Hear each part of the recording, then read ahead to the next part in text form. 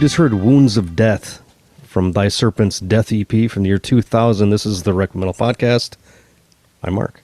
And I'm Jason. And we kind of, we're looking at two bands really is sort of the focus, I suppose, linked by one member, but kind of a common, somewhat common aesthetic, I suppose, throughout some of it. And that's Thy Serpent, which you just heard. And we'll be hearing Rapture, which has been kind of laying some hints on social media amongst our Patreon crew and on Twitter a little bit. People were kind of guessing. I don't know if you saw what I posted on the private Patreon page on Facebook, but I took a screenshot of our staff playlist from Eclipse number 4. I don't know if you remember. I didn't see that. Yes, and I just said, here holds the clues to the next episode. And some people were guessing some random things. One person's like Lacuna Coil, because I think like Brian Allen had Lacuna Coil Half-Life EP and stuff. And okay, I don't want to be like, guys, there's only one album that's on like Chris, Mark, Jason, and Brian's like list, and it's Futile. And I think it was Ben Adler that put like a little like gift that said "Resistance is futile," and I was like, okay, somebody gets it. All right, somebody's playing the clue. So, yeah, this is kind of a wild episode that we sort of had to put together at the 11th hour. Our guest had a family emergency, Jason Walton from Agalock, and so we're gonna be pushing that episode probably back to sometime next month.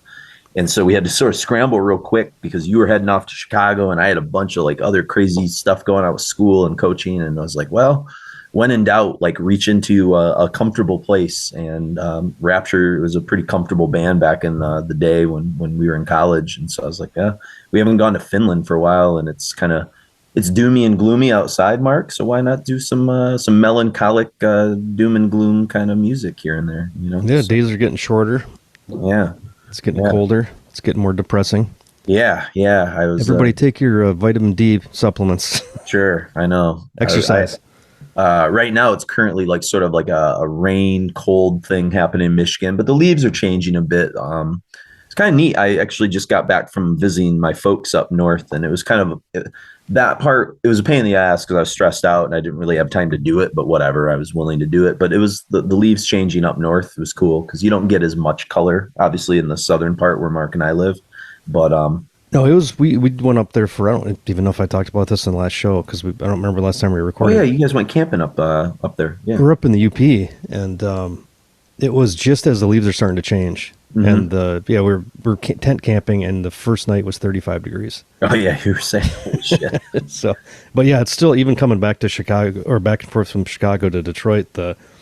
That's the one thing that makes the trip a little bit less monotonous, is you get to see all the changing leaves and stuff. Yeah, that's some states, or wherever our listeners are at, some countries, you might not get as like diverse like seasonal changes, and Michigan has some pretty harsh winters from time to time. But man, the fall is a pretty special time in Michigan, especially if you can get up north a little bit here and there. So yeah, I'm a fan of the seasons changing in general. Seasons change, as the great who was it? I think the pop band Expose. They also had one of my favorite 80s songs, Point of No Return. So I think it's seasons change that they did. But yeah, absolutely.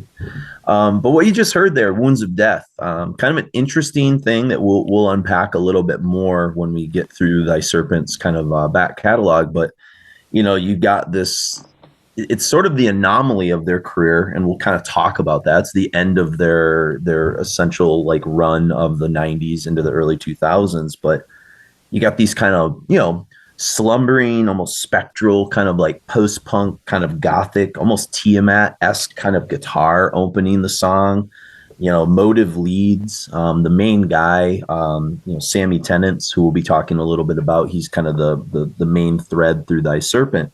And he's bringing in a new guitarist on this EP, and that's going to be Tommy Ahlgren. And we'll be talking a lot about Tommy throughout the episode. But like those two guys are kind of atmospherically kind of slithering their guitars together in a really cool way. It's almost like melodic death metal more than it is like melodic black metal. And we'll kind of talk about what a weird kind of left turn that EP is in the trajectory of Thy Serpent. But it really, the riffery of this whole song, the 7-minute song is pretty seizing, and if you've never heard I'm guessing there's probably a lot of people who might not know about this Death EP. It's kind of one of the great hidden gems of that era that a lot of people didn't really talk about, and it's kind of a fun thing to be able to expose that maybe to people. Would Spinefarm put that out, or is it somebody else? I don't remember. It was. I think I have it sitting right here. Yeah, that was a Spinefarm thing. Yep. Okay, because they had decent distribution, but it's an EP, and it was what, 99 or 2000? 2000. Yeah. It's just kind of an interesting progression for the band, as we're going to see, because they kind of start, as we're about to get into, as kind of a symphonic black metal band. And this is like Sounds of Decay, EP, Katatonia type, stuff merged with some dissection. There's a lot of classical, like Metallica in there too. Like the, not the speedy thrashy stuff, but the more like, classical guitar vibe. And, early Metallica always had that very like melancholic kind of, it's like a chord progression or something like that, or Orion, or something that's just majestic and depressing but beautiful. All those kind of feelings kind of together. And I just said, like, the emotive leads crescendo into this really hypnotic fashion around the 7-minute mark before they kind of go into this almost like Bathory Viking metal, like acoustic spoken passage. And it's just these, I just wrote, it's like painfully beautiful guitar melodies that make, that make early Dark Tranquillity fans probably swoon a little bit if you, don't know this record. So yeah, I was getting a lot of amorphous, like Tunella kind of vibes. Some of the later, or I guess not later on career, because they've done like probably 10 records since that. But those kind of like mid-career. Kind of midpoint. Yeah, no, for sure. I think you're on. That's a record that I think is kind of underrated sometimes by a lot of critics and stuff. They talk a lot about Tales from a Thousand Lakes and Elegy, and then sometimes they talk about like late career amorphous kind of Renaissance stuff that they've done of late. But Twinella was like a really great record before I don't want to say they lost the script, but like some of those records right after Twinella were like mixed. Like there's some good songs, but there's also some like ideas I didn't really care about. But a lot of recycling as well. Really, it wasn't the death vocals really, but it had like this. It fit right in with what like Katatonia and Anathema and some of those kind of bands were doing. This kind of beautiful melancholy, right? I feel like it had a very like 70s vibe to it, more so than like Elegy was kind of like a high school kid trying to figure out what that kind of music was like. Prague, it's kind of all over the place. But I think Tunella is more of a it's kind of a mature record. It seems like it's a little bit more focused. It's more like it's got like a warmer analog kind of. The production is wonderful on it. Is really, it's just a really. I had to review that for Eclipse back in the day, so I kind of really bonded with that record quite a bit. I think I interviewed somebody from the band. It was probably the bass player at the time, I think.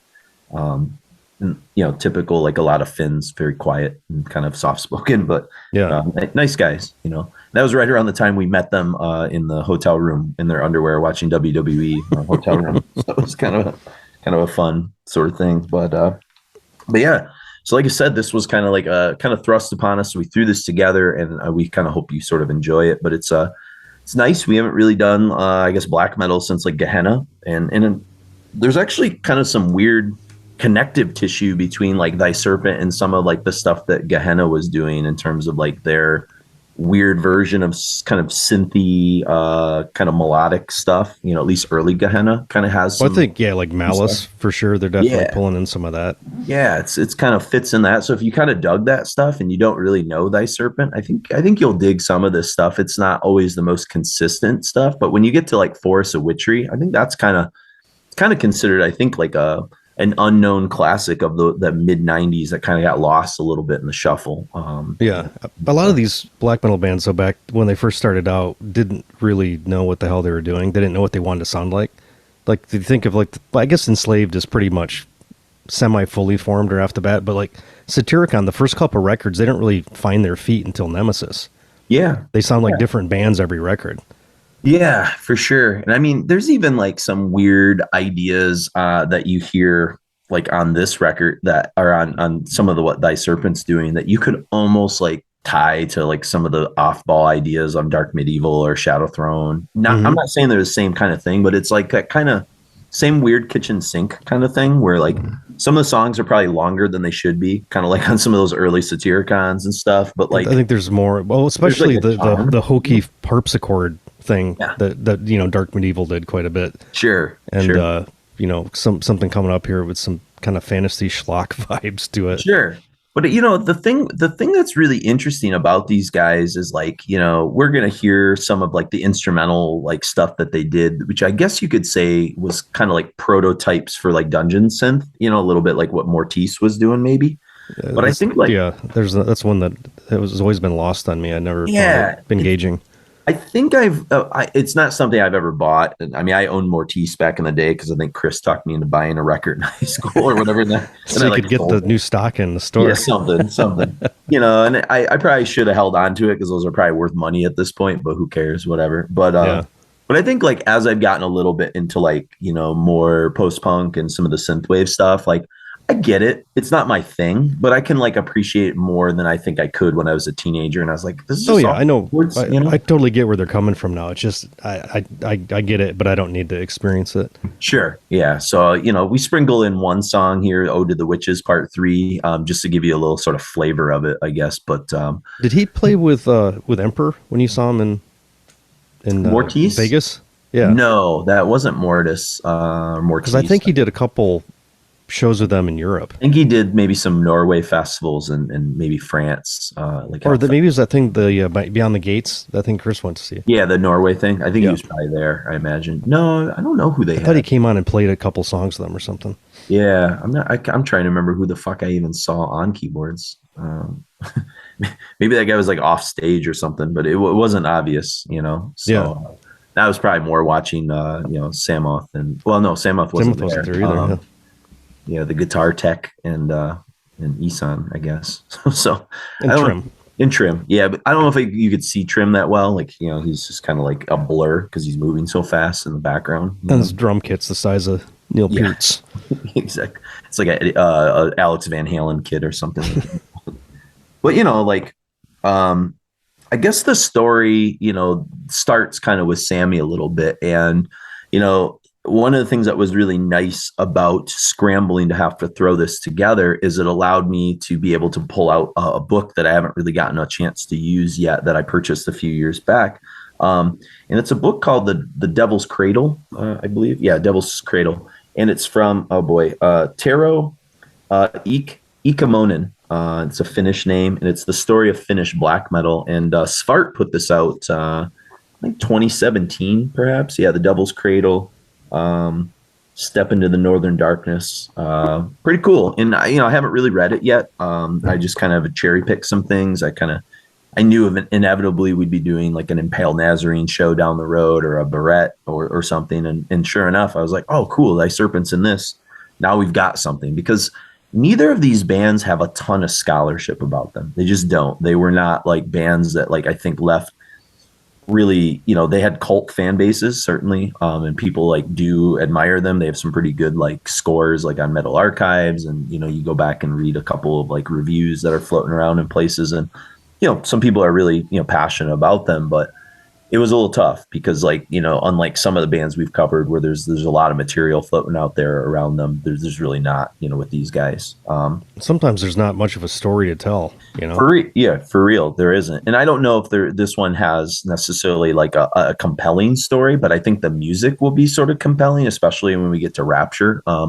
It started out with Sammy. He did everything, all the instrumentation himself. Yeah, that's kind of like a one-man black metal.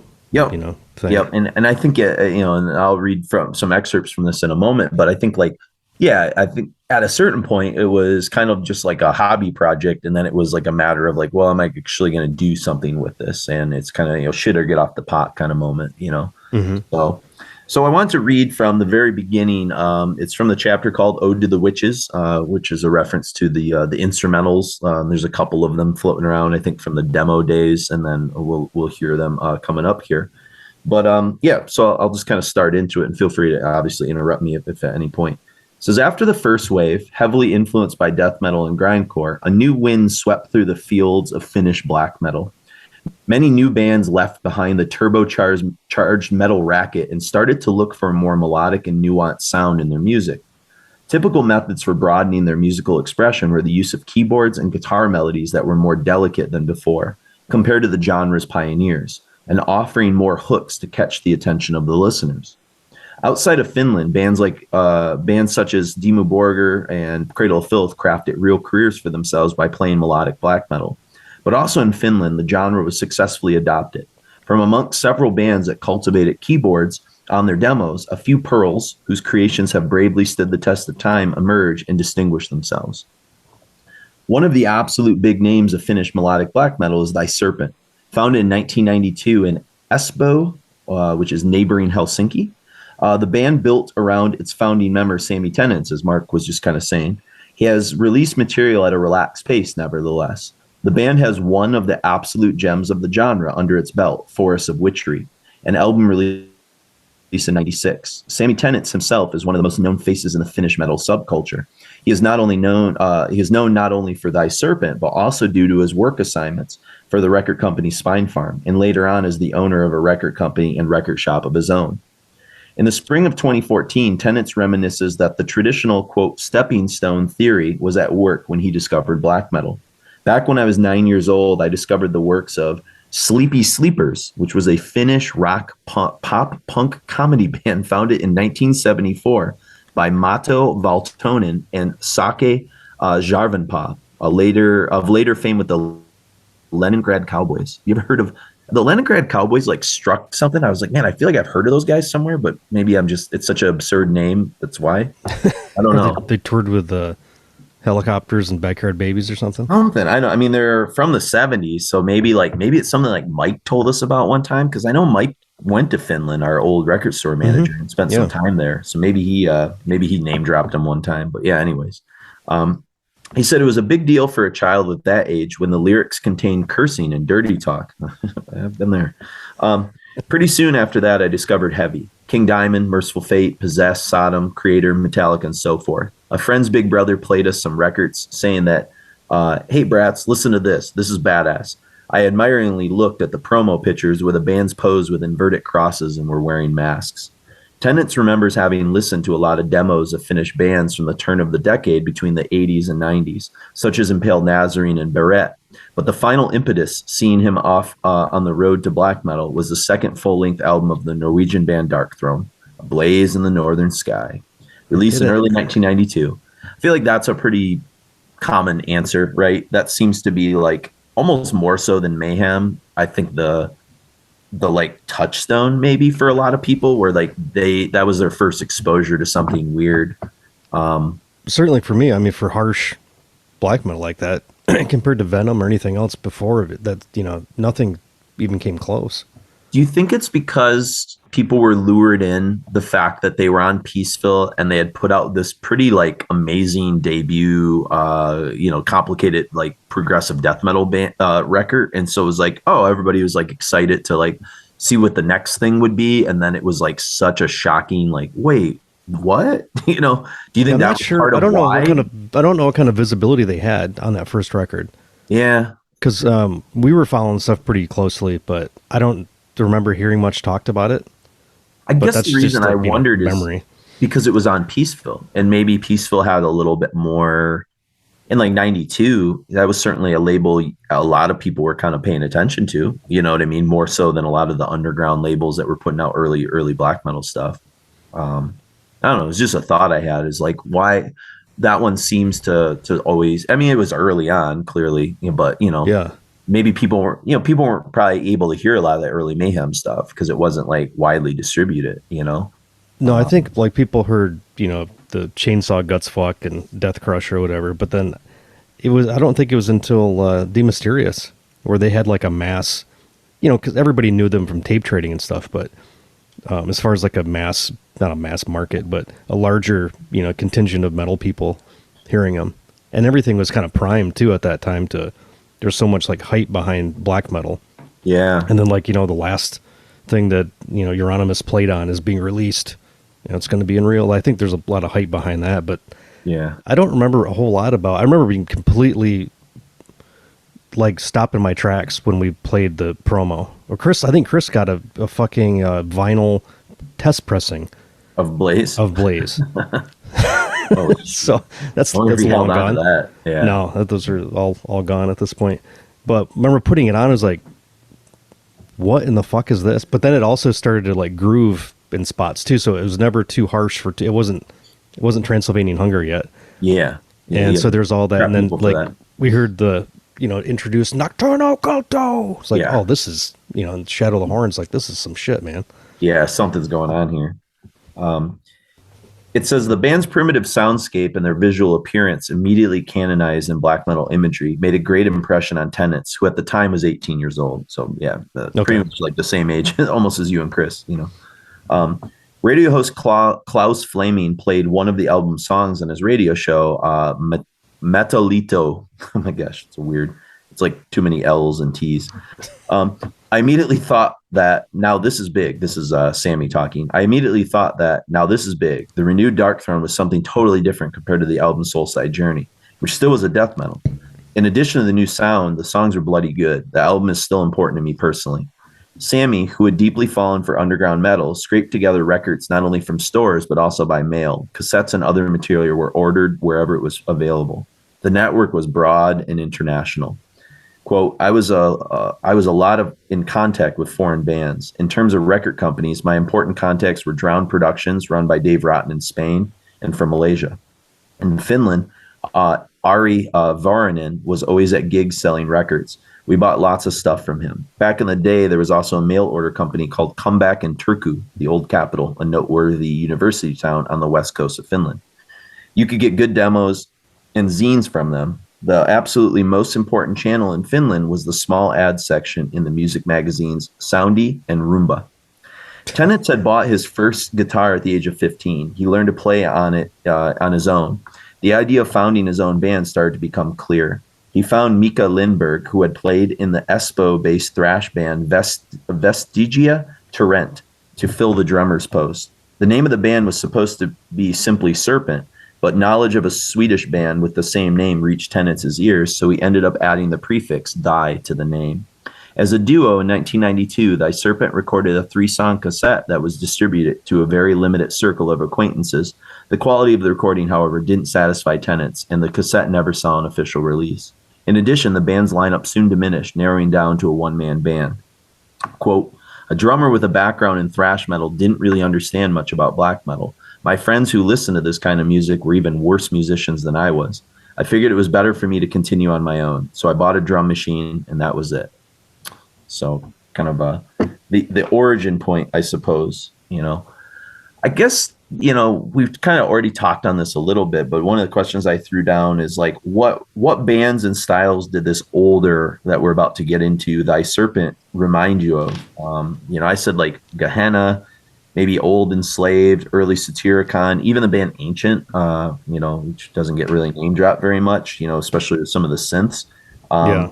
I mean, I can hear a little bit of the early Dark Throne roots. I don't know. Is there anybody that like kind of stood out to you significantly, or somebody more? I mean, some of like the early Ulver as far as the orchestration and stuff, a little bit. Some of the bass playing, folky, too, right? Yeah, it's got like a folky bass playing sometimes. I agree. That's a good one. Look through my notes to see if there's any other, but definitely Gehenna kind of first spell Malice era. Yeah. Enslaved for sure, especially coming up on some of these other songs. There's like, I think that takes them a really long time to figure out what they want to sound like. Yeah, and I think the speedy stuff is the least interesting to me. I think they shine when they're a little slower, a little doomier. Which is what you heard on Wounds of Death, where they finally achieved like the perfect balance of everything they were trying to do. You know what I mean? I agree. I like the stuff that's more atmospheric and a little bit more. Oh, I said Dawn too. Oh yeah, Dawn. That's a really good one too. Some Dissection and Dawn in there. There's tidbits of Naglfar and a couple songs that we'll hear a little bit later, but yeah, it's a lot of Dawn, Dissection, Sacramentum, some of that kind of stuff. Yeah. So basically, kind of where we're going to go, and I'm going to read a couple more passages here in a second, but it's really weird because they're about to talk in the book about like the demos, and so their first record that we'll introduce a little bit later in a weird way is Forest of Witchery. And they put that out in 96. And then in 97, they put out their second record, but their second record is really just their demos re-recorded. So it's like, so I was like, wow, what the fuck? Okay, I didn't really look into that because I was like, why? So that's why like the Why'd Lords you of have these Twilight backwards? stuff is super primitive because it's all old stuff from their demos re-recorded, and like Okay. he kind of tried to like maintain like the feeling of it a little bit. So that's why Lords of Twilight stuff is first in this. So I don't know if that's the right way to do it, but it just made sense since I was reading from the book about the demos to just play the music from the demos that's been released, I guess. So Yeah, that makes sense. yeah. So anyway, so if that offends you, Thy Serpent fans out there, well, go fuck yourself. I'm sorry. Yeah. We did our Go best. listen to something else. Yeah, we did our Go best. listen to somebody else talk about Yeah. this. Nobody is talking about Thy Serpent and Rapture for this long. I can guarantee you that. So, all right. So I'll return back to the book where they kind of get into the recording of actual kind of music. In March of '94, the first release of Thy Serpent, a demo cassette, Frozen Memory, came out.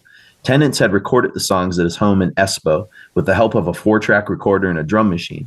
The cold landscape of the demo was dominated by strong keyboard melodies, the kind of which had barely been heard in Finland previously. Tennant confirms that the most important influences of his music came from abroad, particularly from Norway, where melodic black metal was exploding in popularity. This is quote.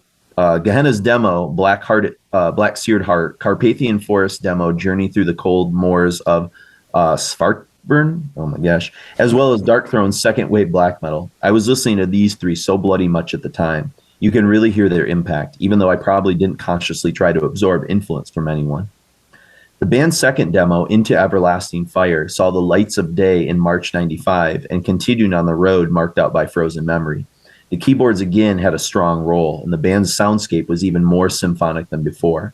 The demo clocked in at over 30 minutes, making it basically album length. This time, Tennant had help from the underground studios in Espoo to record the demo. Even though it was a small studio, they had double the amount of tracks available compared to the previous demo. The studio was used to record the instruments on the demo, but Tennant handled the vocals again at the privacy of his home with his 4-track recorder. The cover art for Frozen Memory had still used nature photography, which was such an essential part of black metal visuals. But Tennant decided to have first proper promo pictures taken for Into Everlasting Fire. In the photo that made it to the cover, Tennant posed in picture-perfect black metal uniform with a naked woman at his feet. The female model for the photo was found surprisingly near. She was the then girlfriend of my brother. Oof, oh man. Yeah, they're more open-minded. Yeah, I think so. But still, it's kind of like wait, what the fuck? Yeah. But yeah, so she was the then girlfriend of my brother. She had once boosted that she can pose naked for an album cover. I said, that's fine by me. My brother had no idea about the whole thing before he saw the ready covers of the demo. He explains, laughing. So that's pretty. Well, technically, there's no that I can tell in this picture. There's no nipple showing. So no, I don't think so. But if you look down a little bit in the full photo, which they have in the book, she's wearing, but I don't think you can see it in the demo. But she's wearing. It's cut off like below. I think just above her belly button. Yeah. So if you see the full photo, she's wearing like a fishnet stockings and no underwear, and you can definitely see some bush in that. So it's definitely an '80s teen comedy kind of happening there. Maybe it's American. Who knows? Yeah. Yeah. This looked authentic. I don't know. Not that I'm an expert, but yeah. Authentic bush. Authentic. This is authentic bush, guys. You're getting with a serpent here. None of that. This was true hair pie. Yes. None of that low as rent boner shit. comedies would say. Yes. Muff. Yes. Muff's another thing. Sorry to our female fans out there, who are probably not caring much about Thy Serpent, but we'll see. The reception of the demos was extremely positive. According to Tennant, both demos sold a whopping 2,000 copies. From today's perspectives, the numbers are unbelievably huge because few albums nowadays make it to such numbers of sold copies. Tennant made all the copies of the first demo himself by hand. Thanks. But I'm sure the sound quality varied from tape to tape on those guys. Yeah, he goes, I think I broke a few cassette decks. By the time of the second demo, I had grown wiser and had the demo made at a small company called Cassetta La Ninja. Oh my gosh. The covers were too large, however, so I had to cut the covers on my own to fit each cassette tape. Oh, maybe that's why he cut off the 80s teen comedy Muff Pies. Could be. After the release of the demos, Tennant began actively promoting them. He says that he answered hundreds of zine interviews and thousands of letters, a big part of which he still keeps today. Correspondence all around the world was, for a long time, an essential part of the band's work. Quote, so many letters and attempts to contact me started coming in that I no longer had time to answer all them. I ended up hiring my friend Yari to do the job for 200 Finnish marks, approximately 30 euros. My instructions to him were basically, you know what I would answer. Things worked well for a while until I encountered a zine with a Thy Serpent interview Yari had given. Basically, it was written just to piss people off, weird stuff like that. I called Yari asking him, what on earth have you written? He just replied that he had been pissed off by the stupid questions. So I want to apologize to some of my former pen pals. You might have received replies written by Jari. It's Jari. I'm not sure if it's Yari or Jari, but yeah, active participation in black metal circles soon began to attract the attention of record companies as well. Offers came via international contracts, also from outside the Finnish borders. For example, the Greek company Unisound Records offered a record deal for the young Finnish band. Quote, initially I was very excited about it because at that time the company had Rotting Christ, for instance. The company's owner, Panos, called me at home asking me when I would send him the contracts already signed by him for his part. Luckily, I dawdled with the whole thing for a bit because later on it was revealed that Unisound was a total hoax of a company. Yeah, I dealt with them in the past for... they advertised in the magazine and they just sent like basically a box of CDs that we could sell. Yeah, as payment. But I think there's some shady shit happening too. I would imagine, especially in like I'm listening to a Laps Fan episode, the wrestling podcast that I'm kind of into, and they're doing this really fascinating history of this event called Black Saturday, which is kind of where like Vince McMahon took over like all the territories and like undercut like Georgia wrestling and like did all this like crazy, weird, shady backdoor business dealings with like TBS and Turner, and it's kind of like the death of like the sort of underground wrestling movement. It's kind of like regional stuff. Yeah, that's why they call it Black Saturday. It's kind of like this, and I feel like that's probably what like a lot of these like early labels were, like punk and metal. There was just very shady business dealings and promoters and all that kind of stuff. It's like almost the same world, right? Well, and people saw money in it too. So it was, there's a lot of people that jumped into this just to try to make money. Then they found out, whoa, this is not a money-making thing. Yeah. Unless you're, earache and screwing everybody with contracts. But yeah, for sure. Or you're like, you get like a couple, like a band that hits big in a weird way, like probably Relapse had with like Dillinger, and there's a few of those that sort of like broke through in a bit of a way. So, but he says Tennant's eagerly marketing his demo cassettes had also aroused attention in the Finnish company Spine Farm Records, partly through the fact that Tennant's had taken his demos to be sold at the company's record store located in downtown Helsinki. In the middle of the negotiations with Unisound, Spine Farm offered Thy Serpent the chance to record an album with proper resources and in a real studio. It didn't take long to think of an answer. I first offered my cassettes to be sold at Spine Farm through a commission account, and then they begrudgingly agreed to take 10 copies to be sold there. Next time when I popped in to ask whether they need more cassettes, they told me they had sold the first ones out within a day. Everything I took there was sold immediately. I doubt that they had fallen for my music, but rather they had made the observation that this kind of stuff moves across the counter. So, at some point he actually started the Spike Farm imprint.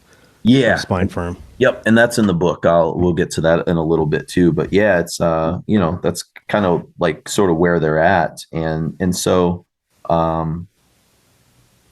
yeah. So the first thing they're going to kind of produce, like I said, is going to be like Forests of Witchery, which we'll get to at the end of the set. But we're actually going to, like I said, start with this sort of second record. So I'm going to talk about the making of Forests of Witchery in the next talk set. So I want to just jump ahead really quick to like the explanation for Lords of Twilight, and then we can kind of introduce the songs and kind of get to some music here. But it says in May of '97, the band released the album Lords of Twilight, consisting of their old material that had been recorded at Tico Tico Studios at the same time as their debut.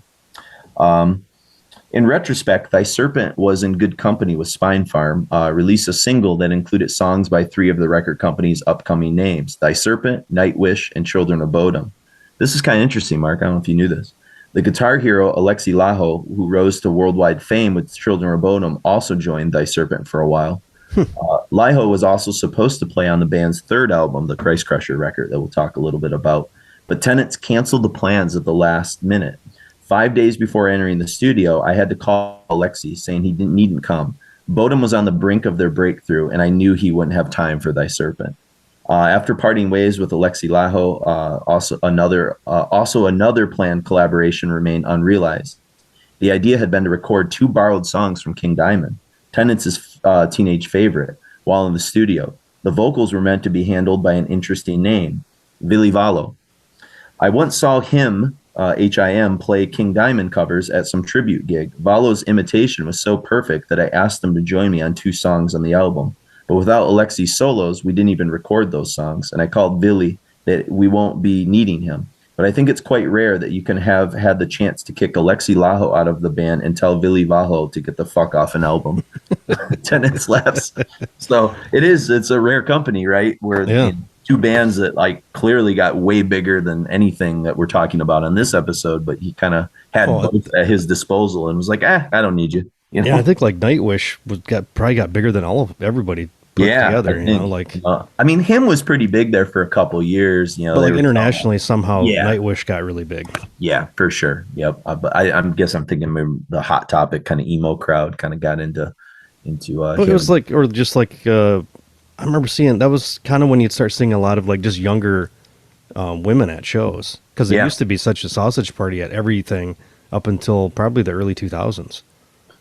You can draw some parallels, I think, with like early 90s extreme metal. Kind of like late 70s, early 80s, like kind of hardcore punk. It was kind of a sausage fest until like some of the bands like your Husker Du's and stuff started to like add a little bit of melody, and like it wasn't so violent at the shows, and it was like there was almost like a pathway out, and you could almost see that with like, especially in black metal, like Cradle of Filth, but probably a little bit kind of brought in some of that goth crowd, and for sure. I mean, started to feminize things a little bit, perhaps. I think Hot Topic had a big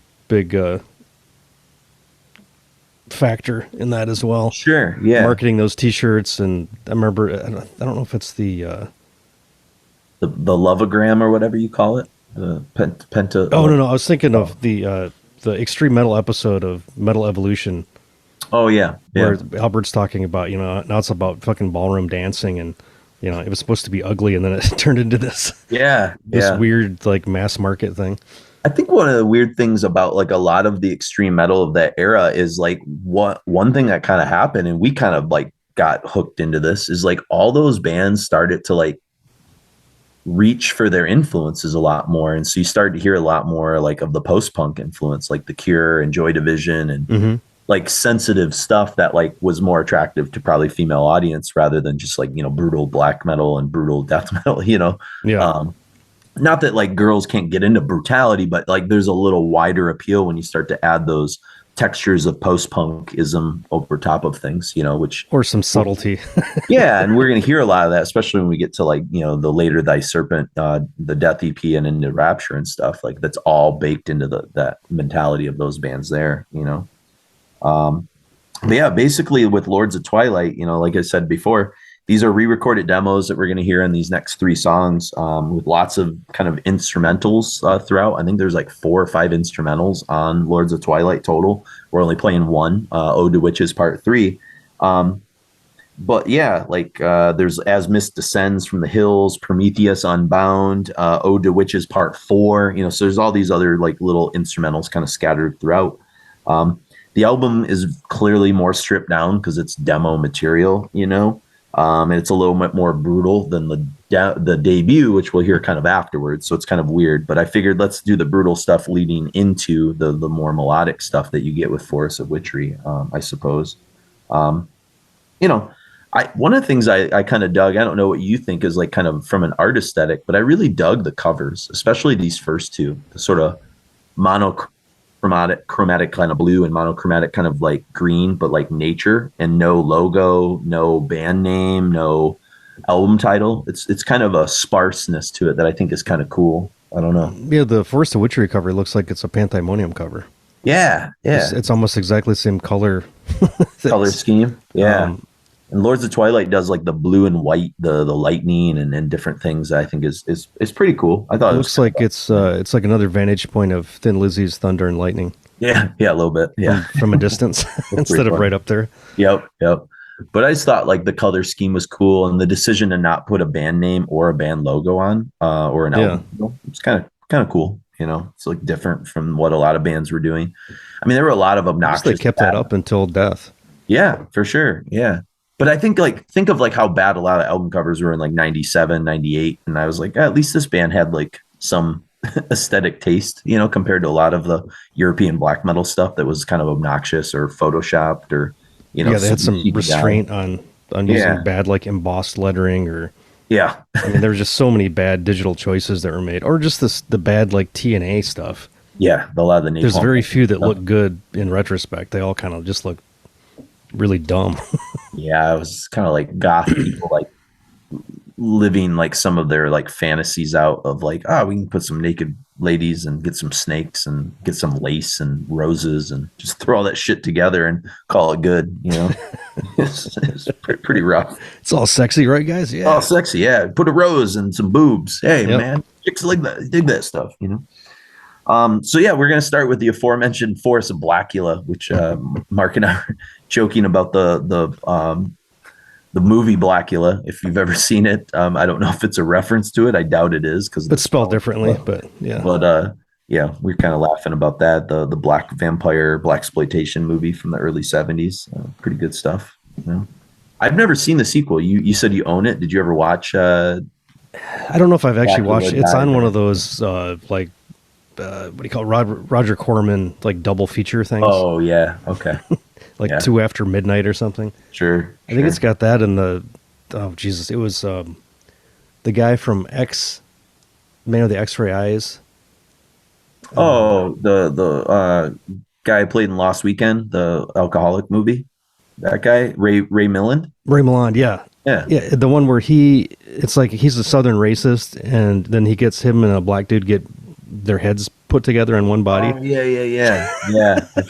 And they're like riding a motorcycle on the cover. One of the cool things about Corman in that era is he was like trying to actually do like kind of progressive political pictures, but he was also doing it with like low budget horror sci-fi kind of plot lines sometimes. Well, and under the guise of, exploitation. Yeah. So but there's always something to be said in a lot of those, even like Bucket of Blood and stuff, Yep. And even like the Vincent Price stuff, was had some really, really, really nice subtleties to it, in some ways. So. Yeah, so we're going to hear Forest of Blackula. I wrote, melodic overtones are pretty cool, similar to like aspects of like early Gehenna, which Sammy talked about being pretty influenced by. We really see the nexus of Thy Serpent with the middle melodic passage in the song. I think that's where you kind of see the birth of the idea of, throwing some of those classical dissection kind of parts in a little bit. There's a lot of mid-paced kind of bursts that sort of happen. They never go like full out speed until like really Christcrusher. A lot of the stuff that they're doing is fairly like mid-paced in this era. Yeah. They meld those passages together, I think, really well. The slower parts with kind of more the mid-paced kind of bursts that sort of come out. It's actually Sammy that's doing the vocals on Lords of Twilight because he did them on the demos. So he felt like he needed to do them on this re-recording of it, even though there's another guy, the main vocalist, that sings on Forest of Witchery and Christcrusher. So I thought it was a interesting choice to kind of keep some of the original sentiment of the demos. You know what I mean? Kind of neat. The main guy, the keyboardist, is the main vocalist, Azhiman, I think is how you pronounce that. It's the guy that passed away, right? Is that it? Did he pass away? I couldn't remember who it was. And that ends with a really nice Bathory riff at the end. Kind of fun. So yeah, lots of the Emperor kind of orchestration, not as successful, of course, but definitely a lot of that in there. I think stuff we've already said. The early Satyricon, Enslaved, Bombast. Yeah. Yep. But another instance where I think the really doing more of a slow approach does them a lot more favors. Sure. It's hard to do fast, like the Hyperblast stuff, like Immortal, Marduk. There's a handful. Dark Funeral did it okay for a while, but it's very specific songwriting. I feel like these guys are good when they kind of vary the tempo up, but never get too fast. Yep, I agree. And that's probably why Christcrusher is like my least favorite of their stuff, because that's where they kind of go into that territory, and it's fine. It's like a cool experiment, but it's just not my favorite era of them. And clearly based on like their scores on Metal Archives, it's not for Thy Serpent fans either. That's kind of the one that people kind of rag on a little bit. But Yeah, it's interesting you mentioned like the Emperor parts because that's kind of the vibes I get on the next song, the In Blackened Dreams. Mm-hmm. It's like I said, the song is really the closest they get to like in the Night Side Eclipse kind of moments. There's a few moments throughout the song that sort of majestic kind of feel that Night Side Eclipse kind of has. It's really catchy stuff. The swirling synths, the buzzsaw, Dark Throne gets riffs that you sort of hear there, and even some of the synths are kind of like, dare I say, like upbeat and melodic. Sometimes, it's not like doom and gloomy necessarily like a lot of black metal was at that point. It has kind of a triumphant thing, and Emperor did that a lot, right? Where it almost felt like majestic, some of the stuff they were doing. Yeah, I think Emperor kind of like tempered it too, though, where there was like really upbeat kind of, I mean, very fantasy based. A lot of the shit reminds me of like, Beastmaster and Conan and stuff. But the guitar is always kind of played a little more sinister side. Sure. But these guys seem to be kind of both are doing the same. Yeah. There's almost like there's a point in the song in Blackened Dreams where I said like there's this, the upbeat synth kind of meets this drum passage in the middle, and it almost becomes like rollicking. whatever you want to make of that word, but it has maybe that more fantasy kind of like, I don't want to say power metal. That's like kind of a bad kind of way, but like, how like some of that power metal has like a upbeat kind of rollicking kind of feel to like it. Old epic heavy metal. Yeah, something like that. So that kind of bleeds through a little bit. It's not throughout the whole song, but there's just kind of a couple kind of cool little moments there. I will say that the original Forest of Blackula was written in 95, and this was written in 94 in Blackened Dreams, just for people that are kind of interested in that. And then, of course, we end with Ode to the Witches. There's not a lot to say about it other than like some really kind of, I thought it was some chilling, kind of haunting synth work, and there's some kind of eerie choir, choral sort of things happening there. But, it's not mind blowing. It's kind of cool to hear like lo-fi synth stuff, I guess. I don't know. If it's your bag, yeah. If it's your bag, yeah. And they do it well if you're into it. It's not like our thing necessarily, but I know people kind of get into that. So. And then we're going to end with our first Forest song, Like a Funeral Veil of Melancholy, which is the longest song on the record there. You get 90 seconds of sort of doomy atmosphere that fits kind of the title of the song clearly. Almost kind of sounds like a Moody Blues kind of feel to it, with like what they're doing there. Some little Knights in White Satin. Yeah, a little bit of that, a little bit of that, a little late 60s psychedelic kind of romantic stuff. And then it kind of erupts into this like labyrinthian kind of barrage of different moods and tempos and majestic sounds. I did say there's like almost like palpable pain and agony in the song. It's kind of cool. That agony riff at like the 6:45 mark, I said, should make fans of the early Peaceful 3 pretty happy. There's some definitely Peaceful 3 vibes in some of what they're doing there. Although that's going to come out a lot more later in the episode, clearly. But, in a long way, like I said, you got to kind of be in the mood to want to hear like a 10, 11 minute sort of doomy black metal song. It's not for everyone, right? This is not something you're just going to like put on casually, I guess. But if you're new to it, maybe, but if you've heard a lot of it, it's also kind of like, okay, let's get this going. We've heard this before. Yeah. But they do it well for this era, I think, and again, it's fun to go back to some of these records that like were kind of slightly overlooked, and we were buying a lot of Spike Farm stuff at the time, but I didn't really get into the Serpent until like the Death EP. Then I kind of went backwards and tracked these records down and kind of started to like enjoy, especially Forest, a lot. Lords of Twilight I didn't put on a lot, and it makes sense. I don't think I knew it was a demo record at the time, but it makes sense why I didn't like put it on that much. It's fun for like a demo thing for like being kind of primitive stuff, but it's kind of interesting. So I think by this time there was other stuff happening. So. There's a glut. Yeah. I mean, by 97, we were kind of starting to like, spread our wings a lot more, you know what I mean? 96, 97. We were starting so we weren't interested in, traditional heavy metal and, more non-metal stuff really. Yep. But but that's part of what we do on Requiem is kind of going back and revisiting things that we probably missed that we maybe shouldn't have, or, didn't really give the time of day, but now we can place them in the context and be like, okay, that was kind of interesting, so let's get into it. We got Forest of Blackula, In Blackened Dreams, and Ode to the Witches Part 3 from the Lords of Twilight record from 97.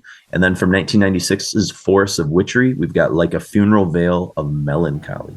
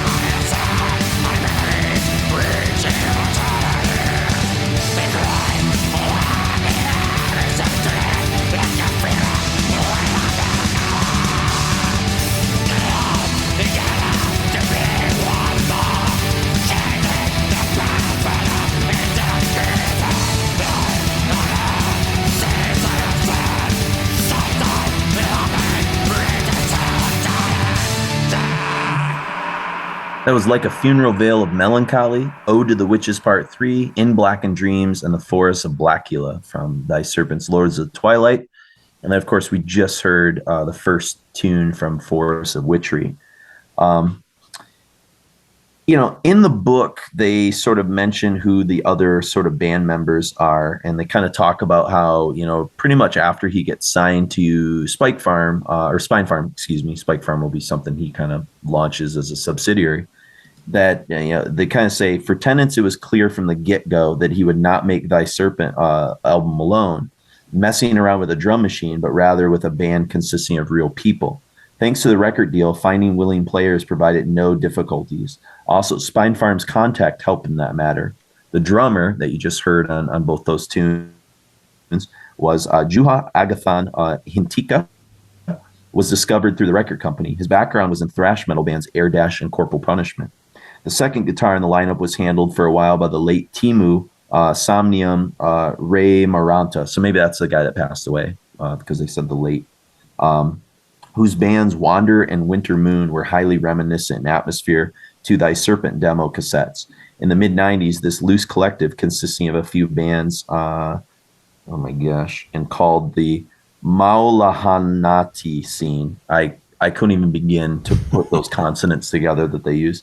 I know Mike, our old manager, told me once that and I've done some reading that Finnish and Hungarian are, I think, the two hardest European languages to learn because they don't have their roots in Latin or Germanic or even Slavic. They're just completely from other cultures that were foreign to Europe. So the way that the letters fit together, there's no semblance to me. It's really fucking weird. But anyway, so that's kind of where some of the bands kind of starts to come together. They also bring in a new bass player, Tatu Alros, and then they got the keyboard player that I was just kind of mentioning before. Let's see, where do they say? I believe a day went by until Sammy called me asking whether I want to become a permanent member of the band. Yeah, it's just as He-Man kind of saying that he joined Thy Serpent to play the keyboards, but ended up eventually taking care of the majority of the vocal parts, which you just heard him singing there on a Funeral Veil of Melancholy. So yeah, so they're kind of off to the races a little bit. And I think what's interesting about Forest of Witchery is it's universally hailed in kind of underground circles as this this breakthrough kind of black metal sort of melodic synth kind of record. And it sort of predates Demu's Enthroned. It predates Dusk and Her Embrace from Cradle. So there wasn't a lot at that point. You had early Cradle, you had early Covenant, you had, Gehenna, I guess, was doing a little bit of that, I suppose, but theirs was more, theirs was a different flavor than what we're hearing here on Thy Serpent. So to me, it was there weren't a lot of bands in early 96 that were doing this style of stuff, at least to my feeling. Maybe I'm wrong because I wasn't as into it as you were, but I don't know. It's kind of Emperor and Slave Satyricon. That was kind of the Those are the guys. They were all doing it in a different. Nobody was doing it the same way because I've always felt Enslaved was much more kind of 70s or more. I don't know. They weren't as classically based as Emperor, or almost like chamber music, how some of the early Emperor stuff sounds. Or, classical and some of that stuff. Yeah, they were more prog rock almost or something. Yeah, and the early Satyricon records like a Renaissance fair. With black metal in it, and I said Gehenna was. There might be the closest just because they're not really orchestrated keyboards. It's more just kind of. It's just kind of propulsing, adding to everything. It's not really anything too intricate. The Emperor stuff could be a completely different, line of music as the guitars are doing. But these guys are just kind of, seems like, hitting a chord here and there. It's not anything too crazy. For sure. Yeah.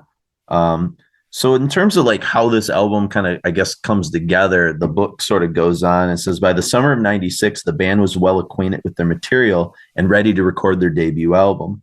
In June, Thy Serpent traveled to Kemi in northern Finland and to spend 12 days at Tico Tico Studio, recording their album with Ati Kortlanian, All of the album songs were birthed during the 6 months prior to the recording sessions. The same sessions were also used to record a choice selection of demo era songs, which we just heard a trio of from Lords of Twilight. So all that stuff was kind of recorded at the same time, the re-recording of the demos and Force of Witchery. Let's see. The circumstances were great. This is a quote. A pity that prior to us, according to a rumor, Impaled Nazarene had a fight at the studio during their Hamnasasas sessions. I don't know that record that well. What the hell record is that? Exactly. I don't know. Some sessions, maybe they weren't ever released for a while or something. But I'll have to do a little. Just quote in the book. Yeah. So they weren't allowed to stay there, or so we weren't allowed to stay there overnight because what Impaled had done. They had bloody good saunas and everything, but we had to kip out at the student dormitory in the middle of the fucking nowhere. It was a bloody great trip, as Hammond says. I think I was 17 years old when we went to make the album. I couldn't get into bars when the others went out to drink. I stayed at the hotel to play the piano. We tried to use some MIDI things at the studio. With their help, you could have made the computer play more tracks, and that way play more sounds simultaneously. Back in the day, everything was still recorded on tape. All of it came to nothing, so we ended up recording everything live. Already then, it felt like we're on to making something cool. We guessed that the album might turn out pretty nicely, and so it did. Thy Serpent's debut album, Force of Witchery, was released in September 96. The 6-track album, with a duration of slightly under 50 minutes, was a majestic whole of mid-tempo melodic black metal. In addition to the atmospheric keyboards of the demo era, more versatile shades appeared, and thanks to a full live lineup, the entirety breathed in a new way. Force of Witchery has stood the test of time in an excellent way, and is nowadays acknowledged as one of the key milestones of Finnish melodic black metal. Its original atmosphere and memorable songs still remain unmatched. Tennant's asked the guitarist of Babylon Horrors, Antti Litmanen, whom he had learned to know at their shared rehearsal space, to help with the album's lyrics. With one exception, Litmanen was responsible for all the lyrics of the album, which drifted somewhere in the mist between life and death.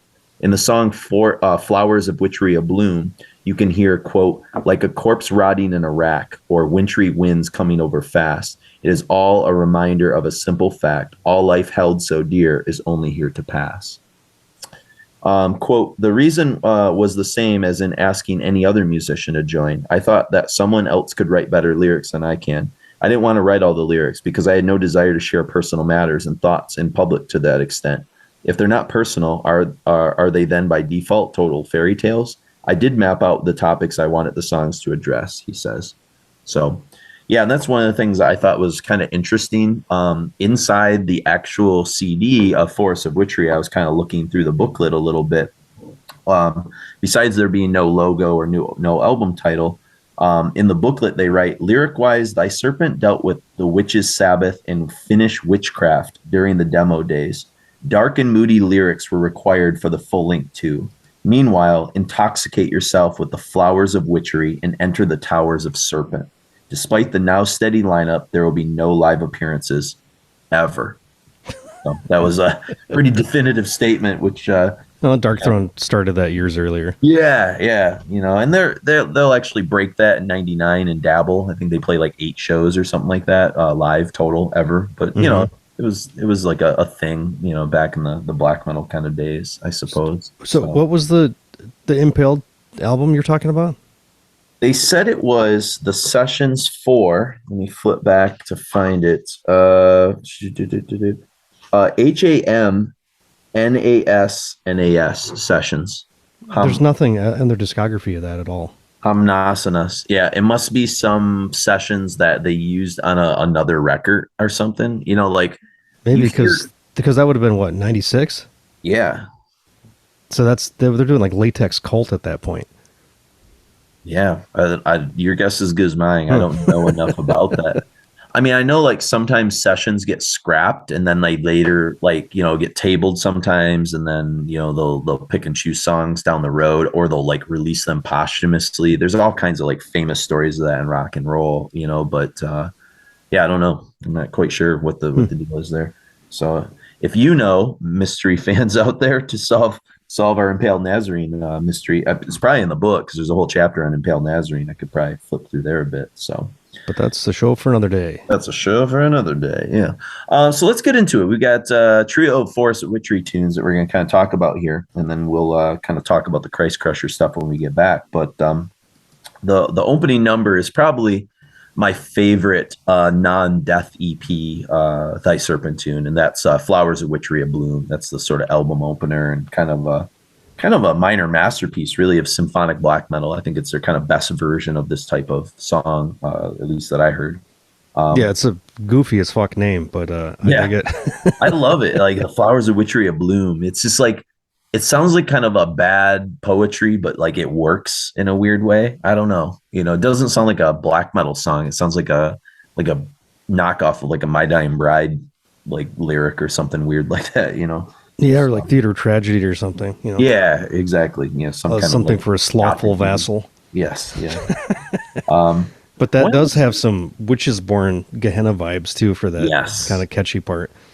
And one of the things that's interesting is this has to be amongst some of the better bass playing on a 96 black metal record. Like you can actually hear a lot of the bass throughout this album. You know, because Finland's always been good about representing the low end. Who's that? Finland? Yeah. Like I feel like all of their stuff has that warmth to it. Whatever the fuck was in the Tico Tico studio wiring or something. But yeah, because there were a lot of records that were made at Tico Tico, right? Yeah, I mean, I think the first like couple Sentenced records, those might have all been there. I'm not sure. Because I remember talking about it during that early Sentence show that we sort of did, you know. But I thought that you know, just highlighting how great the bass lines are throughout is worth mentioning. Mm-hmm.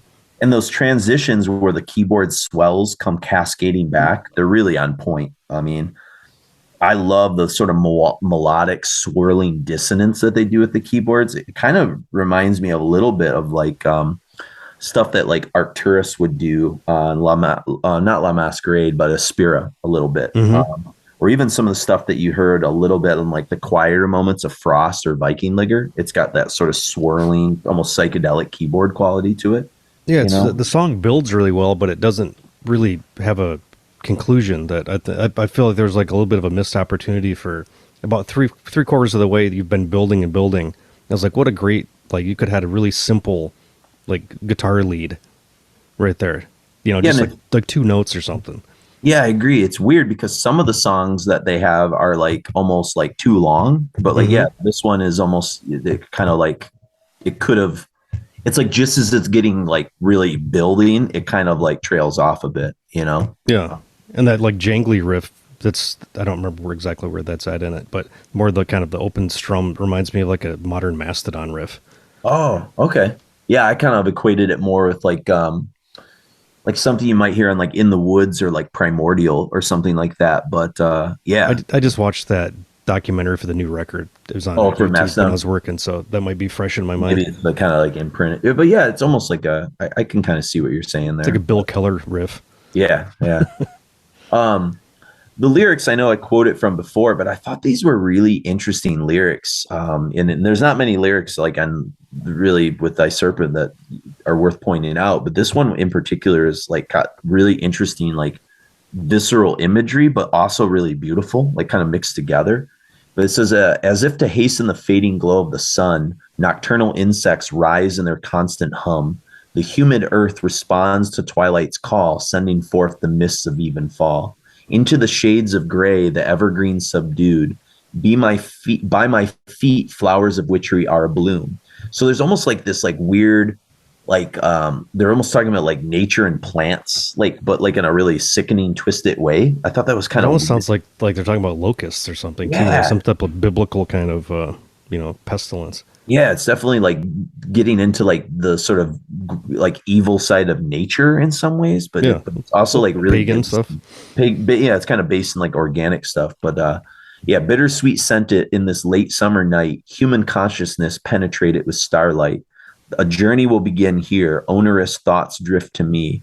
Now as the powers of nature are manifest, the meadow grows into an alien garden of plentitude. Destination unknown, sanity put to a test. The glacial epic brought these moss-covered stones on which I stir from the grasp of restless dreams. I feel a chilly breath pass through my hollow bones. The reign of summer will soon be dethroned. And here's where it gets like, I love this evocative. Like a corpse rotting in a rack or wintry winds coming over fast. It is all a reminder of a single fact. All life held so dear is only here to pass. All life ends, man. All life ends, baby. Yeah.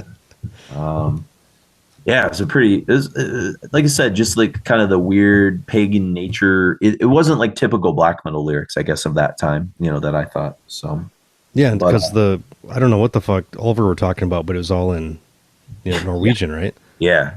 I mean, I think they were talking about some of the same type of shit, probably. Yeah, we didn't understand it. So then you go from Flowers of Witchery, Abloom to Of Darkness and Light. And this charges forth with a little bit momentous force than Flowers does. It's a little less, it's probably the most aggressive song on the whole record for whatever that's worth. It's not like hyper or anything like that, but more blasty than anything else so far. Yeah, I agree. I love the chaotic, weird guitar kind of semi leads that kind of like happen throughout, about halfway through, it gets very Viking black metal, triumphant. As it's got like a kind of pagan metal thing that you'd hear like on Primordial a little bit. That was like a band that I kind of kept coming back to in my brain, different eras of Primordial. Yeah. Because they're weird. They don't like belong anywhere. They're just kind of primordial, yeah, and especially as they went like from Spirit of Earth to Flame onward, they're kind of, they don't really have a misstep. Yeah, no, they're pretty fantastic. Yeah, that was a really fun episode to sort of put together when we did that. But yeah, and then we go from Of Darkness and Light to A Traveler of Unknown Plains, and they misspelled Traveler, and so I have it in the liner notes misspelled just to like honor their spelling. So I think two L's instead of one is what they're supposed to have there. That's a Traveler that goes longer than the other one. I guess so. Yeah, it's an extended Traveler. Yeah, exactly. It needs that extra space.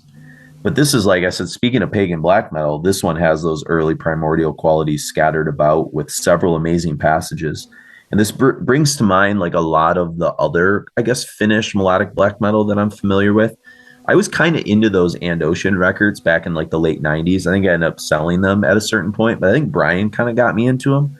And this is sort of what this song in particular is kind of what at least I felt like, or when I remember hearing And Oceans, what it kind of reminded me of, I guess. Yeah. I don't know if you ever got into those. I think that was like a Brian thing that he kind of turned me on. And I think The End might have put out those early And Oceans. I think you're right. Yeah, it was just the Ellipse and And Oceans, right? Okay. And Oceans, yep.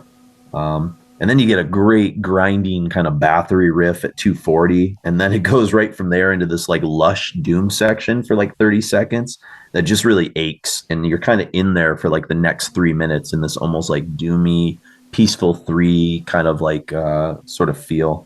And I said I really love the wild semi-clean vocals near the end of the song before you hear Ashaman's like really brutal scream. It's probably like the best scream he gives on these first few records. And then there's just really triumphant sort of keyboards in that final minute are pretty majestic. So it's the song title is kind of appropriate because it does sort of travel through like all these different kind of movements throughout the song. So it's kind of a perfect title, but yeah, I don't know if you had any thoughts on any of that Force of Witchery stuff other than what you sort of mentioned before, but yeah, I mean, I think a lot of ideas, not necessarily always, there's that youthful enthusiasm of throwing shit together that doesn't really fit, and sometimes it works.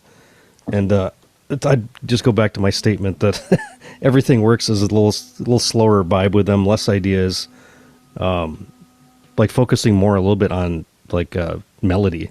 I think is where they really shine. I don't think the really harsh stuff really does them a whole lot of justice, to be honest. It's another bread and butter. Yeah, I think like the best part of that last song that we just talked about is when they go into that doom passage for like 3 straight minutes. It's like, okay, you finally like get into like the headspace of what the song is kind of about, before they're not kitchen sinking it too much, but sometimes they do a little bit. But like, I think I agree with exactly what you're saying, that they eventually settle on these really good ideas and kind of stick with them a bit, And especially as their career goes on, they kind of eventually figure it out.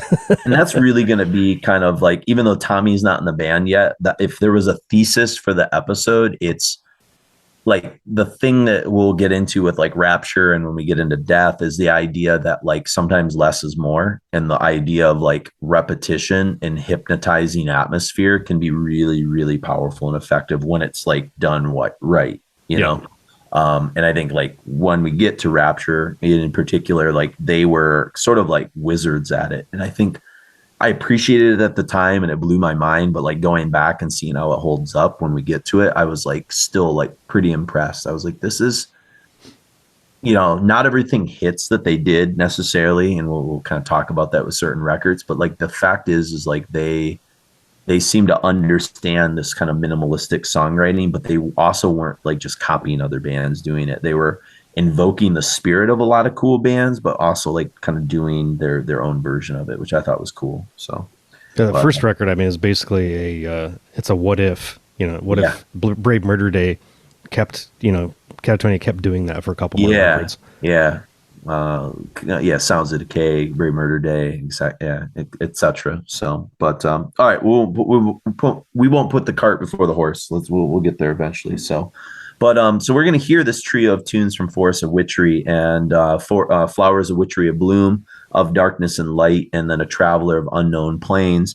Then we'll sort of end with a pair of tunes from their final kind of full length record, Christcrusher, that we'll talk about when we come back. Chambers of the Starwatcher and Christcrusher, the title track.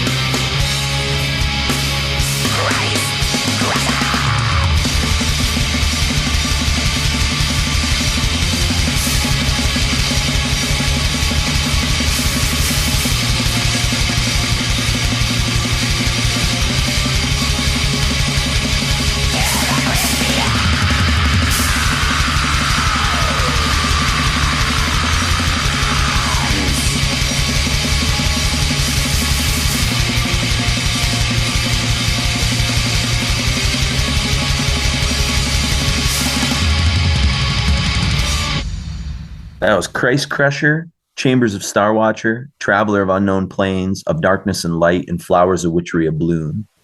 And of course, those last two are from 2 years later, 1998's Christcrusher. And I'll kind of read from the book here in a moment about sort of the making of that record and kind of the making of their sort of final EP here in a second. But, you know, the first song we heard there, Chambers of Starwatcher, so it's, you know, cool mid-paced kind of intensity the whole time. That's kind of reminiscent of like I guess another band that sort of strikes me like in hindsight, and it didn't really maybe hit me until this song, but I think is like early Borknagar. Okay, I'm not as familiar with I don't remember what their stuff sounds like very much, so I couldn't really... Honestly, I will tell you this: those first four records are fucking incredible. The two with Garm and then the two with Simon, they're like, those are really... The Olden Domain and something else? Yeah, there was the self-titled one that's like kind of more brutal, like kind of pagan, kind of black metal stuff. Then Olden Domain. Then there was Archaic Course that had Simon on it, and then Quintessence. Those are fantastic. That'd be like a kind of an interesting show down the road, because Radical Research just did something on that era and reminded me of how much I fucking love those records. I was like, man, I need to pull those out again. They're way better than like their later output sort of suggests, because I don't get into like kind of newer Borknagar as much. I know Chris is kind of still into them, but I've never listened to it, to be honest. But yeah, I think Chris actually did liners for some of those reissues of those too. Yeah. So, but yeah, that's kind of, I get a little bit of that vibe too. Some Sham Mirrors era, like Arcturus too, in terms of the riffs, not so much the vocals, but yeah, so that kind of formula of kind of mid-paced intensity kind of proved to kind of be like the crucial ingredient of Christcrusher. That's kind of like what it's kind of all about, I guess. You know, there's other songs that we're not playing, like Circles of Pain or Calm Blinking, that kind of fall into that more direct black metal formula than maybe the more majestic kind of pagan style that we were just kind of hearing before. So it's kind of why I don't really dig it. It's like more predictable of a record.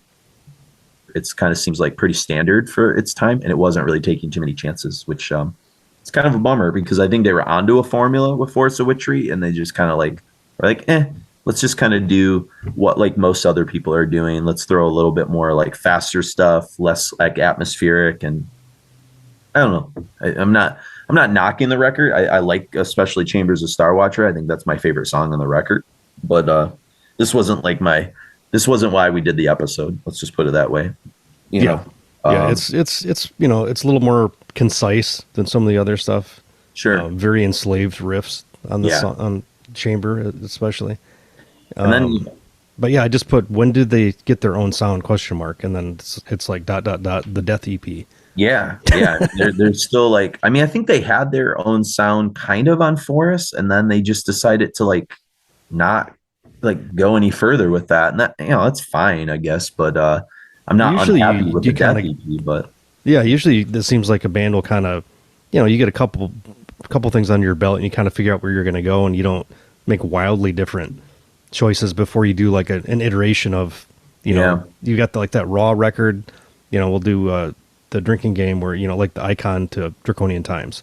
Yeah. We've got like a more polished version, or even like what do you call it? Like Panzerfaust, like Transylvanian Hunger, and then Panzerfaust is just like peeling the paint off the wall.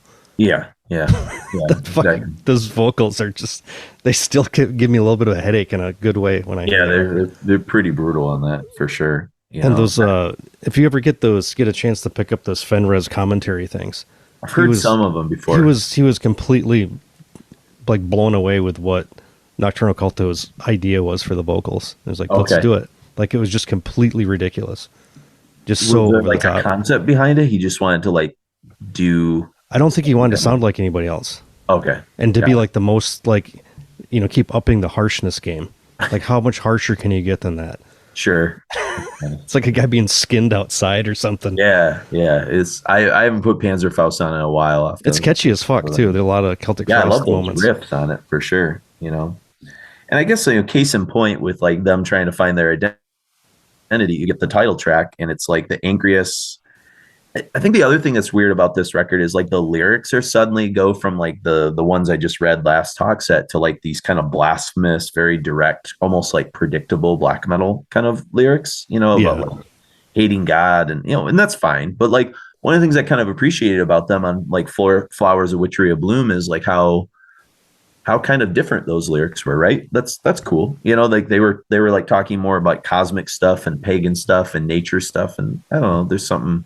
Like there's other bands that do blasphemy way better, I guess is what I'm saying. Like but after it does seem like a weird like kind of backstep for them to do that.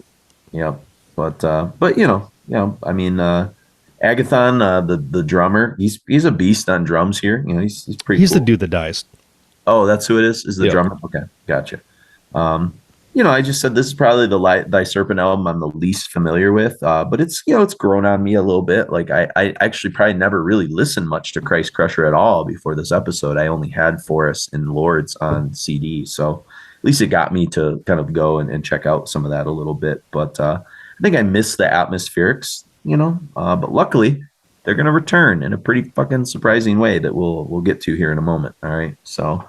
But first, let me return to the book for the final time in the episode, because they kind of talk about the making of this record and then kind of how the Death EP and kind of the band more or less kind of ending in this era kind of come about, I suppose.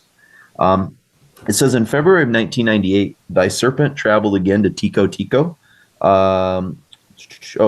Tennant's has twofold memories of the sessions, the result of which was Thy Serpent's third album, Christcrusher. Soon after the recordings of Forest of Witchery, Lupio had resigned from his duties as bass player, and thus the diminished lineup of three men traveled to Kemi. The recording sessions in Kemi lasted a full month. Quote, first of all, it was way too long.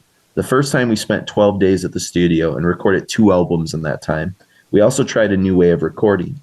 Previously, we had first recorded all of the drums, then all the bass tracks, and so on, but this time we recorded one song at a time from start to finish. It was quite interesting when every day you got to do something. You didn't have time to get bored, he explains. However, in the beginning of the recording session, Ati announced that he has this brand new fancy metronome to keep you guys in the right tempo. The songs were composed so that the tempo would variate in the middle of the song, but the click track forced all the riffs into the same tempo. No one had any idea about how to program the click. The result sounds like the album just begins with a certain tempo and continues the same way until the end. The tempo changes that were a bit fucked up merely sound good in my ears. So that kind of explains a lot of why it kind of has a sameness, I suppose. They just didn't understand the technology, Yeah. Was there a credit for the producer? Did they not understand what they were doing? I don't have the album in front of me, so I don't know. But maybe they mention it a little bit here. But it says Christcrusher was released in November of '98, published by Spine Farm. The reception of the somewhat monotonous sounding album, perhaps due to the tempo, was lukewarm at best. Tennant's himself doesn't seem to appreciate the album very highly, but it is in no way a question of a total fiasco. The atmospheric sound of the band was still there, but there was also more straightforward black metal pieces among the songs, such as the album's angry title track.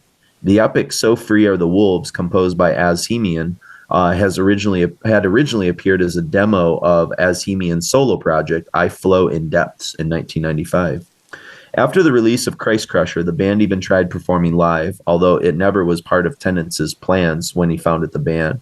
The band had been asked to do tours and gigs also previously, but Tennant had consistently declined the offers. However, in '98, he decided, partially through the persuasion of other band members, to try what playing gigs feels like. The live performance, still this day, the only ones in Thy Serpent's career, included, for instance, a gig together with Nightwish and Amorphous at a venue in Tampere, and together with Barthroom, a Finnish tour called Easter Disaster that covered 7 towns. The tour was, this is a quote, the tour was arranged by Damonos Sova. I had to be totally sober throughout the whole tour to get things done. The gig fees might be paid by pouring 40 pints of beer at the bar after the show. In Vasa, I think we had 19 people who had bought a ticket. The organizers, though, were bloody happy with those numbers. Usually there were 5 paying customers. Okay. On the other hand, in Lapako in Helsinki, we had over 1,000 who paid for entry, which was more than Dimmu Borgir had back then. The whole idea of gigging was to get my own feeling that I don't like it confirmed, and so it was. And here's the kind of the story of the Spike Farm thing. At the same time, Tennant had collaborated with Spine Farm Records also in other ways than merely releasing Thy Serpent albums. The increasingly popular record company received so many demos from bands dreaming of a record deal that the people at the office no longer had enough time to listen to them all. At regular intervals, tenants would collect a box full of demos at the record company's office, listen to them at home, and write a short review such as, "Shit, do not sign." He says, I had a principle that I would always listen to the demo until the end, even though you can hear from the first 30 seconds if the band is any good. I think I've listened to thousands of them. In addition, for several years, Tennant had his own column at the now discontinued music magazine Suomi Finland Perkele, reviewing demos and albums. His concise reviews might be like this, quote, "The only thing you get from this is, quote, diarrhea." Over the years, Tennant developed a sharp ear that quickly recognized the band's potential. This was also noticed at Spine Farm, which in 1999 hired Sammy to run Spike Farm Records, founded under the protective wings of the mother company. It was supposed to focus on more marginal music than Spine Farm, death, black, and doom metal. Tennant, who up to that point had brought home his bacon from construction work, quite surprisingly moved full-time into the music business. Through twists and turns, pottering around at home with a 4-track recorder and a drum machine had led to a profession. As the millennium was about to shift, Thy Serpent, too, was again preparing for a new recording session. The lineup was in turmoil again. Drummer Agathon was sent packing. To replace him, Timu Latanen was hired from the melodic death metal band Throne of Chaos, whose album Spike Farm had released earlier. In the new lineup, the second guitar was handled by one of Asheim's acquaintances from the scene, Tommy Ahlgren, who was part of the band's live lineup already for the Easter Disaster tour. After these changes, the only remaining member of the Christcrusher lineup was Asheim, when the band traveled to studio in spring 2000, this time to Studio Waltone in the southeast of Finland. Adorned with the concise name Death, the 4-track EP was released in October 2000.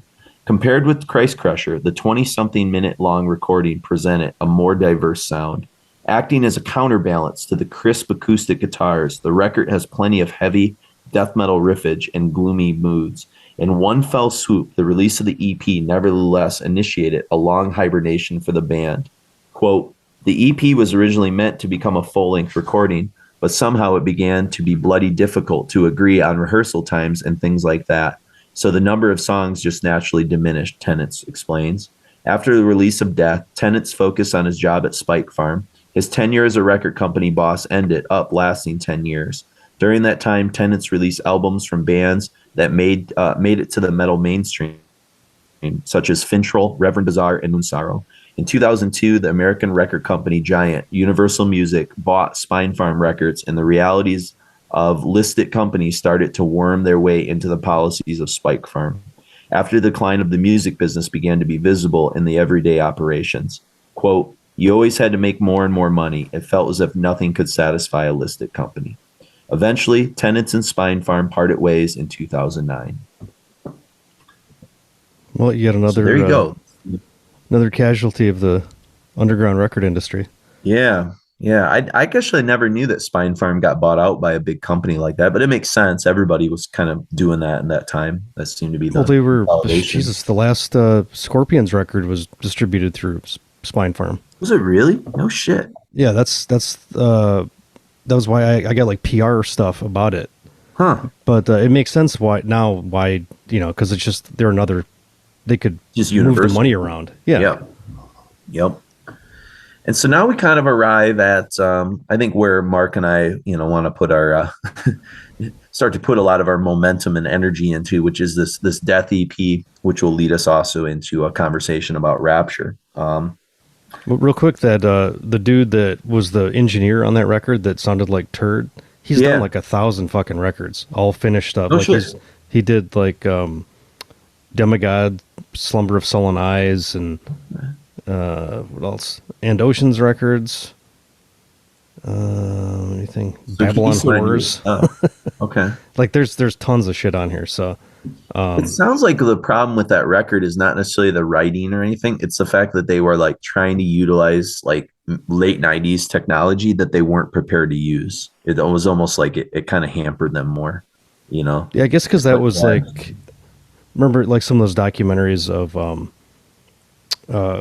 what the fuck is his name from Studio Fredman? Oh, Anders Fredman, I think is it the producer? I think so. For Slaughter, like the stuff they were doing like in '95 or '94 was pretty. It was like kind of at the tail end of analog stuff. They're trying to like incorporate digital into it. Yeah, so I gotta imagine there's Tompa probably would do the thing where he'd run screaming, right? Like past the microphone. He'd do the go, yeah. Yeah, to get like kind of weird, effects.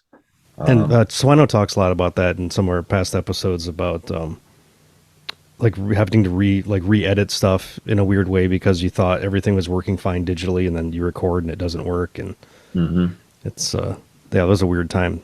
I mean, you could see like this. You were kind of going through the same stuff, I think, with like digital, like stuff with Photoshop and like getting used to these new technologies. And I mean, we were just joking about how terrible a lot of the album covers were in the era because people just didn't know what the fuck they were doing yet with stuff, Well, and anybody, the cost of entry was way easier. You didn't have to hire a graphic designer per se. You could just go in and like, you could get a copy of Photoshop and then you could just add a bunch of filters to it.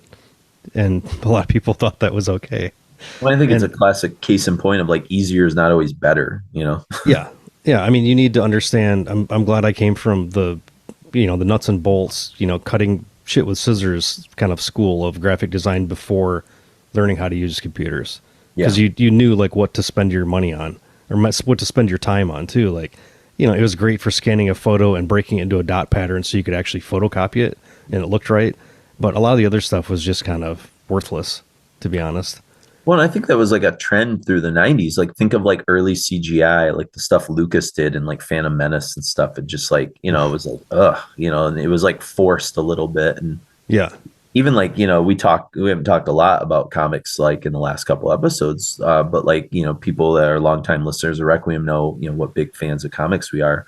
Like the coloring that was done, like the digital coloring in the 90s kind of comics. I mean, it really gave like that 90s era comics kind of, it just looked not good. Like even the like X-Men stuff, like, that's when I got out of comics. I know you kind of did as well. When that like 90s kind of artwork and coloring kind of came in, it seemed like more digital looking in some ways. And it was new people. It wasn't these guys that have been, like cutting color for years and years. So and also there was no limitations. Yeah. So you could just do like whatever you wanted. Everything was muddy. Nobody understood like complementary colors or any kind of color theory at that point. Yep. It was kind of the first, I forget what the guy's name is, but he actually started a coloring company that did a lot of the early image stuff, where it was almost like a more painterly kind of vibe, Okay. but that didn't work on every artist's line work either. He like did the cover or the coloring on the cover for like the first Spawn, how it had almost like some kind of painted looking stuff on it. Yeah. And his stuff was pretty good, but it depended on the artist. And I think a lot of the artists at that time too they had style, but they didn't really have fundamentals. Yep. So a lot of them don't really, in my opinion, don't hold up. Yep. Yep, I agree. And that seems to be like on all the comic podcasts I've been sort of listening to, and there was the Excalibur one that I participated on.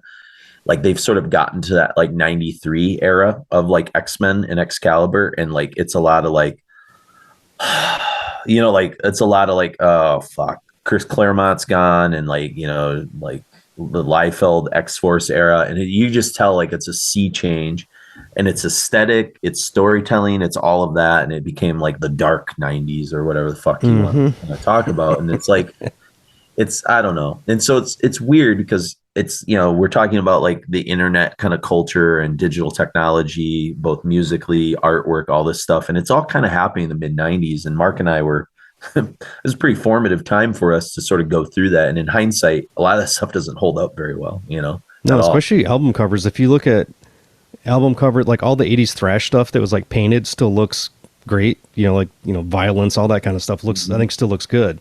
But when you're starting to get into like I'm trying to think of like some really, really bad examples. Even some of those Midang brides that were all done in Photoshop that looked like, okay, here's a brush that I just picked out of here, and we're just gonna move it around and look like a mentally ill child drew it or something. But just a lot of weird choices.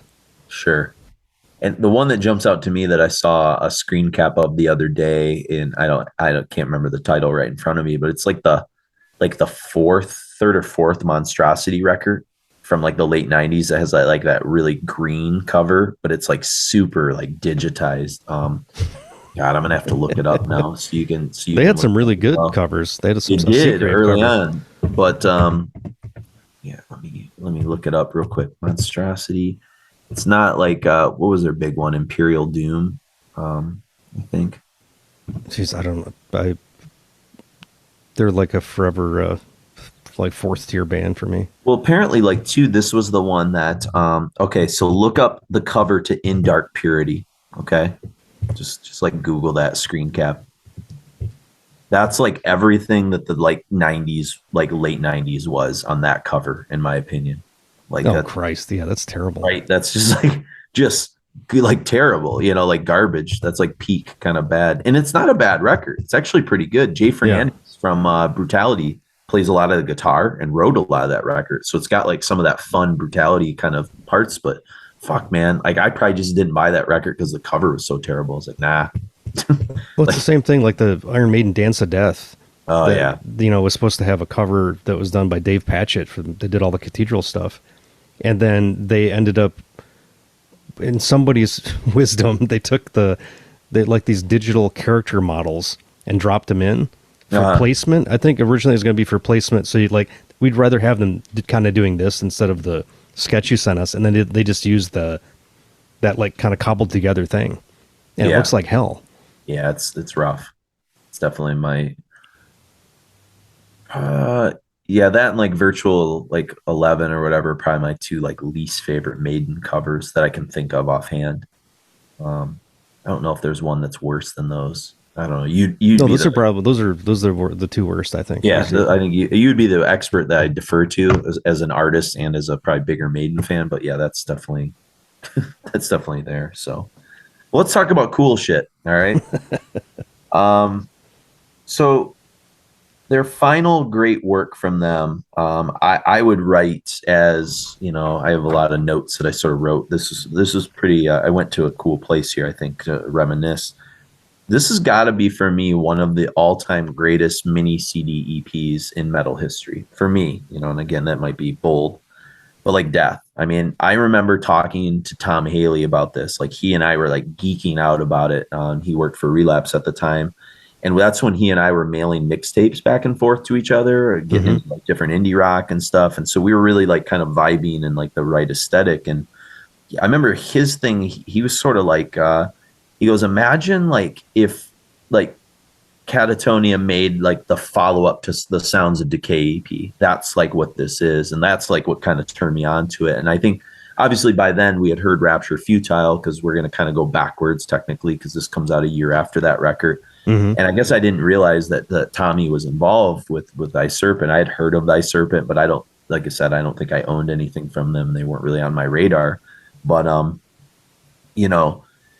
and he knew of course, what big Katatonia and Rapture freaks we were at like Eclipse. We had, like I said, jokingly all had Futile on our like, playlist for our fourth issue, which by the way was your first issue with Eclipse, Mark. That was your first one.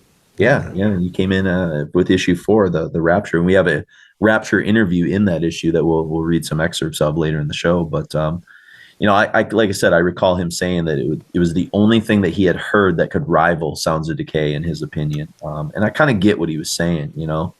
Extreme metal was like kind of in a state of flux too in 99 and 2000. And I think one of the most like hope-filled and awe-inspiring records that came out in that time of that ilk was like Rapture's Futile. And, when we found out that the main songwriter there, Tommy Ulgren, was suddenly kind of doing leads with Serpent, like it was like, for me, it was like pure ecstasy when I got this. I was just like, holy shit.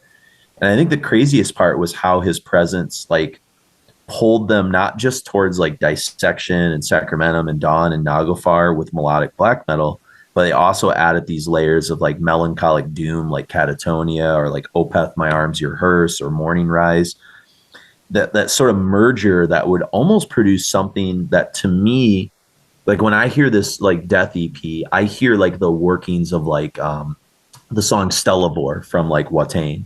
Yeah. Where like all those elements like merge together. And when I first heard Stellador on Sworn to the Dark, I was just like stopped in my tracks. And there was this buzz around Watain, around that time. I think Decibel had put them as like the number 2 album of the year or something. And I still hadn't gotten a hold of Watain at that point. I don't know why. I heard of them and I bought it and I was into it and all this stuff. And you get to that final song and I was like, what the fuck?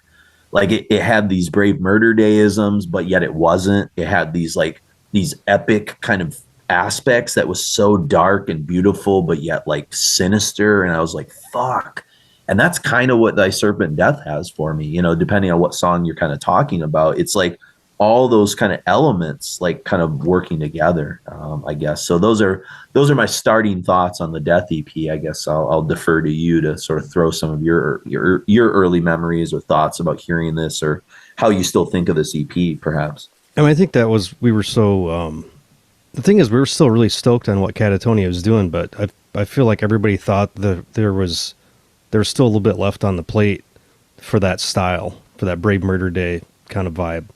Well, remember when they did the one instrumental near the very end of Viva Emptiness, and it was like a total ode back to like that Brave Murder Day style, and it was like, whoa, fuck! It just kind of came out of nowhere. There was like, I haven't listened to that record in a long time. Yeah, it's on there. Listen to it again. It's right around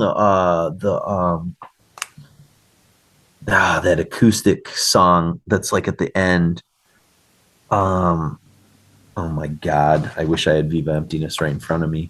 And now I have to. I got it right here. All right. Is it Omerta? Omerta's the acoustic song, and then there's a song like right next to it that's an instrumental. There's Evidence, which is not instrumental. It's not Evidence, yeah. Inside the City of Glass is instrumental. Yeah. That's the last track. Yeah. Yep. And that's like pure, like it sounds like the Death EP from Thy Serpent. That's what it really sounded like. And I was like, oh, or Rapture or something. I was like, shit, is that a hint? And they never really go there again, and that's fine for whatever it is. But it was sort of like this last little echo of an idea. And Sentence did the same thing, right? On that final record that they did, they had that one like instrumental song near the end that was like a return to North from Here, and then it was like goodbye. It was like they tip their hat to it and then they move on. It was like, I don't know, like a minute and a half or something. Mm-hmm. And it was a nice little ode.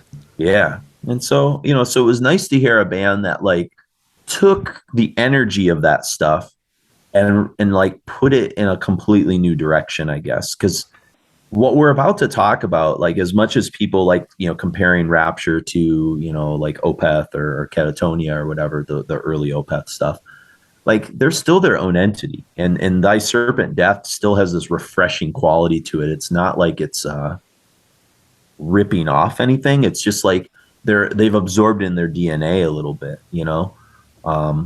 And even Tommy or Petri, who we're going to have some interview clips coming up actually at the end of this first thing. Hopefully, he's supposed to be getting back to me tonight, but I feel pretty confident about it. So if some for some reason Petri's not there, then shit went bad. But shit seemed to be going good for the conversations we were having. But he's the vocalist for Rapture, but he'll talk in some interviews and different things like that about, you know, how influenced they were by like draconian times as well, you know, that they were trying to bring a lot of the peaceful three in. They were trying to bring a lot of these different like doom kind of components in.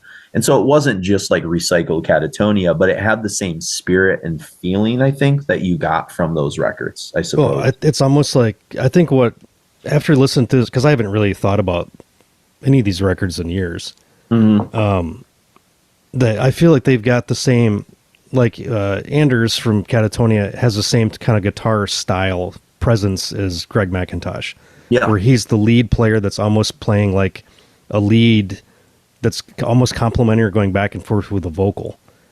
It could almost be like the lyric, you know, but it's always kind of just going and meandering, and it's not like you know, a shredding, ripping lead, but you know, Aaron 80 always had that great, you know, chug back, you know, the kind of the rhythm is always solid there.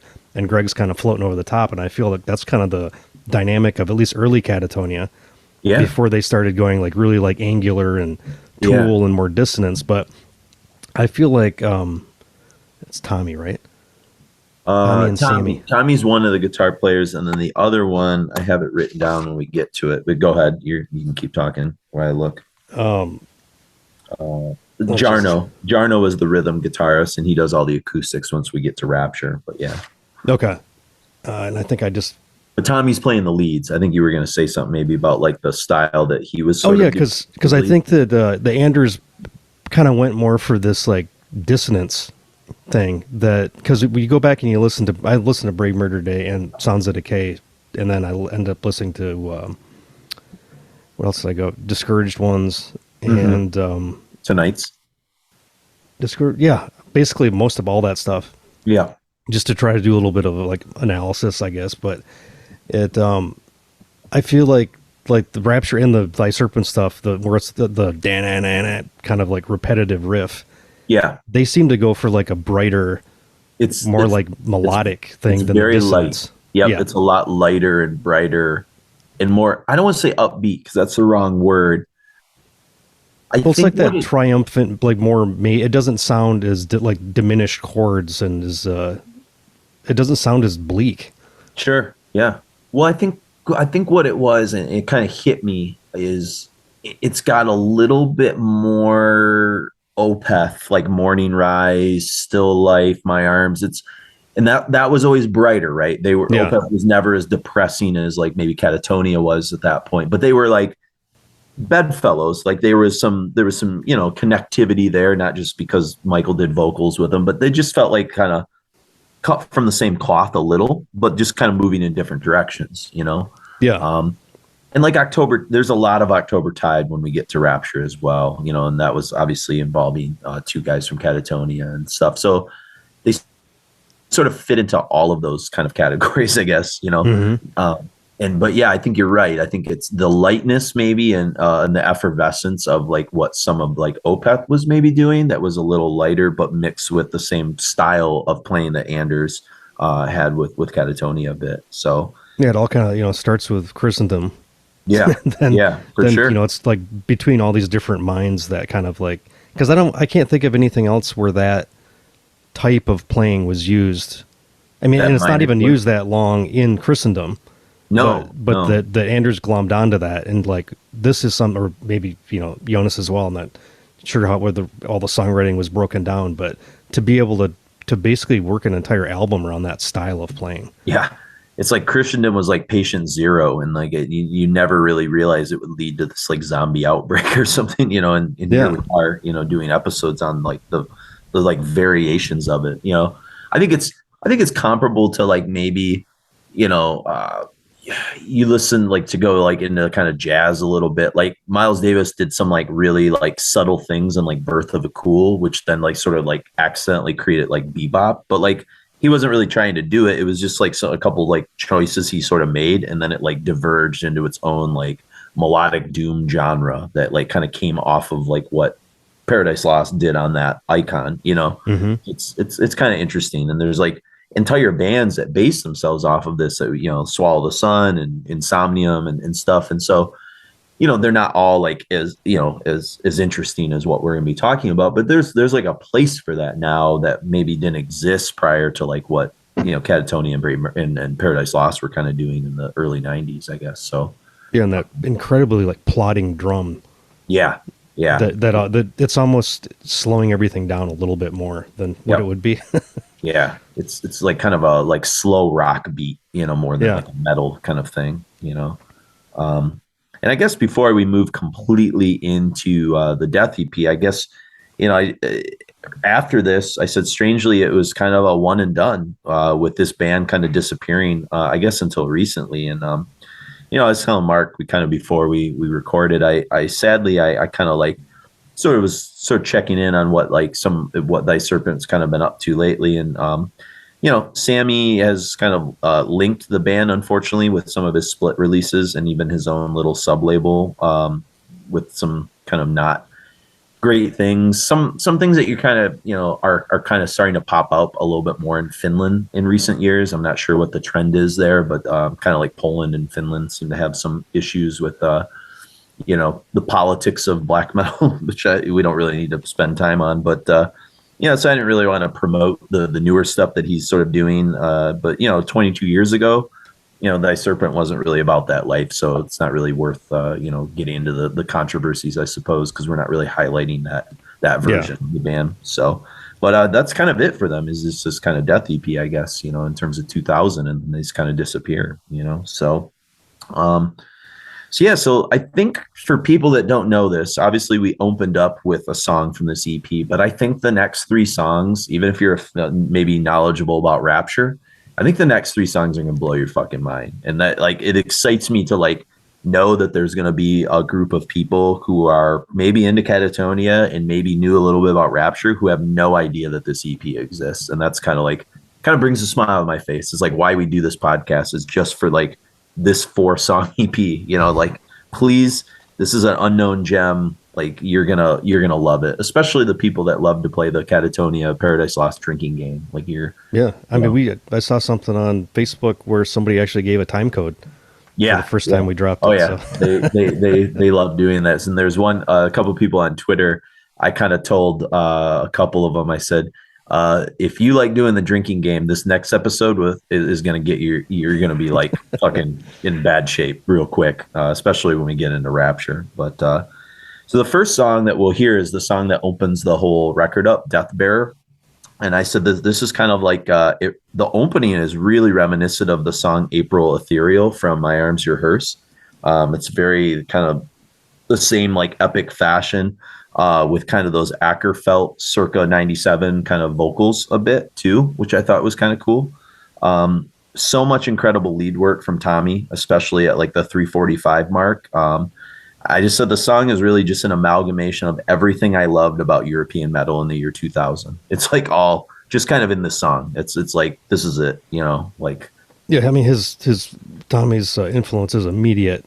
On this album. And I put finished vocals are best when guttural. Yep. The great breakdown riff you're talking, then there's a little bit of Gehenna Malice thrown in there as well. Yeah, but the black metal is pretty fleeting. It's fleeting, although it makes its most obvious kind of place in the next song. I think Sleep in Oblivion is probably the most black metal song on the Death EP, but it's still not like it's not omnipresent, it's kind of like buried in a lot of things, and so, on the EP, it goes Deathbearer, and then it goes into Wounds of Death, which we opened the whole show up with, the opener. We get to the third song, which is Sleep in Oblivion. And I just said that, this is the most true black metal number. It kind of connects in with like later Emperor, like Prometheus kind of style in terms of like the proggy tendencies and some of those really sharp riffs that you kind of hear. The drumming is top notch. It's got this really cool balanced atmosphere that, like I said, Emperor would perfect on Prometheus. I said those aching Opeth, Gregor, Anders lead tendencies add layers to the music that few black metal bands had, minus maybe like Dawn or Dissection, you know.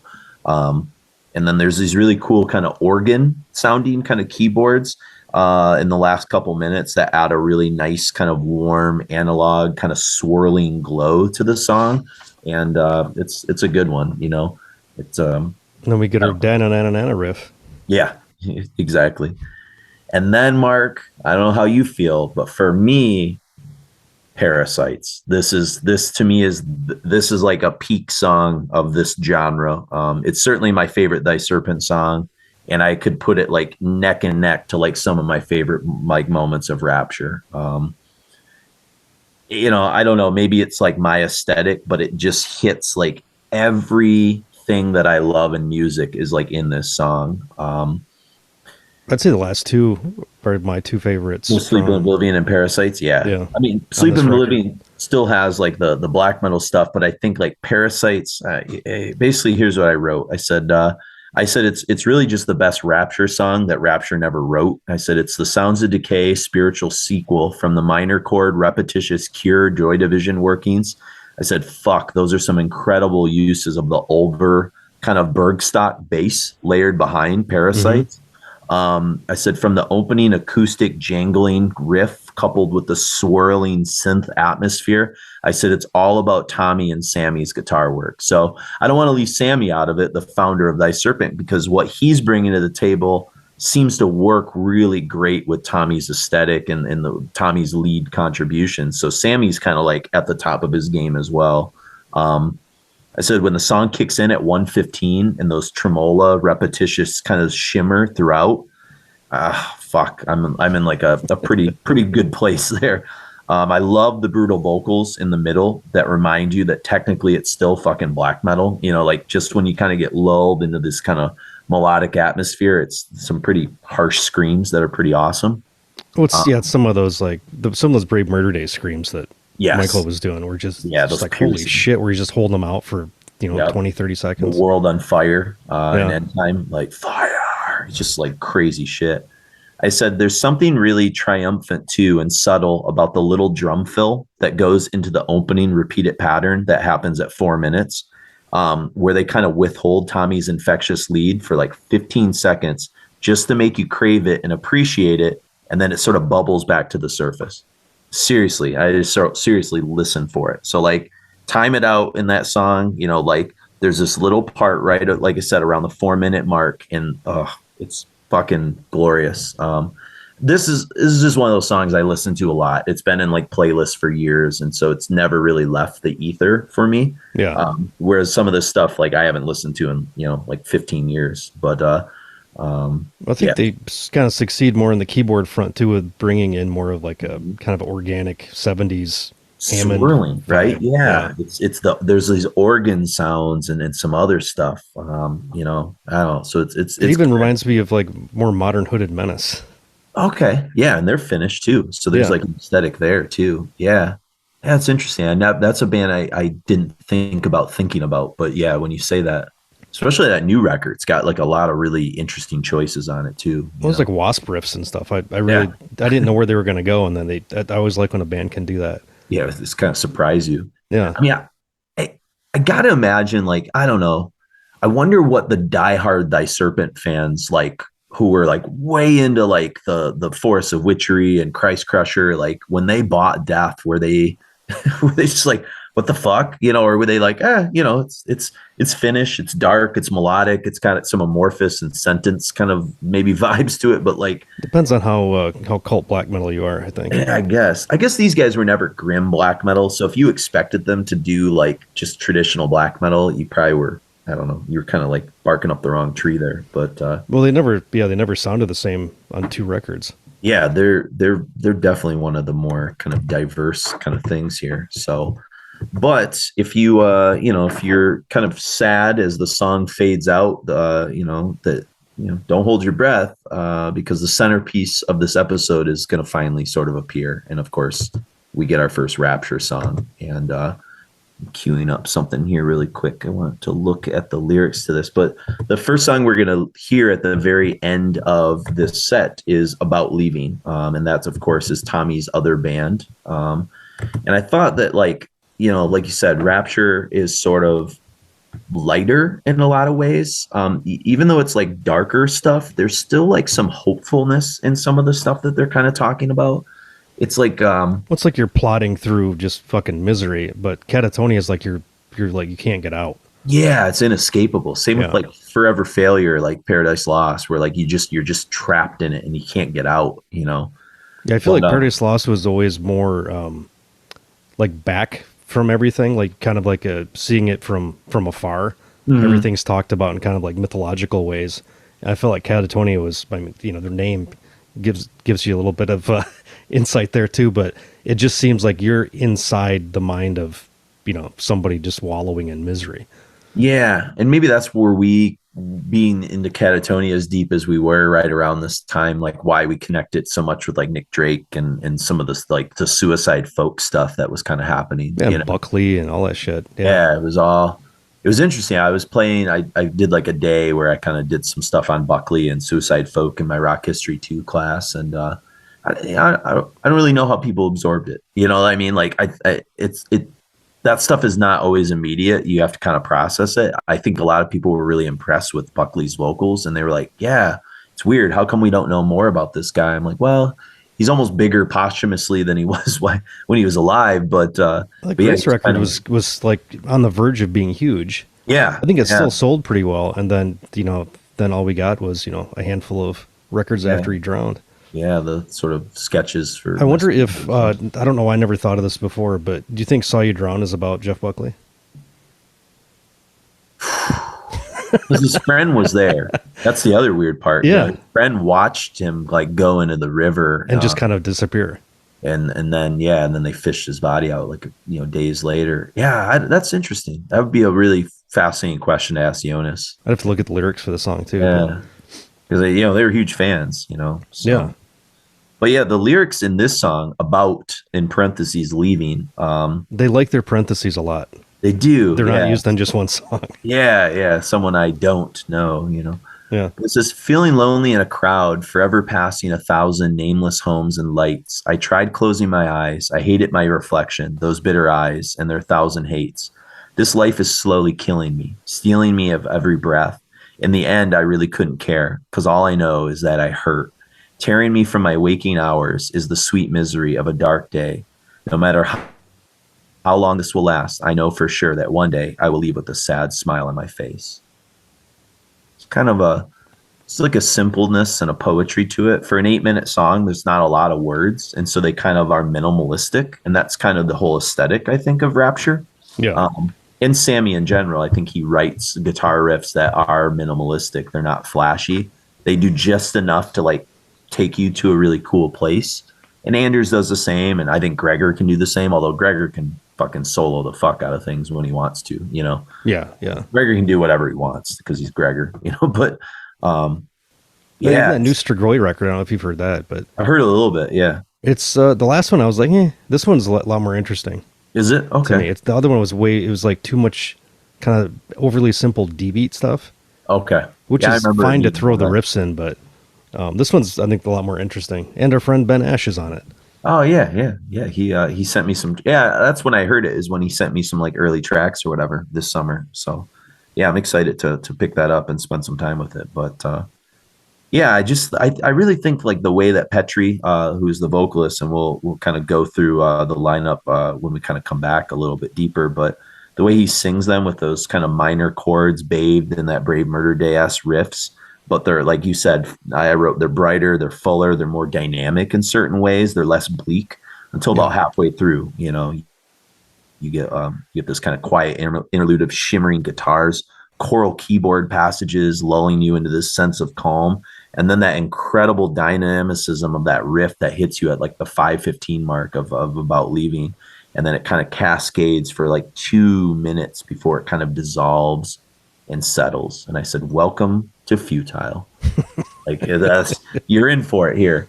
You know, if there are people that have not heard Rapture Futile, whoa, like that's because this is kind of an unknown gem. At the time, everybody liked it. It got a lot of attention, I guess, in like underground metal circles, but it never like crested above like where it probably could have gone. That always surprised me. I mean, I think was it in Terrorizer? It might have been. Yeah, I don't know. I can't remember. You know, like I said, I remember us covering it. Yeah, I don't know if I don't remember where Maniacs was at that point. If Wagner was doing editing at that point. Yeah, not sure. I mean, maybe it was. All magazine stuff to me at that point was kind of a. I don't remember much of it just because we were so deep in doing it ourselves. Yep. But yeah, it was one of those records we all immediately like grabbed onto it, and we'll talk more about that, I guess, when we come back and stuff. But yeah, so this is the Death EP featured here with Deathbearer, Sleep in Oblivion, and Parasites. And Parasites is going to lead us right into our introduction to Rapture with parentheses about leaving. And then we should hear from Petri, the vocalist, for the first time in this set. Okay, enjoy.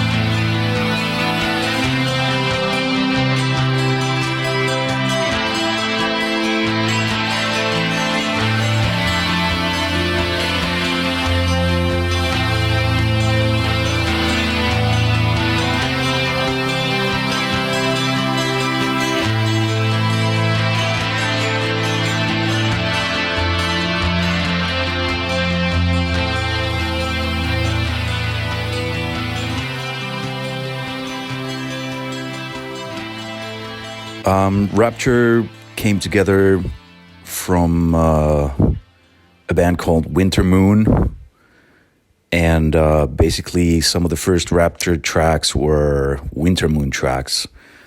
It was a little bit more death metal-y, kind of black metal influenced, and I seem to recall it just becoming together very naturally. I knew the guys, and they asked me to sing in the band. And we did a demo from these old Winter Moon tracks and played it to Spike Farm, who then went on to sign us. And some of the tracks ended up on Futile, and some are thankfully lost in the ether. It's really hard to say where or how we fit into anything, because I don't know, sometime in the late 90s, you know, the whole the melodic aspect was very much kind of a thing. You know, you had so many bands that were, you know, playing melodic metal, but for us, I don't think we really wanted to or tried to fit into anything at all. I think, you know, Tommy and Jarno, when they started the band, they wanted to do something that reminded them of, you know, old Paradise Lost, old Katatonia. You know, it was just something that they wanted to get off their backs, if you will. And as far as, you know, like I said, fitting in, it's really hard to say, because I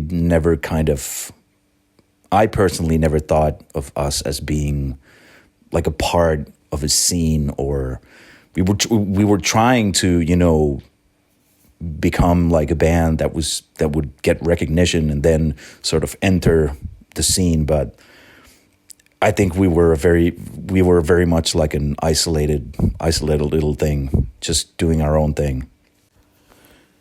Again, I would think that, you know, it was just something that they, Tommy and Jarno, wanted to get out of their system, having this deep appreciation towards, you know, Lost Paradise, Gothic especially, some My Dying Bride, and obviously Katatonia's Brave Murder Day and Sounds of Decay. As far as other influences they might have had, I actually don't know that much. This was around the same time as they were, you know, starting up Raven, which went on to become Shape of Despair. And, you know, they've just always been these guys that have a lot of musical ideas, and, you know, Rapture was just one of those things that they felt like they needed to do. And as far as my own influences, I was very much influenced by, you know, Nick Holmes and his vocals. And lyrically, I don't know, hard to say. I was a fairly anxious 20-year-old. But yeah, as far as the music, I think our influences are pretty clear. Gothic, and like you said, the Peaceville 3, and then you know, the midterm or early midterm Katatonia. That was About Leaving from Rapture. And then before that, we had a trio of Thy Serpent tunes from the Death EP.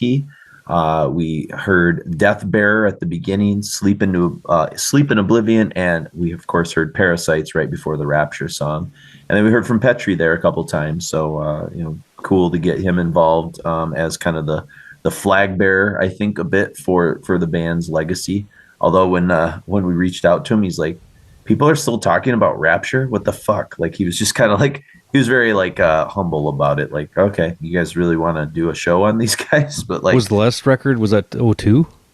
05. 05. Yeah, it's 05. Okay. So, you know, so it's been a while. But again, it was like I think there's a sullenness and humbleness and like kind of Finnish culture. They're not one to like, self promote, a lot. So it seemed on par. But yeah, the lineup, Petri Eskelin on vocals there. Of course, Tommy, who we've talked a lot about this episode on lead guitar. Jarno Saloma was the rhythm guitarist and acoustics. And again, I'm probably butchering these. Samu Rutsalanin on drums, Yanni Oman on bass, and Sammy Kartunen on keyboards. So, those are tough. Man, this is like you almost did this intentionally to fuck with your ability to pronounce things. Well, like, Petri, Tommy, Jarno, Samu, Yanni, and Sammy, I got all those, but it's their last names that just really like kind of get there. I mean, the drummer's last name is spelled Ruotsalainen. It's like, whoa. There's not a whole lot of, everybody's got like a nickname of like Tommy or Sammy, but everybody's last name's about 14 letters long.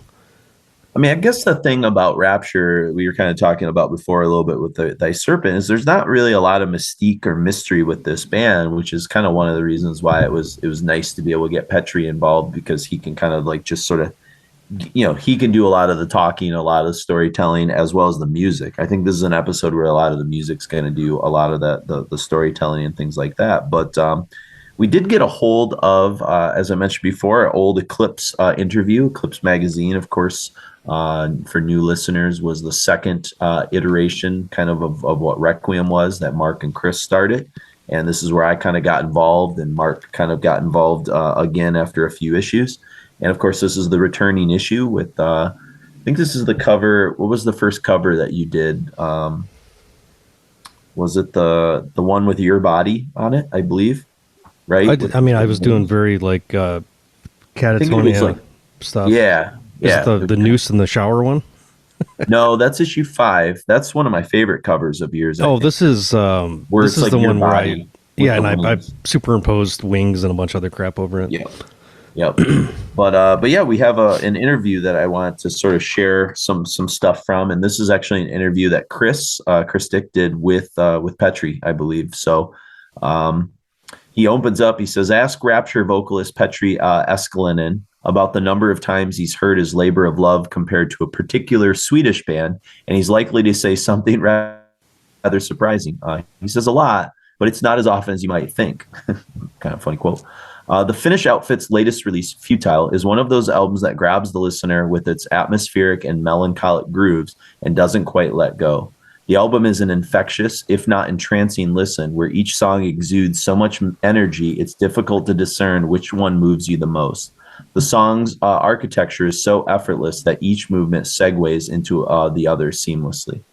And he basically kind of, Chris asks him, he says, on Futile, the influences are strong. Katatonia, Paradise Lost, and Opeth are the main 3 that are most prevalent. It's a homage to great bands, but at the same time, the songwriting is excellent. And Petri says, the way I see it is that we're more brutal than Katatonia. We are also a bit more atmospheric. Whereas Katatonia takes the less is more approach, we try to build those big, massive atmosphere with a lot of guitars with some synth. I think the Katatonia references come from the fact that we play a straight beat. Besides that, it's not as much as people would expect. I don't know, what do you think about that? Do you think you think that's a good analysis of the differences you see between the two bands, or do you think it goes even further, kind of what we were hinting at before? I think, the drumming, definitely that plodding kind of drum beat. But I would love to ask a musician what the fuck that kind of riff is. I just know it's a minor chord. That's the only thing I kind of know about it. Yeah, because I would fuck around on it with where I'd just be doing like a power chord, and then if you went one more fret the other way, it had like this kind of diminished sound. So I don't know if there's like any type of particular, technique or whatever that's actually called, or that kind of like playing that's that very simplistic over and over kind of, very little variation. Yeah. But there's definitely, I think on the surface, there's a lot of similarities, but as you listen to it and you've got a wider kind of understanding of extreme music, I think you can kind of see it's actually it is pretty different, but to like a layman, I think it's pretty Sure. overt. I mean, that was the initial hook for all of us, is like, holy shit, someone like made like a Sounds of Decay, Great Murder Day kind of thing. And then like the deeper you get into it, it still holds multitudes, which is, I think, why we all had it on our best of list, because it wasn't just like a kind of copycat. It actually became its own thing, its own personality. Chris kind of then goes on and says, Tommy's guitar tone is great, that there's energy behind the sound of the guitar that carries each song confidently and atmospherically. And Petri says, yeah, the whole album has a nice flow to it. I was really surprised about the material as well, because Rapture has been quiet before we went into the studio. Most of the stuff on the album I didn't even hear until we're in the studio. A lot of the songs I had heard for the first time. There are a couple of songs from our demo that had been completely rewritten. It was really cool watching the songs build up, especially the old ones. I was really happy when I heard the new songs for the first time. I still think it's a killer album. And then Chris kind of asked how a lot of the songs came together, in terms of writing and the vocals and stuff. And Petri says, our guitar players wrote most of the material, actually. He says they write, let me flip it over, all the material. I had the lyrics with me when we went into the studio. And when the guys were recording the basic tracks, I tried to see how the lyrics fit into the songs. I just tried to find the right atmosphere for them. I did the arrangements when the other guys were finishing the basic tracks. A lot of it was improvised as well. I think we caught a spur of the moment feeling. It has a very spontaneous feeling to it. He goes on here and they kind of talk about like kind of his own origins and stuff a little. And he says, no, before Rapture, I had my own band. It fell apart because one guy wanted one way and the other wanted another way. Basically, it's only Tommy left from the original lineup. So it sounds like Petri and Tommy were in a band prior together, which is cool. They were rehearsing across the street from my house, and they asked me if I wanted to come check out the rehearsals, and then they asked me if I wanted to sing for them. I was like, yeah, cool. I like your songs. We recorded a demo with the lineup, and things got stale. It seemed no one was interested. We lost our rehearsal place. Then we got the deal with Spike Farm. So we had a big problem finding a new drummer. We kicked our old drummer out because he was totally uninterested. So when we got the deal, he came back saying, yeah, we're going to do an album. We are, but he wasn't. I'm just happy we found the guys to do it. We've changed our bass player after the recording of the album. I think we had a good lineup now, but we need to find the time to rehearse and start writing new material, et cetera, et cetera. So he kind of goes on sort of there. I think there was one more part I wanted to mention in this one. Yeah. So one other question, they ask him kind of about the production on the record. Chris says, hey, the production is massive. This is one of the best metal productions I've heard in a long, long time. It certainly has more depth and warmth than anything else I've heard produced in Finland. Kind of asked him there. And Petri says, I don't know. The guy who recorded it was very professional. Basically, the guitars were already recorded when I went to the studio. The two basic guitars were there, so I have no idea what they did to get that sound. I think the sound is the way it should be. It was mastered at Finbox, which is the best studio in Finland. It had a lot of effect on the album. I've been listening to the unmastered version and comparing the album. It's very stuffy and murky. I'm really satisfied. The other guys had a clear vision of what they wanted to do with the album. They always knew what they wanted. The guy who recorded it said he's never worked with a band that works so fast as Rapture. Most of the stuff that's recorded in the album was done in 2 or 3 takes. So just cool. And then they kind of ask a little bit about the bass sound too. He says it's pretty immense. Chris says there's a nice color palette of sound. I don't think there's an atmospheric death metal record that sounded this good in a long time. And Petri's just humble. He's like, yeah, we've been getting good reviews. He says, I thought that people were more into brutal grind stuff, but so this was a major surprise for me, back in 99, I guess. He's not wrong there. So, but yeah, so that's a little, we'll share a few more excerpts in the next talk set, but I thought that, that was kind of the moment, an interview back in 99 that we kind of had in our magazine that I thought was pretty cool. So, and then Chris, one of our good friends, who longtime Requiem fans will know is often a frequent guest on here. He actually wrote liner notes for the re-releases of the 3 Rapture records in 2018, and he actually sent me the liner notes for all 3 to sort of share with the listeners. And so this one's pretty short for Futile, and he wrote, just as the year, and likely the world, was ending in 1999, Rapture's Futile arrived unsolicited and unexpected. The year before the apocalypse, aka Y2K, was full of transformation. From Opeth's Still Life and Katatonia's Tonight's Decision, to Dillinger Escape Plan's Calculating Infinity and Emperor's 9 Equilibrium, Across the metallic spectrum, tenets were challenged and boundaries were broken. That could be said for any year, pre and post 1999. But the truth is, the year of the rabbit illustrated a global, if disparate, desire to break forward. Rapture's Futile wasn't any of that. On the surface, I remember the first playthrough of opening track Intro. Immediately crestfallen, I fell right into the singing melody lines and acoustic strums as if they were meant for my eventual funeral march. Guitarist Tommy Ulgren and Jarno Salamo's legato is understated but unadulterated magic. Filmic, as if to score rainy fall nights and snow-swept winter days. Then, to forget, Futile, Someone I Don't Know, While the World Sleeps, and About Leaving hit. Pure blue fire, cold to the touch, but warm to the soul. Vocalist Petri Eskelin had a way with words, too. Lyrically, Futile in general is about the pointlessness of workaday life. To wit, the frontman said in 2000, I'm tired of fighting against little things that used to ruin my day for good. Eskelin's rayless look on existence is, however, best expressed on This Is Where I Am, especially in the hook-laden chorus. Clearly, the members of Rapture understood Helsinki and the Finland well on Futile. Just as the beauty of the Finnish Lake District is part of tracks like While the World Sleeps and About Leaving, so too is the loneliness of walking the neighborhood of Kallio at 4 a.m. In Futile, Rapture caressed the Finnish heart and then projected the Finnish spirit.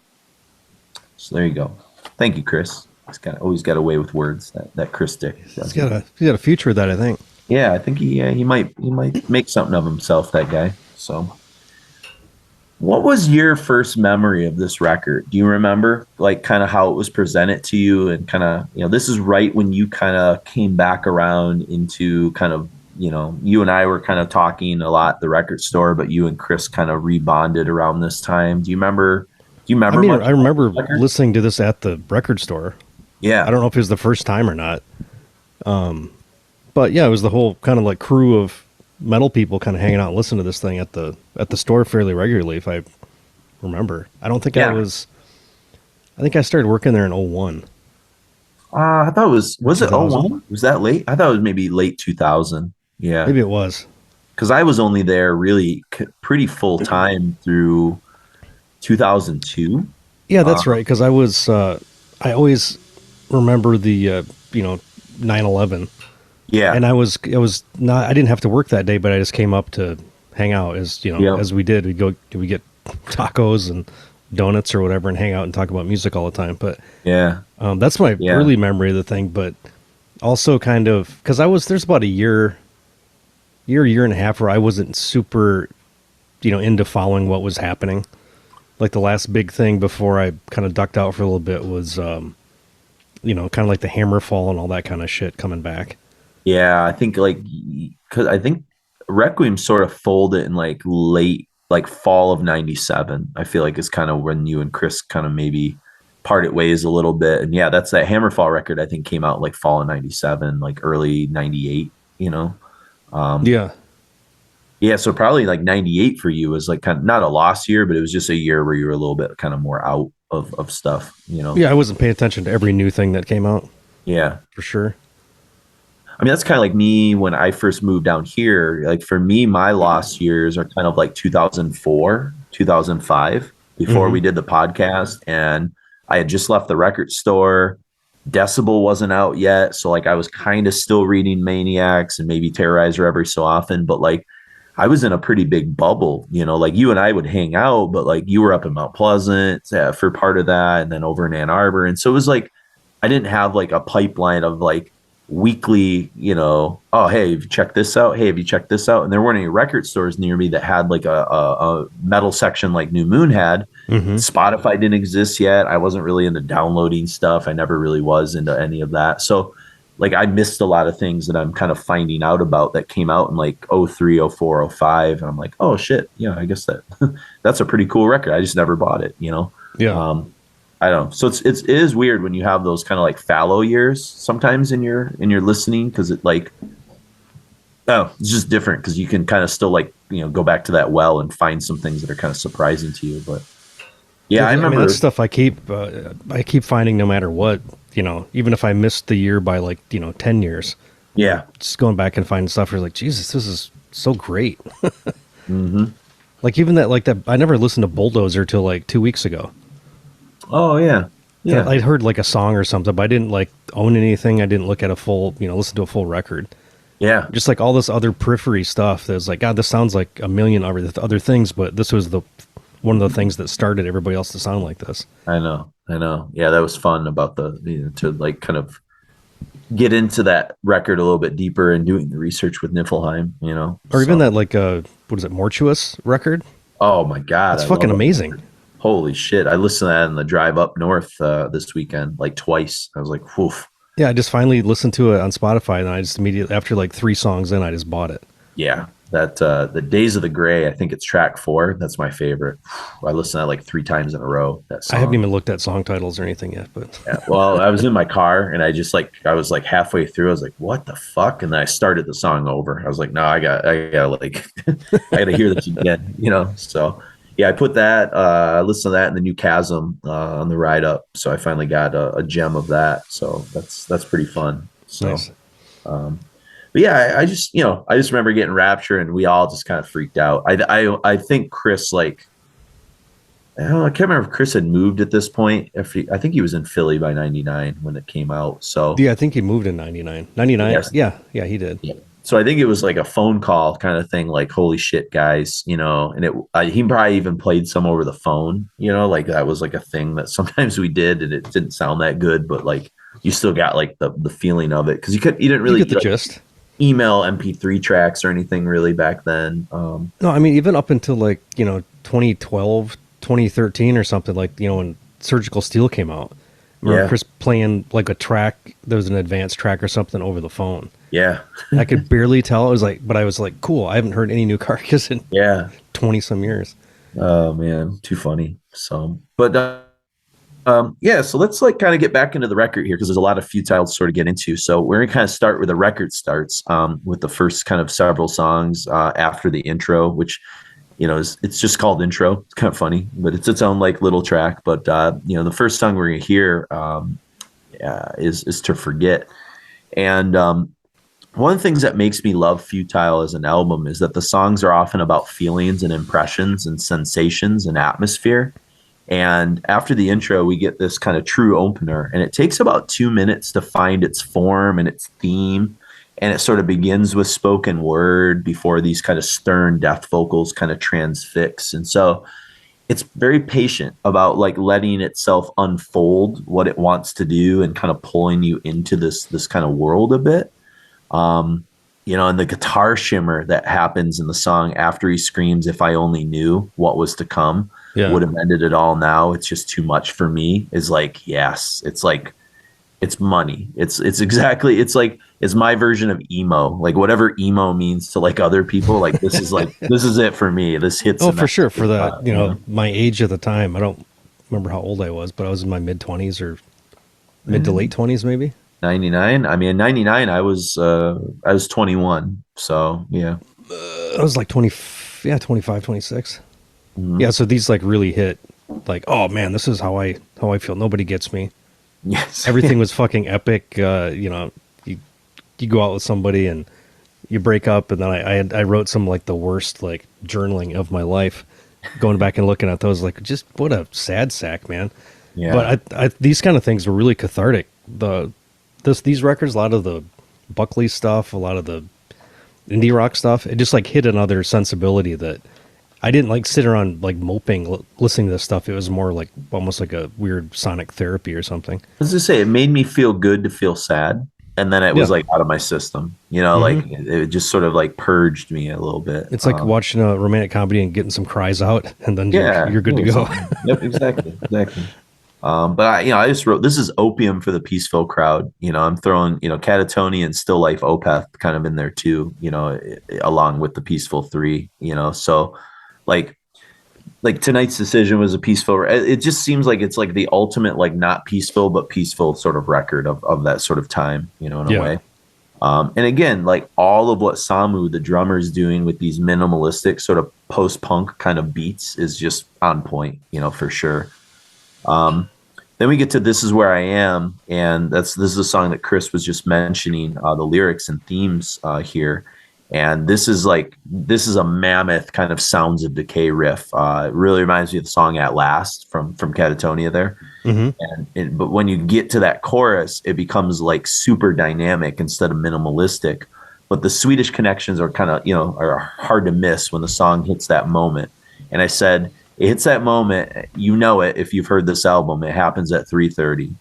I want to snort lines of this for hours and go on a Katatonia bender. Oh yeah, the best breakdown of the record. It's fucking incredible. Yeah, it's right there. So this is another good lyrical thing too. Like every disease I hide. What a weird. This is where I am. But yeah. No, I mean it's these impressions and stuff. It's a very impressionistic record. It's not as like direct as some of like the biting Katatonia lyrics, or like we're talking about before, the Paradise Lost approach.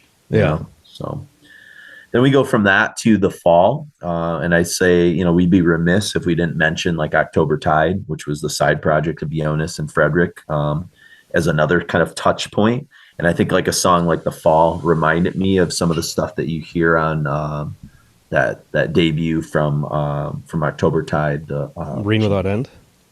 Was that the first one? Rain Without End. Thank you. Okay. Yep. So Gray, I think, is the second one as well. I said this song feels, and work with me here and see if you understand what I'm saying. If anybody will, it's you. Okay. I said the song feels the way that the predictable end from the Eucharist, which that song on the War Comp feels, where like that's the triumphant one, and so it's like triumphant, life affirming, melodic doom death.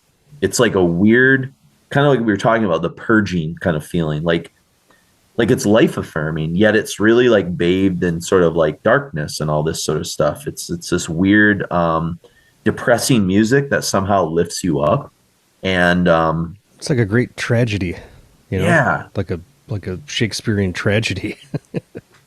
But it reaffirms life because it shows the darkness of what it can come to. It's like we all fall down, but yet we can all somehow find our way. Like we're all gonna fall, like, right? The song's kind of about that, but yet like it's not a permanent fall. Just don't allow yourself to be permanently down there. You can like hang out there, get your stuff out, and then kind of move on. And that's, I think, the difference in messages between like Futile and like Brave Murder Day or something, where it's like Brave Murder Day is like inescapably dark, and it's like suffocating kind of stuff. I was just talking to you, I think, before the episode about how I showed my stepdad The Beyond, the Fulci film, and right. I think I read a review on The Beyond. I was kind of sharing a few with my stepdad Larry, and like shit sandwich. What's that? Shit sandwich. Shit sandwich. Yeah, but I think it was like the review said like from the moment the movie opens, there's no hope. Like the movie's already over before it starts, and you're like, oh yeah, that's such a weird way of putting it, but like no one's getting out of that movie like from the very moment it starts, and it's like that is a crazy feeling. So that's like Brave Murder Day. This is more like Halloween 1, like Lori lives. You know what I mean? Like she made it, or something. I don't know. That's a bad. Michael's still out there, but evil still exists. But you won won today. Exactly. And then we go to the final song in this set before we, hear from Petri again at the kind of end of this. And it's someone Mark, don't know. Yeah. Kind of a portent for the future with the first appearance of kind of some cleaner vocals and kind of maybe softer melodic acoustic passages. But again, really awesome measure. Silent lucidity vibes. Okay. To that jangly opening. Yeah. Okay. I could see that. And it's almost got how Silent Lucidity has the clean guitar, but then it comes in with the bass bits that kind of punctuate a little bit. It's almost the same hits at the same spots. Who knew, people? You guys should take 4 drinks that Mark's making a Queensryche reference in an episode, not me. So that's a curveball. I like to keep people on their toes. So. But yeah, you're spot on. I didn't even think of Queensryche at all, but it's like, yeah.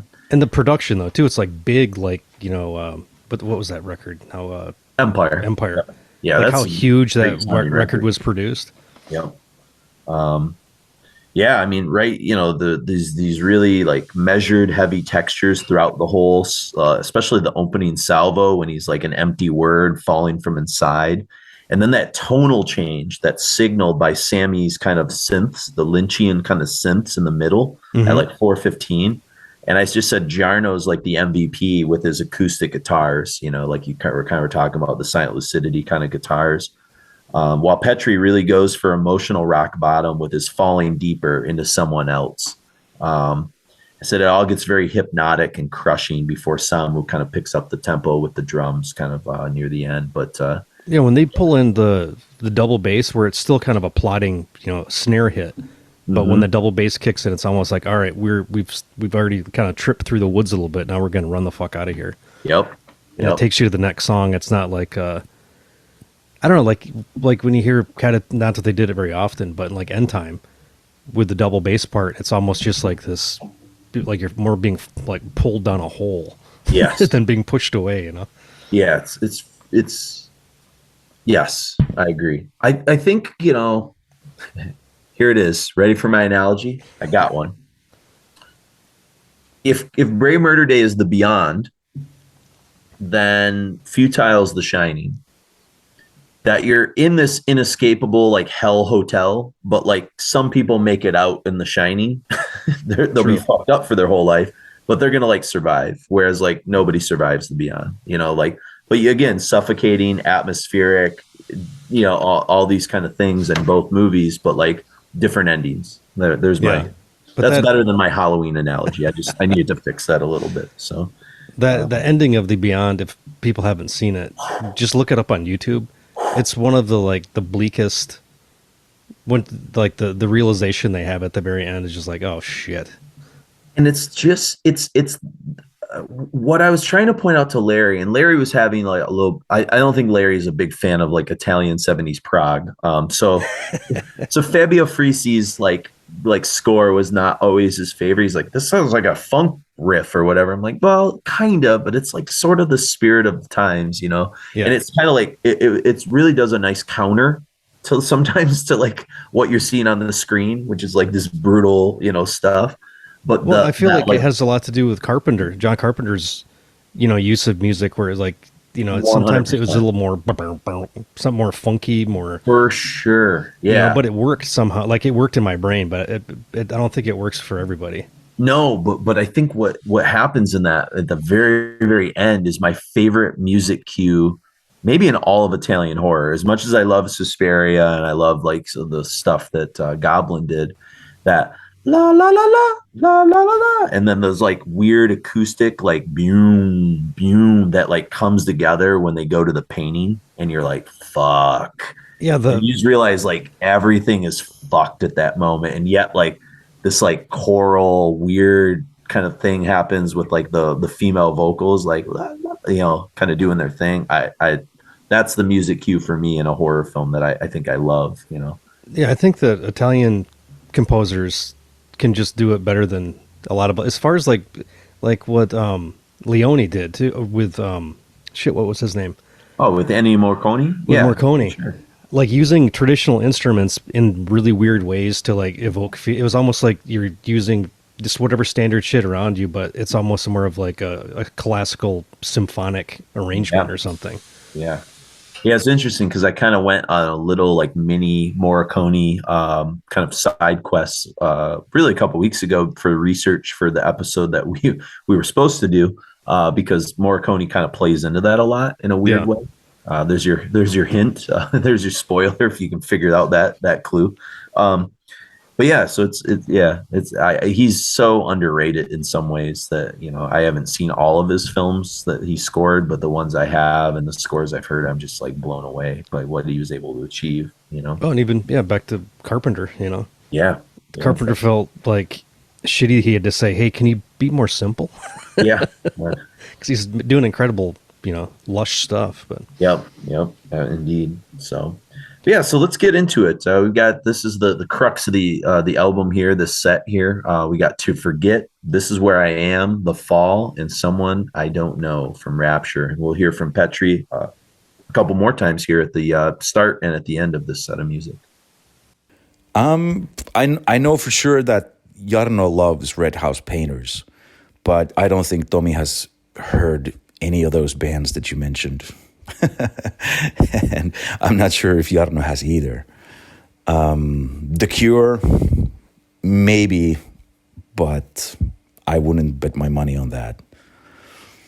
And as far as other non-metal things, I was really, really into the Downward Spiral and sort of the things that, Trent Reznor was writing about.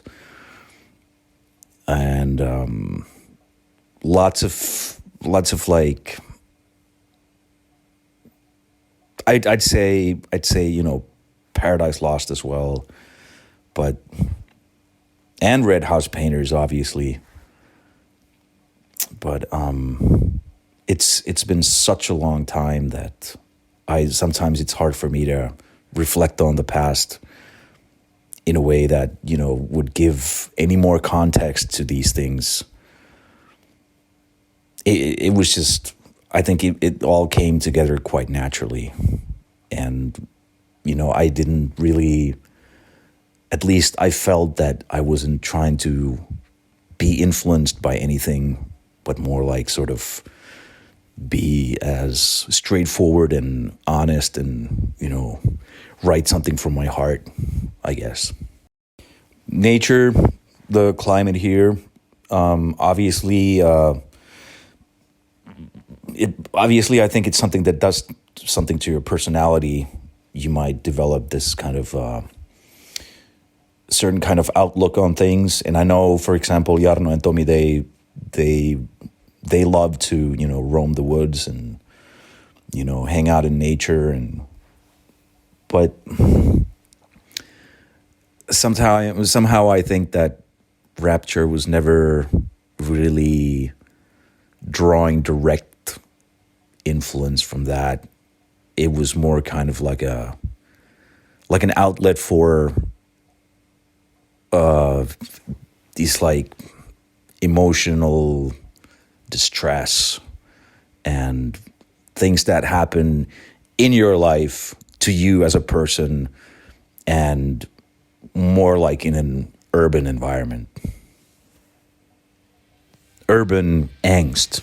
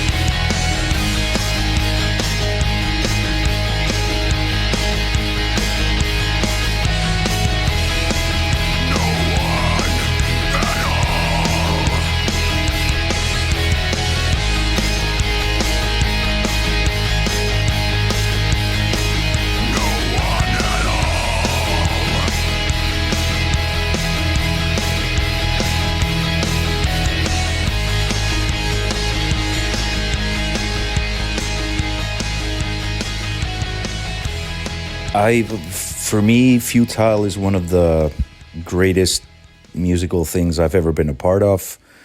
I'm really, really happy with the way it turned out, the music that the guys wrote, and I'm very happy with the lyrics I wrote at the time.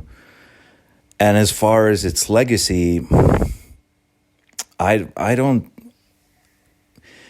It's really hard for me to see it having any kind of a legacy. I mean, I guess it does, because people still seem to be interested in it, and people still come up to me saying, "Hey, I really love that record," and and it's such a long time ago. But I really, really don't know what to say about it. It's a thing we did. It's a thing that I was part of. I'm really happy. I'm really happy with it, and it still kind of brings back these, memories from my life, where it was at the time, and what I was going through. And I guess personally, that's the biggest legacy for me, is that it still reminds me of the things that I did and things that happened to me, and kind of allows me to reflect on my past and try to maybe be a better person than I was at the time. And as far as what kind of legacy it has to other people, I wouldn't know. I guess other people would know better. So that was Someone I Don't Know, The Fall, This Is Where I Am, To Forget. And of course, we heard from vocalist Petri there, kind of giving us some insight into the album and the band's origins and influences and all that kind of fun stuff. So we've got two more from Futile that we can kind of introduce before we kind of maybe start to set up songs for the Withering. But I wanted to return real quick before we set those last two songs up, because it kind of this fits into that. Back to the Eclipse interview that Chris did, and there were two more questions really that I kind of wanted to pull out. And the song we just heard, Someone I Don't Know, Chris asks him about that. He says, will Rapture experiment further with vocals like on Someone I Don't Know? And he says, yes, we're going to do some clean vocals in the future when we do the 9 Inch Nails cover of Hurt. It will most likely be all clean vocals. We've been throwing out some ideas for vocals, but nothing is decided. We're just going to write new material and see what happens. We won't force anything. We'll wait and see what comes of it. There will be a natural progression. It would suck if we did the same thing again and again. I'm into a lot of different music: industrial, psychedelic, trance, drum and bass, pop, you name it. I like it. And he says it would be great if you kept the balance between death and clean vocals. The death vocals are so strong, it would be a shame to see them go. But we're never going to forget that. It's easy for me to say that, but you never know what's going to come in the next few years. Maybe we'll make a pop album in 5 years. You never know. Life moves in mysterious ways. It was kind of cool throughout. I'm not going to read the whole thing, but he kind of makes reference to the idea of, like, he was really into like Dillinger Escape Plan and Converge. Like, he actually talked the band, Petri did, in doing like a Converge cover before like even Jane Doe sort of came out. So he seems to be a pretty hip guy that was like had a pretty diverse palette. And I think that kind of starts to come through as he takes over a lot more of the songwriting on the next couple records, that he's bringing in some kind of different things there, but a couple other little excerpts from here that's going to set up the next song we're going to talk about. Chris asks, he says, let's see. Actually, this is Petri talking about some of the lyrics a little bit. And he says, while the world sleeps, I picture living in Helsinki. The gray skies, long winters, mute colors. Is that what's going on in this song? This is what Chris kind of asks him. And this is the next song we're going to hear, While the World Sleeps. He says, I don't know. While the world sleeps, it's really hard for me to explain the lyrics. It was just trying to capture a moment. The two first lines, the early morning rain and eternal sleepness, 4 a.m., are a feeling you might have at 4 a.m. when everything is quiet. It's kind of raining outside and the gray atmosphere feels like utter loneliness and alienation. They're difficult to explain. A lot of times I don't understand what I'm writing myself. The lines just come to me. He says it's more of a natural process. How do you feel after you've written lyrics, after everything that's come to you is down on paper? And he says purified. It's a cleansing experience. I've written about 4 lines since we recorded the album. I'm happy where I am now. Most of the stuff came out in a month before we went to the studio. I guess it was just a spur of inspiration. I just had this flow coming out of me. I'm just waiting for the fall and the winter. A lot of new stuff is going to come out when the winter comes. Yeah. And then Chris asks, how do the seasons affect you as a songwriter? He says, well, when the fall comes, I feel a bit gray, a bit low, which is kind of how Mark and I are feeling today with the weather outside. I see things differently when the seasons change. For instance, a tree in the summer, it's beautiful, it's green. When fall comes, a lot of colors come out, orange, red, brown. When it's winter, all the leaves fall and it gets crusted with snow. You see a lot of things from different perspectives. They affect me. That's natural. I think that fall and winter are the most creative periods for me. So kind of interesting insight into some of that. And then I think the last little part that he sort of says is still talking about one of the songs we just heard. He says, what's one song that embodies Rapture? That's what Chris asked. He says, well, Petri says, it's hard to say. It's like kicking the one child you love the most. I'd say Futile. It has the slow part, the mid-tempo, and the fast part, the heaviness, the aggression, the atmosphere are all there. Either that or About Leaving. Actually, I think the whole album embodies Rapture, so he didn't really know how to answer it. And then Chris says, This Is Where I Am is the song that has the most forward momentum to it. It makes you want to take action, do something. And Petri says, that song is about feeling cheated. When you're with a person and you think you can trust someone to confide everything you feel to the other person. When everything falls apart, that's basically about it. It's about the feeling that everything is coming to an end and you're going to fucking die. A lot of people ask me if I am that hopeless. What are you going to do? Kill yourself? It's not about that. These are just feelings that come to me, and I try to get my message across. It's not like I go out and slit your wrists, or you should go out and slit your wrists if your girlfriend cheats on you. At least for me, when I read lyrics like this, it comforts me to know someone out there is feeling the same way. Every good band is something you can relate to and thinks of on the same wavelength as you. Everyone can make what they want from my lyrics. It just comes to me. So explaining is hard. So that was a good explanation, though. Yeah, I think a little bit of insight into, kind of where where the album kind of goes and kind of what we've been sort of hinting at, So we've got 2 more songs. So we'll kind of set these up. Then we'll kind of talk a little bit about songs for the Withering here for a moment. But the last 2 songs, the aforementioned While the World Sleeps, I just said this is a near perfect song with a balance of quiet, light space, doomy atmospherics. I said Petri's emotive screams and some really tasty drum licks. I said then that killer, there's like a Darren White growl like from like early Anathema that's on here. That's pretty awesome. And some really cool minor chord. I wrote Christendom, Paradise Lost kind of stuff at the end. That's pretty fun. And then Futile. Oh, go ahead. What were you I was going to say, yeah, for As the World Sleep or While the World Sleeps. It feels like a very connective, like it's not one you'd pull off to play just by itself for somebody. Like it fits within the context of a couple songs. It's like a bridge, is what I threw it on until that like 4-minute chug breakdown thing. That's like very well deserved at that spot. To keep dragging it out like that. Well, I think that's one of the reasons why it felt necessary. I mean, I think the record's the centerpiece of the episode. Obviously, it's kind of like why we're building the episode around this. But like why it almost felt necessary to not take too many songs off. Like Futile is this cohesive piece. It's not like a series of songs that are kind of put together. That it's sequenced really well. Yeah. It's it just has this kind of flow to it. And, it almost seems like inappropriate to break it up with the Talkset we're in right now, but it's okay. People can listen to it on Spotify on their own if they really want to, but 2 of the records. Yeah, exactly. Then we get to Futile, the title track. And I just said, this is an avalanche of melancholy. And that was like, it's just this overwhelming feeling. But I said, what's so strange about this song and this album is how light and buoyant it is and so infinitely listenable. I said, it's effervescent in a way that like an incredible pop record is. And I don't know, like, does that make sense? What I'm kind of saying there? Like, it's heavy, but like it feels the way like a classic Beach Boys record feels, or like Be My Baby, or like, it's I just, can see that.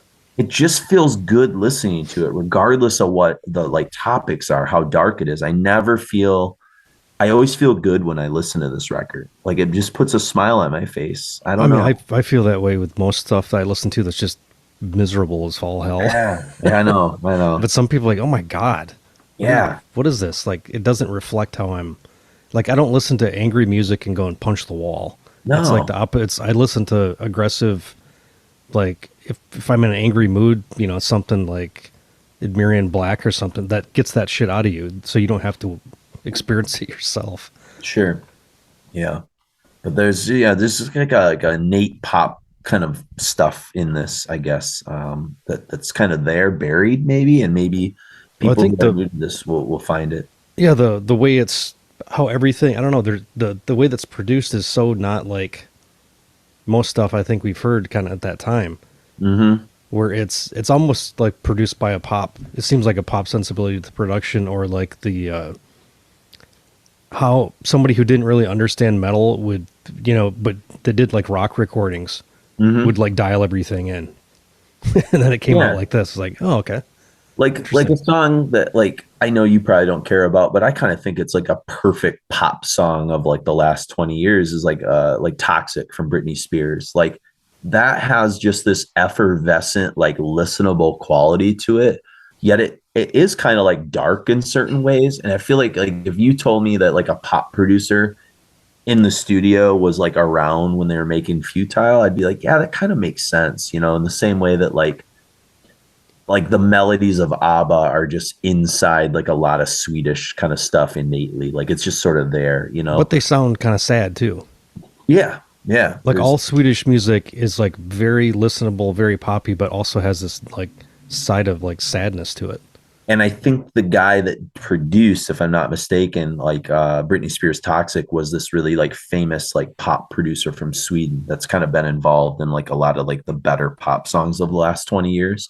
I forget his name, but I know I've kind of like heard, I think he got started like doing like some of the darker Ace of Base songs that were coming out of Sweden in the mid 90s, like All That She Okay. Wants Is Another Baby and stuff like, and yeah, I think that I might be complete. I don't know my Britney Spears history, if I'm being honest. I don't Well, really somebody's care. going to call you out. Yeah, somebody will. But like Toxic is like the one exception. So like the one Britney Spears song that I just think is like, it's like Be My Baby. It's just like a perfect song regardless who the artist is. Like it just was crafted well. And then she kind of Yeah. went crazy after that. But yeah, you know, it's just the way the acoustics glide throughout the song. Like it's just not produced like a normal metal record. Like Opeth had that at times where you'd be like, oh, that's weird. Like those acoustics just like are blended in a way that it's like a folk production or something, but yet it's a death metal record or something like that. Well, So those first two were Swano, weren't they?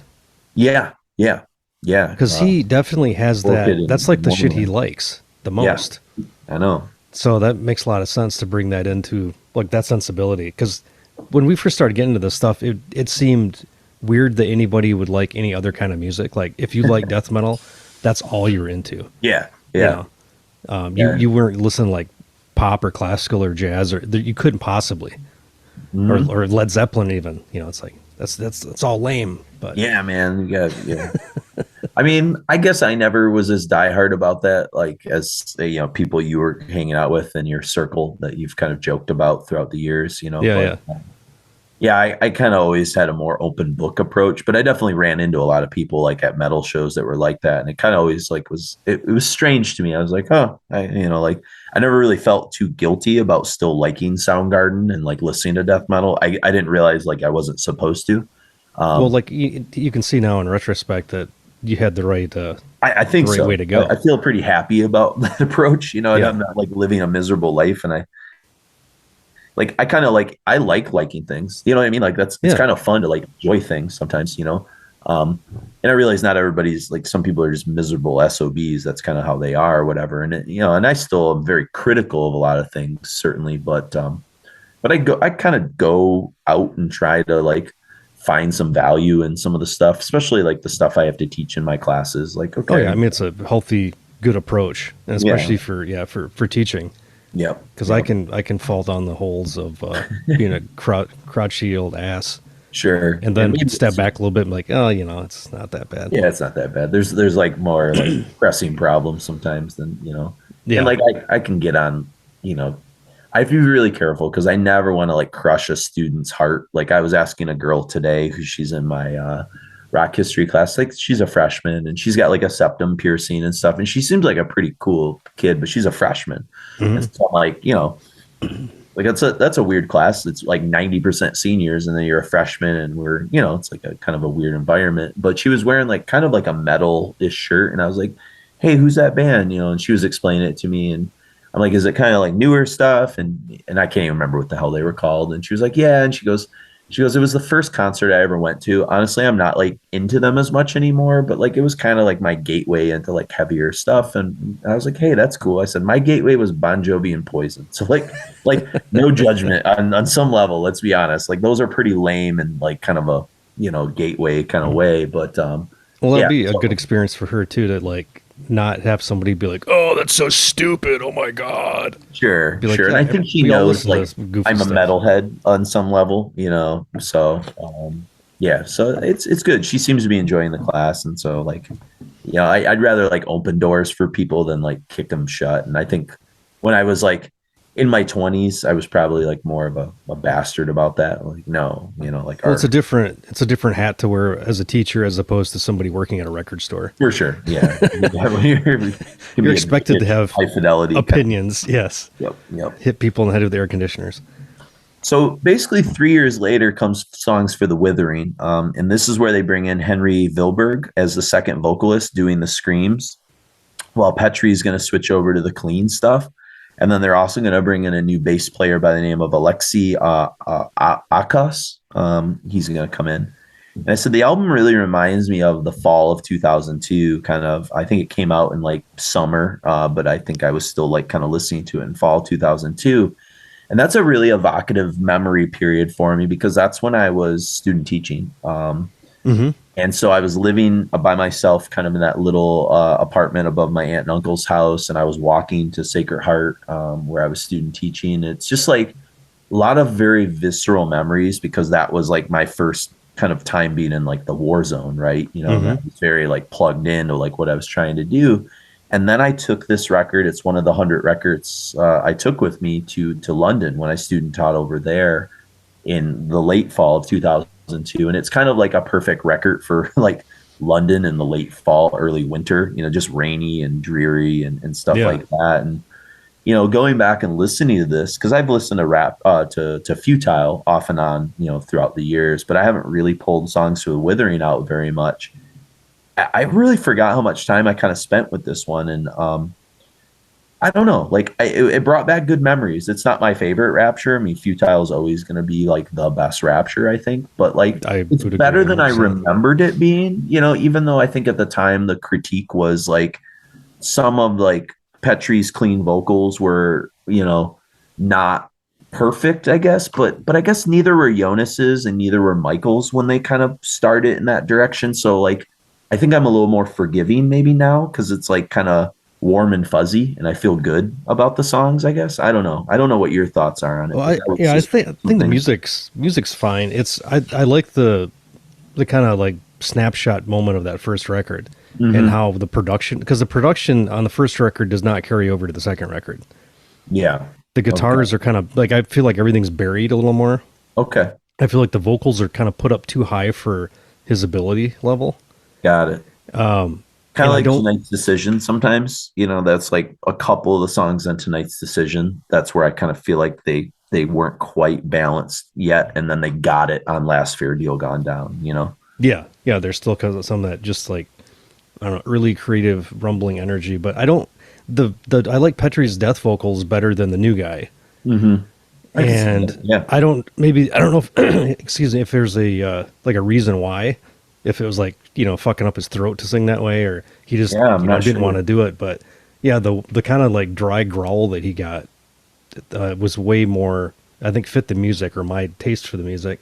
And the new guy had kind of like a richer voice, more like early Amorphous or something, like Tommy Kubasari kind of sound. Yeah, I could see that. And that I think I asked him in that question that I sent to him, which I haven't gotten back yet, but I'm hoping maybe tonight or tomorrow morning. I think I did make like kind of a joking like Amorphous reference. I was like, did you guys decide to go with like kind of two different vocalists because your fellow countrymen were sort of moving that direction, or what was the reasoning behind it? So I'm curious what he has to say. So that will be hopefully plugged in here, in the next, throughout the episode. Yeah, again, I kind of had I think I remember because you and I were hanging out a ton in 2002. That was right before, obviously, I moved downstate and before I went overseas. But I remember us both listening to this record, and I remember you being a little more lukewarm. You liked it, but like I just remember you were kind of a little more critical of some of the vocals, and I acknowledged those. I was like, yeah, I get kind of what you're saying, and I think I still feel that way. Like that, yeah, it's definitely maybe not as good as Futile for some reasons, but there are some cool ideas and still some like pretty good songs that still jump out pretty good on this. Yeah, for sure. I wouldn't. That's not. I wouldn't throw it in the toilet. I like it better than their last record for sure. Than the final record, but yeah. That's probably the one I listened to the least. Although in going back to it for the first time in like 15 years or whatever, like it was actually better than I remember, and kind of had some more interesting ideas to it. And it's one I kind of probably want to spend a little bit more time with now that I've like pulled it out again. I'm like, okay, again, that came out in that weird fallow period, 2005, 2006, where I just was, it kind of, we'll get to Silent Stage. I don't want to kind of talk about it too soon, but yeah. Well, I feel that the Futile was so good that you could only be critical of anything that came after it. I was going to say, I think that's part of it. I think Futile is a near perfect record in our eyes, and everything that aesthetically we wanted out of a metal record, that almost anything was going to like not, it just wasn't going to live up to it, and that's okay, So one of the things that's interesting about Chris, I would just wanted to throw that in just because if I sound like I'm being overly harsh, I'm like I have a really proud dad that I mean, can never reclaim that. Tonight's decision will never be as good for me as Last Fear, Deal, or Brave Murder Day, but Tonight's Decision is like I love that record, like unabashedly, you know what I mean? Like, but there's a couple songs that are like maybe like not my favorite Katatonia songs, but there are like highs on that record that are almost unbeatable, So that's one of those records that has just a little bit too much fat on it. I think if they killed one or two songs, it would have been like a little better. Exactly. And that's okay. Like there's nothing wrong with that. Like I'm glad to have that record now in all its like warts and all, you know what I mean? Totally. That's the more the merrier at this point. But the liner notes for this one were kind of interesting because Chris didn't write them. Chris did the ones for Silent Stage and he did the ones for Futile. Instead, what they ended up getting was they brought in Austin from Panopticon, and he's a huge fan of Rapture and Songs for the Withering. And so this is kind of cool. So like, he's kind of more of a private person. You see a lot of interviews with that guy. So it's kind of cool that he came out of the woodwork to write the liner notes for it. So I'm just going to read kind of what he wrote and kind of go from there. He said, "Mist rises from the recently rainy streets of Louisville, Kentucky. Early autumn breathed into the city on the river. Yellowing are the leaves just on the far side of the ending cusp of summer. For me, the year is early 2003. Songs for the Withering had been out for over a year at this point. Rain runs its tracks to the ground in which you eternally dwell. Depression can be a cruel mistress to keep, capricious in intent, a balancing act on a knife's blade. One moment an inspiration, the next moment debilitating, crippling the muse. I had spent many hours previously with Songs for the Withering, but this time of year always fit it best. I was in my early 20s at the time of the release of the album, forging ahead in the monotony of economic strife, personal immaturity, and the general misery that is living out what would become life's lessons, and the self-reflective narrative of my life. In my ears, the twin guitars, passionate vocals, and entrancing monotony of the drums on this album distracted from the misting rain and the boot-worn blister on my heel as I sauntered home from a job I hated, a relationship that drained me, and generally a dissatisfaction with the listless, directionless nebula that was my life. Formless and empty, a disappointment waiting around each corner, solemnly pointing me towards the changes that would come. As so eloquently stated in the previous album, early morning rain, an eternal sleepless 4 a.m. waking up to silence into a slow gray whatever. It wasn't morning on this particular listen, but this music was the soundtrack to every day's gray wash of banality and emptiness. Then the music hits, and for only a moment the clouds clear. Melodies purvey a moment of relief from the general frustration with finding yourself in a world that just seems to turn the wrong way for you. Trudging against the grain in a constant pursuit of direction and meaning. Music has a power to use sadness and sound to mitigate and comfort sadness in life. There it is, Mark. I think he literally captured what we've been trying to say. The public service that Rapture made was consolation to many strangers for the slow-burning, monotonous grief of their everyday life. Not to get off subject, but Misery 24/7 isn't just a song title from the following album. It's the mindset of angsty and worn-down people learning to cope with the day-to-day trials of life, not even taking into consideration major events or personal tragedies, simply learning to exist in a convoluted world that for one reason or another doesn't seem to have a place for you. In a word, ostracization. Music is a way to deal with that and to ease the passage through to the next fleeting moments of joy that we live for. The world I'm in is empty outside, I think. I'd choke. Somehow I can't help thinking there is no place for me. This album is for me the joy and comfort in melancholy, the bittersweet soundtrack to autumn, the echoes of rainy days, nostalgic yet relevant, but above all, an honest and relatable glimpse into human sorrow. It is warm but wet blanket, reminding me of worse days and how I fucking made it through. One foot in front of the other, consoled by the honest and exposing lyrics, powerful melodies and crushing drums of Rapture's unsung masterpiece. Before the last breath, inhaling, before the final death, to exhale, and never let hope die that I would one day conquer the great distance. Well, he definitely summed it up better than That's why that guy writes songs for a living, dude. You know, yeah. Well, the way, the whole way of him structuring this extra power of music. Yeah.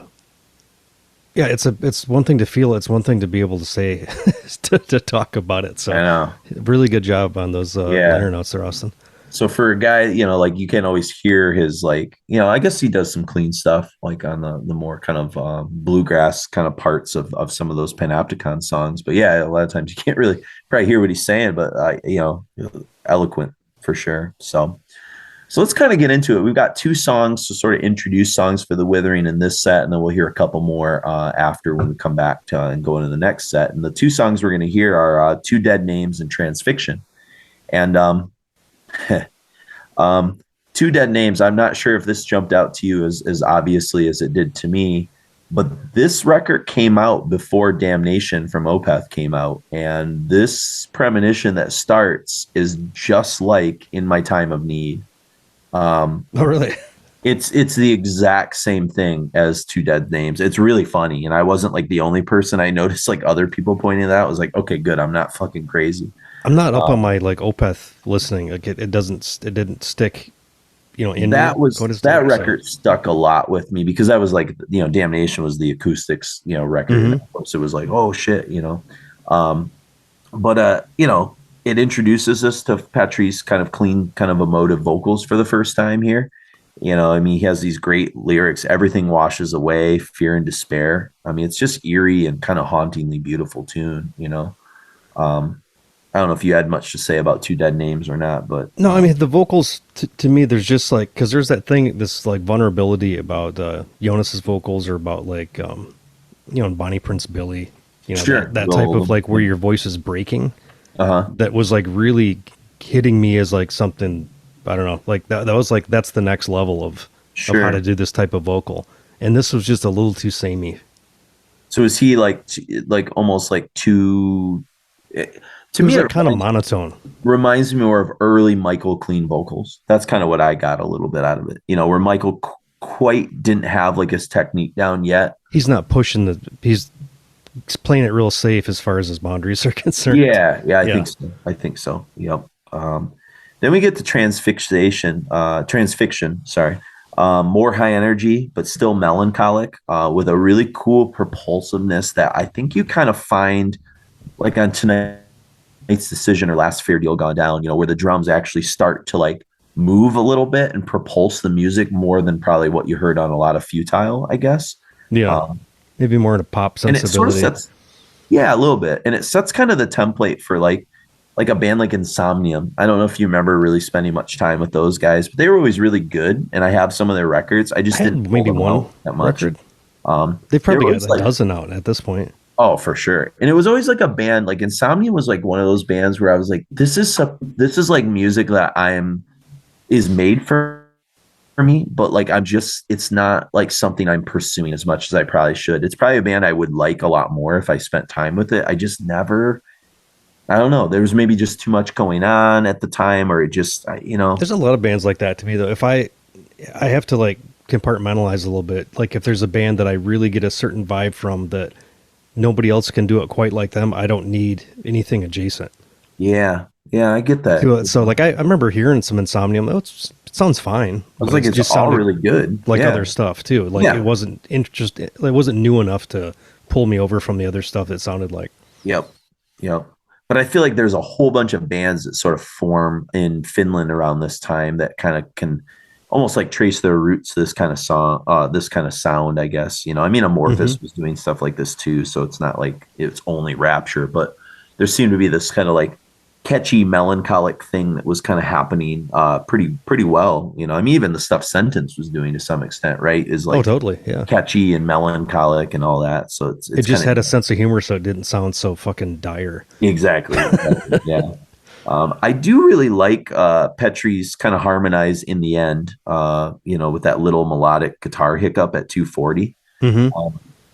Actually, one of the things I wrote is that little guitar kind of hiccup at 240, I said, I wait for it every time. Like I remember it's there.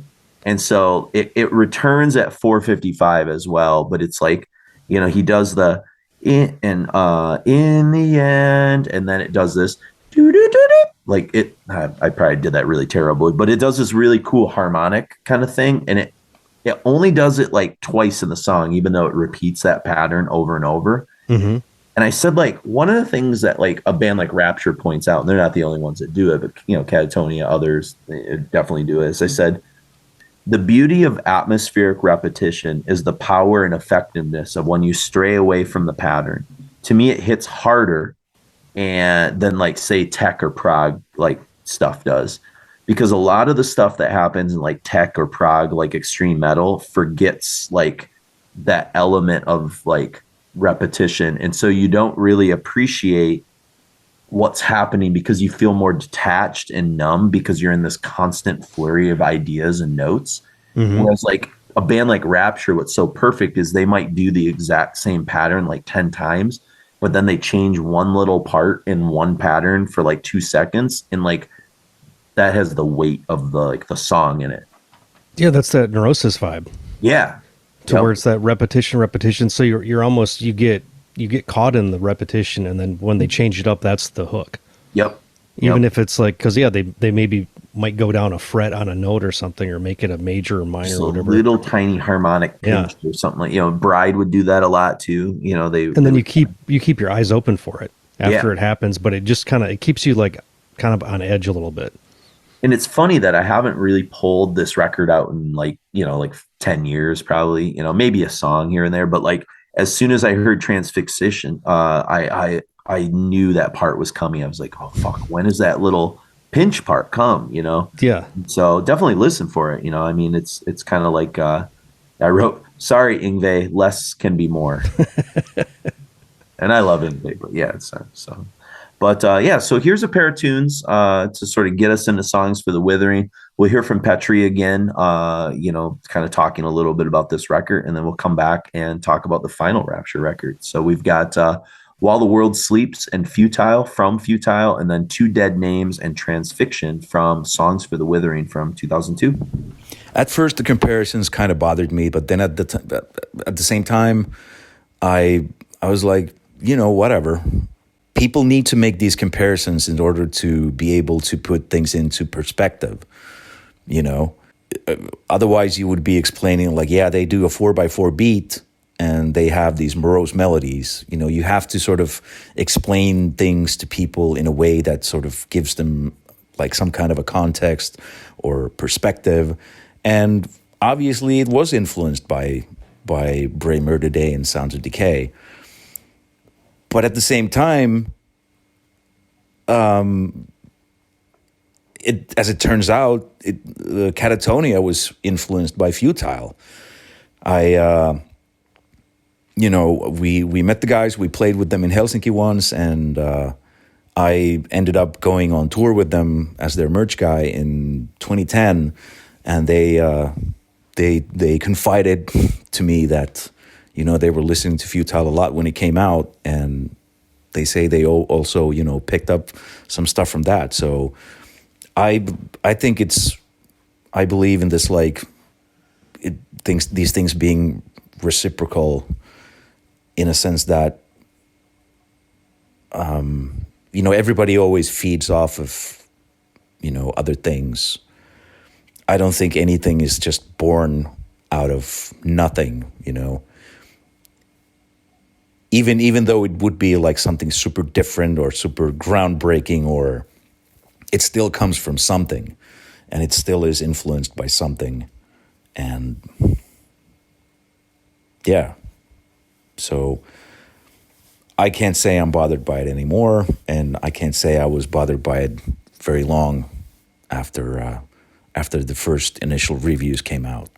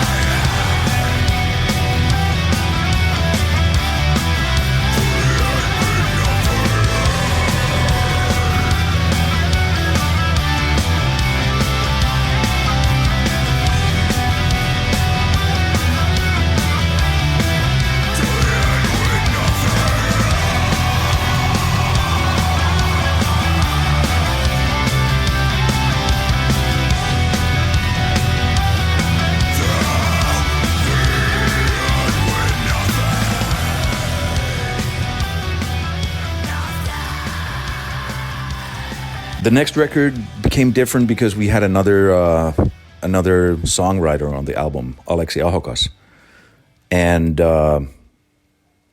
I think Jarno wanted to concentrate on The Shape of Despair.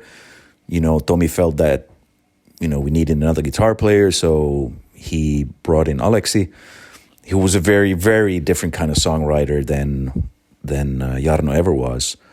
So I think that was one of the reasons it became a little bit more like a rock and roll influenced record. And as far as Henry entering the band, he was buddies with Tommy, and Tommy, they decided that he would join the band. And basically I was just told that, yeah, you're going to be doing clean vocals from now on. I was like, oh, I guess so. But as far as it being a natural development or how it came about, I really don't know. I just really wanted to be in the band and felt like, okay, well, if this is the direction we're going to take it to, then fine. So, in retrospect, I feel like I should have maybe been a little bit more headstrong about it and say like, nah, I don't want this band to be like this. It's Songs for the Withering is probably my least favorite Rapture record because of that. I was very much out of my own comfort zone doing clean vocals and writing vocal melodies and stuff. So, but it is what it is. That was Transfixion, Two Dead Names, Futile, and we kicked off with While the World Sleeps, and then we heard from Petri again there. So before we move to kind of the final Rapture album, we do have two more songs for the Withering. And so we could kind of mention those, and we'll kind of talk a little bit about Silent Stage, I suppose. But we've got Enveloped, this might be my favorite song on the record. It's pretty close. This is the one that I always kind of think of. It was the single that they actually put out for the record for, whatever it's worth, the video and stuff like that. But okay. I just said the glacial emotional wave. I said every time Samu kind of stutters his drums into that main riff and Henry's kind of like screams enter, it's so satisfying. Like it takes me back to 2002 and like, okay, yeah, like I remember hearing this song, kind of how I felt. That middle section of the song, I said, is just perfect with these swirling keys. I said, it's like the Cocteau Twins trying to make Brave Murder Day. It's like this sort of dream pop doom that's just fucking like, I don't know, it's just a real nice sweet spot for me. So, yeah, I don't know if you had thoughts on Enveloped or not. It's a cool name, song title too. I like the yeah. It's got like a really like epic, like almost a Monomarthy kind of melodic mid-bass vibe to it. Like the more stripped down Monomarth stuff from the last 10 years or something. It's almost anthemic, but in like a melancholy anthemic kind of way, like a Monomarth does. Well, then the biggest for next. Did you have anything else you want to say about? No. Yeah, go ahead. Yeah, we can go get right into the Vast. Yeah, the Vast. I was like, God damn it! What does it sound like? It was like, this sounds like if you took an In Flames riff from like 2000 and slowed it down by half. I did hear some In Flames a little bit. And I just couldn't get over. I couldn't go over that part. I was like, holy shit! Yeah. Holy shit. No, it is. It's almost like the In Flames, like the stuff that was starting to happen in the late 90s, early 2000s, right where before we kind of got off the train with them. With like Clayman and stuff, right? Yeah. Yep. I wrote for the Vast, I said it's like melancholic doom pop, indie rock, with Petri kind of at his best, I think, for clean vocals. These really great lyrics of regret that are pretty good. And I wrote, this is what I think I wanted him to sound more like. Like that's honestly like, this is what I kind of like envisioned him could become. And then they didn't. They just became kind of boring in my eyes, Yeah, I never really had, outside of that Chris Isaak cover. Yeah, I like that. They did a really cool cover of Blue Oyster Cult, Don't Fear the Reaper. That was also pretty good too. I didn't mind that first record. It was all right. But like after that, when they got big, I was like, oh, they're just kind of getting more boring. Yes. Yeah, it was less engaging for me for sure. Sure. Yep. Alexei's bass playing is really tight throughout the whole record, and in particular in this song, he kind of shines. I just want to kind of give him a shout out, I suppose. So, but yeah, so two more to kind of give us a little capture of songs for the Withering, and then Silent Stage arrives 4 years later as kind of the final statement from the band, and we've got kind of a trio of tunes to sort of demonstrate that final adaptation of their sound, which is really just tweaked and refined, I guess. It's not like it's not a dramatic step forward, I guess, but they're just kind of, I don't know. Like, I like the record a lot. Like, it's better than I remember it being, actually. I kind of remember like being slightly maybe disappointed with it in 2006. Yeah. But I think it was more like, I don't know, like I just probably didn't give it enough time. Like there was a lot maybe coming out, or I just like listened to it a couple times, then filed away and kind of forgot about it. And so it's nice to be forced to pull it out and be like, oh, this is good. It's like, not every song is my favorite, but like a lot of it hits pretty solid, Yeah, I feel like it could be going back to that first record, how good it is.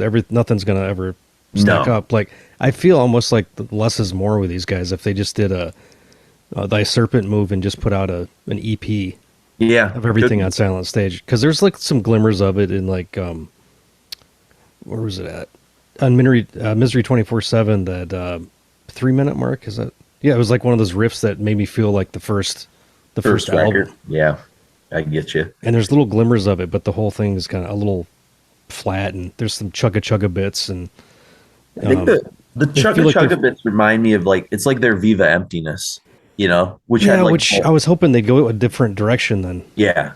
Yeah. I know, but it's like, it's kind of that, and I've learned to like love Viva Emptiness for what it is, but it's different, I wrote, it's kind of more like an evolution with their sound, like almost like Viva Emptiness or like A Natural Disaster was for like Anathema. Like although A Natural Disaster has more experimental ideas that I think were kind of interesting that they did on that record, but yeah, just like, it's not rewriting the script per se. It's an incremental, like leveling up, I guess.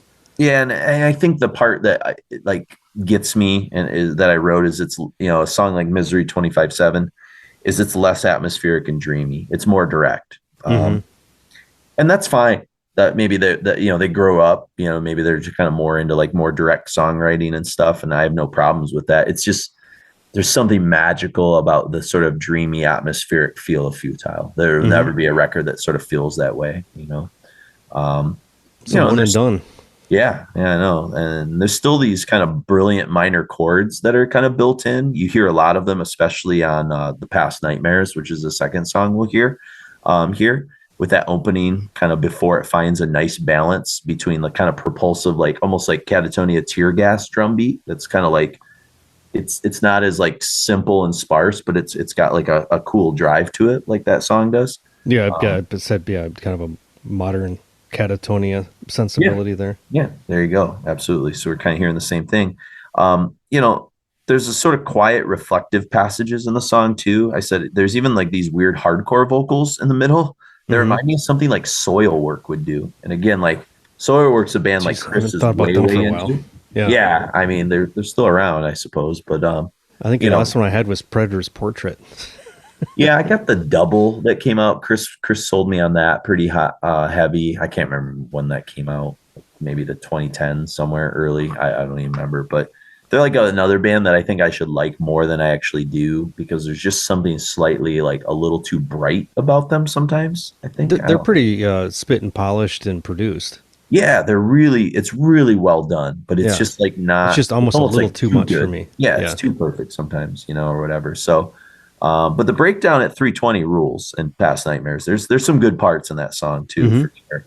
And then we get for the Ghosts of Our Lives, which is this kind of instrumental piece that sort of hints at some of the past glories a little. And I want to read something from Chris's liner notes where they kind of address that song in particular that I thought was cool, and then I'll read the rest of the liner notes afterwards. It says, this is Chris, but in a way, as an album, it was more complete statement, replete with the Rapture trademark. In many respects, mid-album instrumental for the Ghosts of Our Time reveals all. That is to say, Tommy Ahlgren, desired to be compared less to the Swedes' Katatonia and Opeth. So he and Wilberg explored new sounds and atmospherics, specifically their love of Paradise Lost icon and Draconian Times. Though it's not entirely obvious, Gregor McIntosh's approach to music played a large role in the writing and assembly of Silent Stage. In fact, the band name Rapture was borrowed from the song Rapture off of Paradise Lost's seminal Gothic album. So it stands to reason that Ulgren would open the vaults. Songs like Misery 24/7, Dreaming of Oblivion, and I Am Complete were representative of Rapture's past, but others like Silent Chrysalis Stage, Cold on My Side, The Times We Bleed Closure, and particularly The Past Nightmares were bellwethers of the Finns' future. Rapture went into hibernation at a point where it was just beginning to find its own path, says Petri Eskelin. What started on Futile, flip over here, what started on Futile may be a little bit sidetracked on Songs for the Withering, but in retrospect, it was a necessary step to be able to properly expand Rapture's vision on Silent Stage. It was a good first step in the right direction. It was quite painful to see Rapture fade into the ether when it looked like there was so much potential in the future. So kind of an interesting little, I guess I never would have thought of that, like the Gregor McIntosh kind of style, but it's there, I guess. Yeah, I mean, I think I was trying. Chris said it more succinctly than I did, but like how I talked about a little bit earlier with his guitar approach, but his songwriting, I definitely see that. Not necessarily like in structure more so than content. Mm-hmm. Yeah, absolutely. So I'll read the rest of what Chris wrote for the liner notes for this because I think it's kind of cool. But it says 3 years separate Rapture's second album, Songs for the Withering, from Silent Stage. The Finns weren't actively touring, not even their native country of Finland, due to competing musical interests and other higher profile acts, day jobs, and college. While Rapture positioned itself to look and sound the part of a top-line act, the progression to national and then international priority was never really in the cards. The members of Rapture, going all the way back to debut full-length Futile, have always found solace in exploring different musical interests. To wit, drummer Samu was almost entirely ensconced in then burgeoning folk metalers Fintroll, while bassist Sammy was also heavily involved with Viking metalers in Saphirium. Primary songwriter Tommy Ulgren also had Funeral Doom God's Shape of Despair to contend with, even though the relationship between the two bands is obviously close. Whether or not Rapture reached globally by Silent Stage didn't really matter, however. The Finns created an album that would last, a doleful lifetime. Unlike Songs for the Withering, which was written by Ulgren and arranged by guitarist Alexei Akos, who I think is now he was the bass player, I think, on Songs for the Withering. I think he moves over to guitar on Silent Stage, if I'm not mistaken. But anyways. Okay. For 2 years, Ulgren riffed and architected harmonies while, hang on. I lost my place. Okay, here it is. Unlike Songs for the Withering, which was written by Tommy Ulgren and arranged by the guitarist Alexei, Ulgren pulled in vocalist Henry Wilberg to assist in the songwriting process for Silent Stage. For 2 years, Ulgren riffed and architected harmonies while Wilberg put the pieces together. The resulting sessions pushed Rapture closer towards the darker side of the band, more like the despondent gloom of To Forget and While the World Sleeps from Futile than the bright depression of Nameless and Transfixion from Songs for the Withering. Whereas most bands at the time rehearsed and wrote together, Rapture was very much the product of Ulgren in isolation, envisioning things with the arranger, like Wilberg at the other end. Quote, Rapture has always been a strange entity in the sense that after the first album, none of the songs were crafted as a band writing or jamming together, Petri confirms. I was pretty much given home studio demos. I wrote lyrics to the demos. Therefore, I have very little recollection from the actual songwriting sessions. I was also living a little bit more carelessly back then, so a lot of things have this weird foggy veil over them. Musically, Silent Stage was more of a mix of the work before it. Not as flashy, but certainly not as sunless. So maybe that's that whole improvisational aspect that made that first one so unique. Yeah, I think you're right. In the kind of songwriting, how they just kind of like went with their first impulse on Futile, whereas it seems like maybe songs in Silent Stage are a lot more like produced and like written and maybe overwritten for people like you and I who kind of appreciate that kind of Zen Buddhist kind of essence that Futile I think had, Yeah. Kind of interesting. But the last little part here is just kind of talking about the sort of themes of the records. Let me find it. Oh, here we go. Lyrically, Rapture, by the time Silent Stage hit, were still opening up old wounds, specifically around the topic of death. This time, however, the ill-fated subject was treated as a metaphor and given more nuance. The lyric writing duties were shared between Wilberg and Petri Eskelin. Where Eskelin wrote I Am Complete, Dreaming of Oblivion, and the Times We Bled, Wilberg penned the rest. Even though the two frontmen didn't work together, they arrived at similar places in referencing death. Generally, the theme, if Silent Stage had one, was about leaving the past to the past and looking to and moving into the future. It doesn't read that way, but between lines like, where can I fall when there's no one to catch me? What will I do when my soul breaks? Positively glimmered faintly. Like on I Am Complete, quote, being young and kind of naive, I thought I wrote I Am Complete as a love song, Petri reveals. But looking back on my life back then, I've come to realize it's more about desperately clinging onto something that you hope would ultimately heal you, like a junky couple huddling in the rain for warmth and comfort, when in reality, the only thing that truly connects them is their sickness. I guess there's beauty in there too. But Henry actually wrote most of the lyrics. His texts definitely deal with death and loss. Death in all its forms is definitely a connecting theme on the album. I remember we talked about the themes in our lyrics and how they connect it in a way that they are also about moving on or transformation. Quote, as for how Rapture turned out, specifically on Silent Stage, more than a decade after succumbing to silence, Petri remains hopeful that not only are people actively commenting on and deeply connecting to Rapture videos on YouTube, or that they're also inquiring about represses of the band's discography, which have been out of circulation even in Finland for way too long. Rather, the interest in the Finns is acting as a spark to reignite a long dormant flame.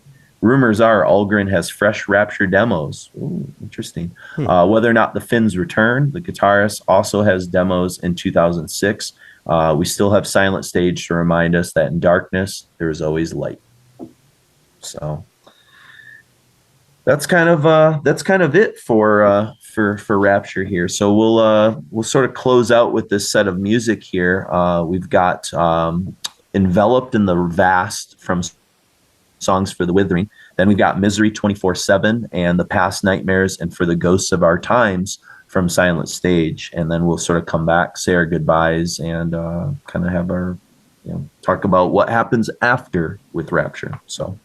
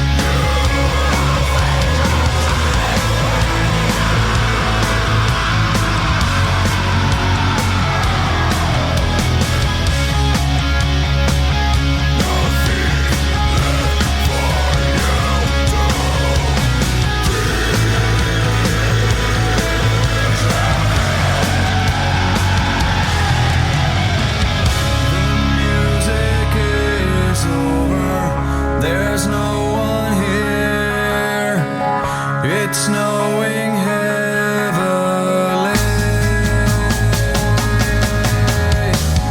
I can't even see my breath escaping, never to return. The burden of goodbye of every ring in my ear. It's a silence.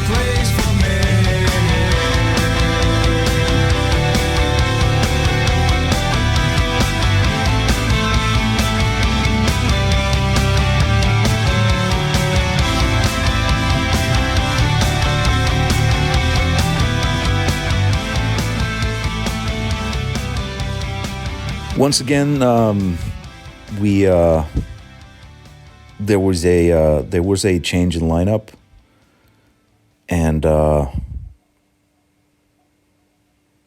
think when Alexi was out of the band, you know, Tommy was writing stuff with Henry, and once again, Henry is a different type of songwriter, and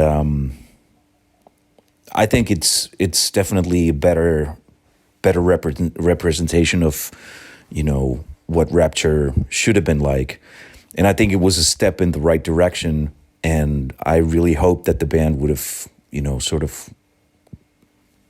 gone ahead. But alas, things don't always turn that way.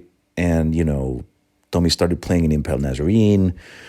You know, we had our, you know, Samuel, he played in Fintroll all through the band's history. Our bass player, you know, he joined Ensiferum. You know, everybody else had a lot of these different bands that they were doing. You know, Henry was doing Diablerie, and I had Rapture. So it just never became this like a real band. And as far as its legacy, it left a lot of unfulfilled potential, in my opinion. But at the same time, you know, everything in its due time, and you know, people went their separate ways, and Silent Stage is definitely going to be the final thing we did. There's I don't see us going back. I've moved on as well.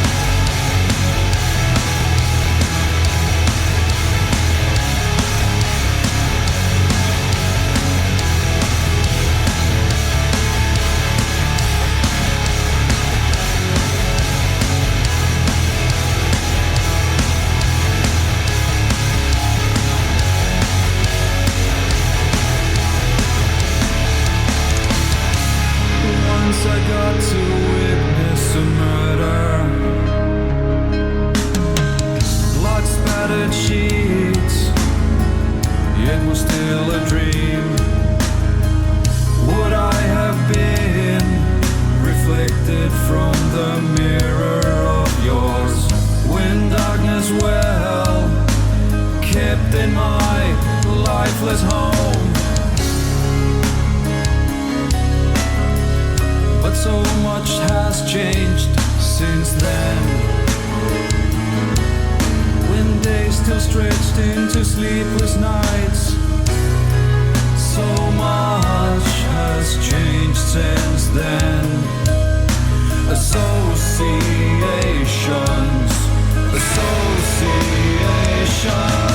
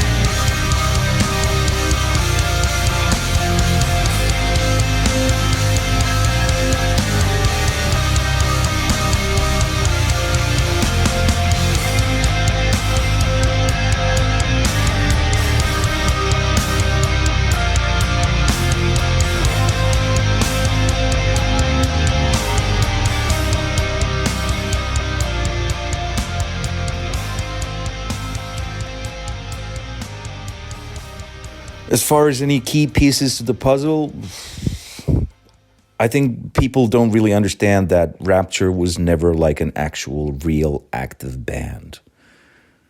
We, more or less, we met in the studio when we were recording, and that was about it. I didn't really spend much time with the other guys on my, you know,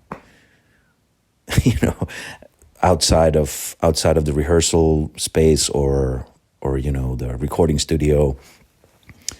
And it just, I guess for everybody else in the band besides myself, it was always like a side project.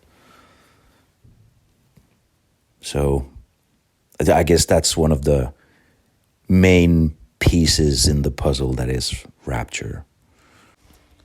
So yeah, like I said, people had other interests and, you know, moved on to different things. And I think it's also best to leave it at that. You know, we have done a few shows after, and there has been talk about, there was talk about, you know, starting to write new music and whatnot, but I don't see it happening anymore. Shape of Despair has become a real band. You know, they play shows and you know, Jarno has counting hours that he does with Tommy, which I think satisfies their need to write Rapture-like stuff.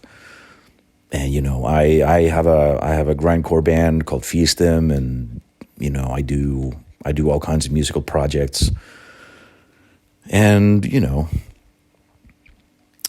I think it was, you know, it had its day, and, you know, that's about it.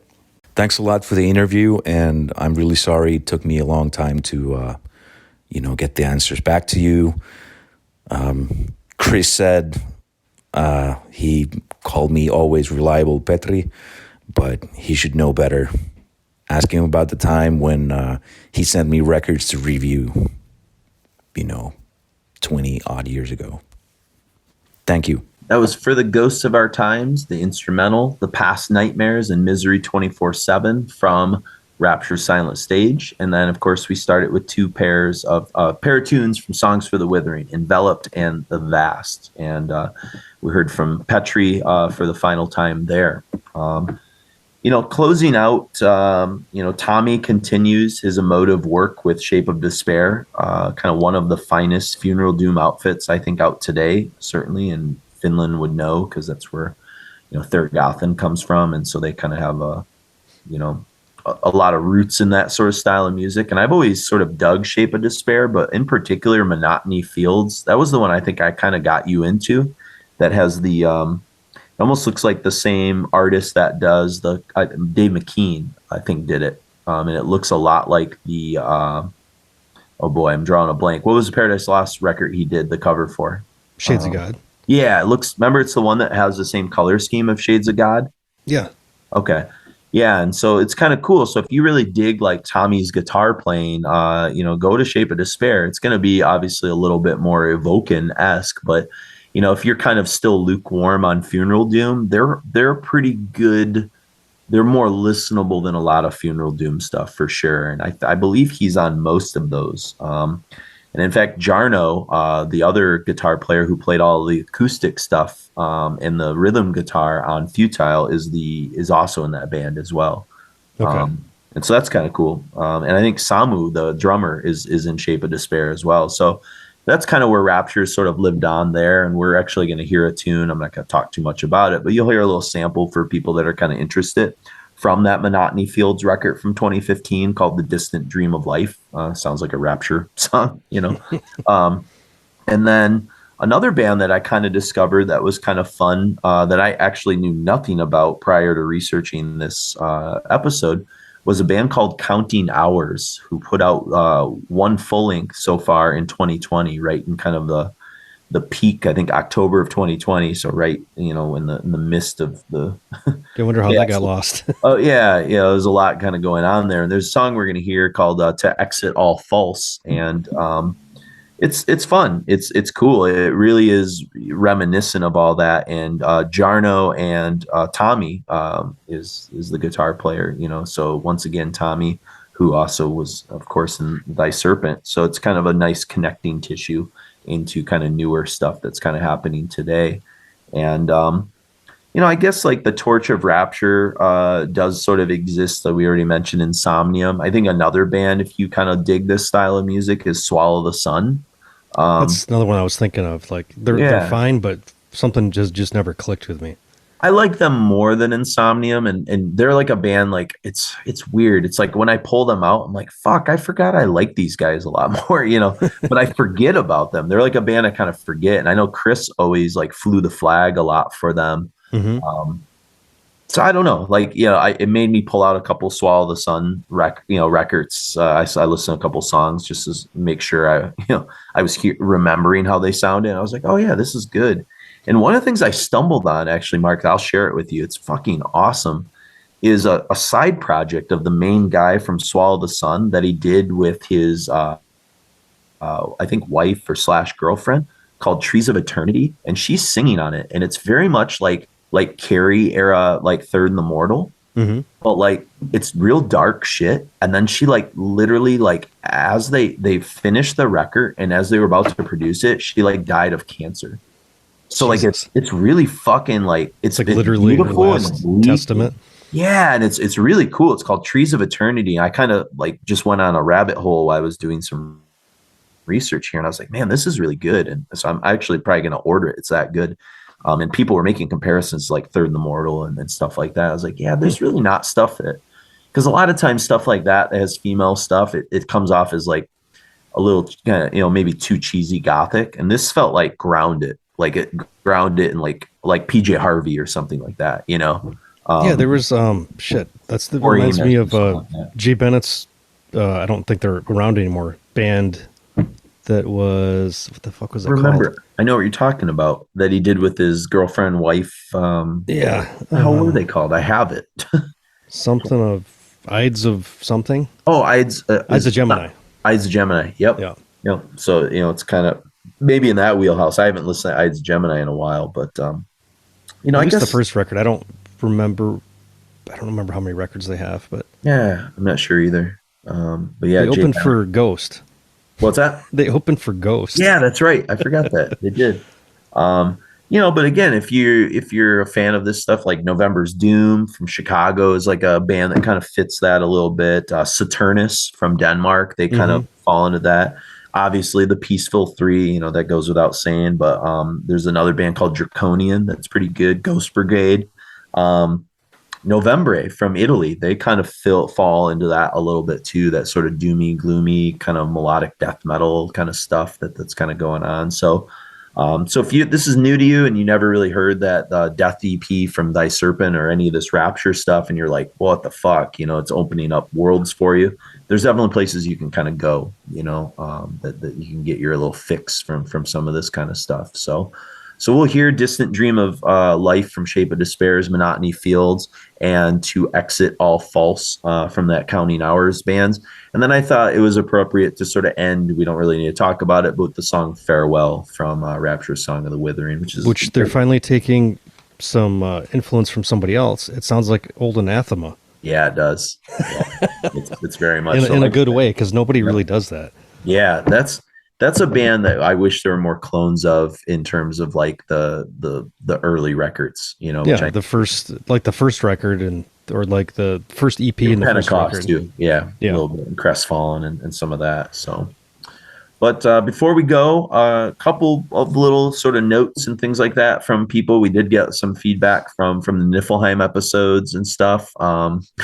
This one's from Jordan Bondo, who Mark just told me will probably by, after this episode drops, probably the next episode we do will be part of our new feed, which should include episodes 1 all the way up to current time. So that's pretty exciting news, right, Mark? With liner notes, we're available. Holy shit. That's badass. Show notes. Yeah. So he's done a hell of a job. So damn, everybody Jordan. Send him a thank you. Yes, we do appreciate, the work that he's done. But he says, Niflheim, these guys # mow grass. So Lots and That's a lots of callback. bands. Yeah, I love Metal Manu. He says, but first and most important of all, the Katatonia and Paradise Lost reference is at 251. You're welcome. He says, next, I listened to the majority of this episode while doing various things at my church, tech stuff, set up and tear down for various things. He says, I'm not totally sure what that says about me. I love the interviews with the brothers you guys read. They're freaking hilarious. They're so over the top. I have to believe the truth is about 180 degrees different from what they said. The reality is probably that they sit in bubble baths with scented candles, sipping rosé and listening to Enya. He said, War of Doom Armageddon has so many video game sounding riffs, man. I swear, one that repeats throughout the song, the first time is around 48 seconds, is the boss fight song from Mario 2. I love Mario 2, so I'll have to go and check that out. And the one that starts at 2:15 sounds like it's from Ninja Gaiden or The Legend of Zelda or something like that. He says, I also love how I keep calling Martin Axelrod. So Like David Axelrod. I think so, yeah. Because that's all. # fuck you all very much. It's pretty funny. So I just wrote him back and said, hey, mispronunciation is my MO. So pretty fun. But yeah, we got let's see. We got another Niflheim one. Yeah, go ahead while you're This is doing that. from Jan Rademacher, if I had to guess, from Germany. Hey there, love your podcast about Niflheim. Met the guys when they played their first show in Germany. See attached photo, which is pretty cool, and you guys can't see. But Yeah, it was about 2000, because I guess I gave Tyrant our new released, I'm sorry, I've got my bad glasses on, album Pure Filth and Mayhem from my band Blizzard. He had just heard the Blizzard demo, really stoked. Haha, guys were great live. The Destroyer 666 bass player and I were shouting the whole time, it's Niffle time. We were totally drunk, banging our heads in the first row. It's Niffle time. All the best from Stuttgart. That's awesome. So thank you for that. We got one from my friend that I met out in Vegas who lives in Mexico, Carlos Lopez. And he says, hey, Jason, I'm in the middle of the Niflheim episode, really enjoying it. I feel bad for still waiting for my brother to get the contact when the episode's already out. But he says, anyways, on a separate note, the name of my brother's band is called Voltax, Voltax. But another really good one that maybe is more in our musical taste, I think he's talking about you and I too, is Majestic Downfall. So he said, give it a try. It's good death metal. So there you go. So yeah, Voltax is, I met his brother. We headbanged together, I think, through Paradise Lost. The three of us did. So nice. And then the guy that created this sort of drinking game, I believe his name's Jeff on Twitter. He goes by Doomy McDoombutt is his sort of tag. He just wrote, did I just finish listening to a 6-hour podcast about a band I'd never heard of in a subgenre I don't care for? Yes. Why? Because this shit is the most interesting, most heavily researched pod. Good work, Requiem Podcasts. And then we got a shout out in response from the Sabbath Bloody Podcast feed, and they said for sure that podcast rules. So hey, Thank you. When the Sabbath podcast called Sabbath Bloody Podcast likes you, you're pleasing the right people. Got another one from another Twitter follower out of the Silent Planet, which is a King's X reference, but also a little. It says about an hour in. It's also an Iron Maiden song. Yeah, there it is. Yeah, out of this. Oh yeah, I think that's what it is. Yeah, I'm thinking of. That's off of the comeback record with Bruce. Yeah, Out of the Silent Planet is a King's X song as well. But yeah, you're right. So it's probably a combination of both. But he says about an hour in and yet another fascinating listen. The Deceased name drop had me wondering if they were ever someone you guys would ever visit at some point, given their longevity and King being such a lifer similar to the brothers. And I wrote him back. I said, yep, we've definitely talked about doing some Deceased down the road. And then Nicholas Harburg, one of our patrons, he sort of said, yeah, great choice covering Niflheim. He said, I actually got a chance to see them in Chicago with the Chasm and Knock Mystium. That'd be a fucking hell of a show, right? There's almost too much metal in that show. It's pretty wild.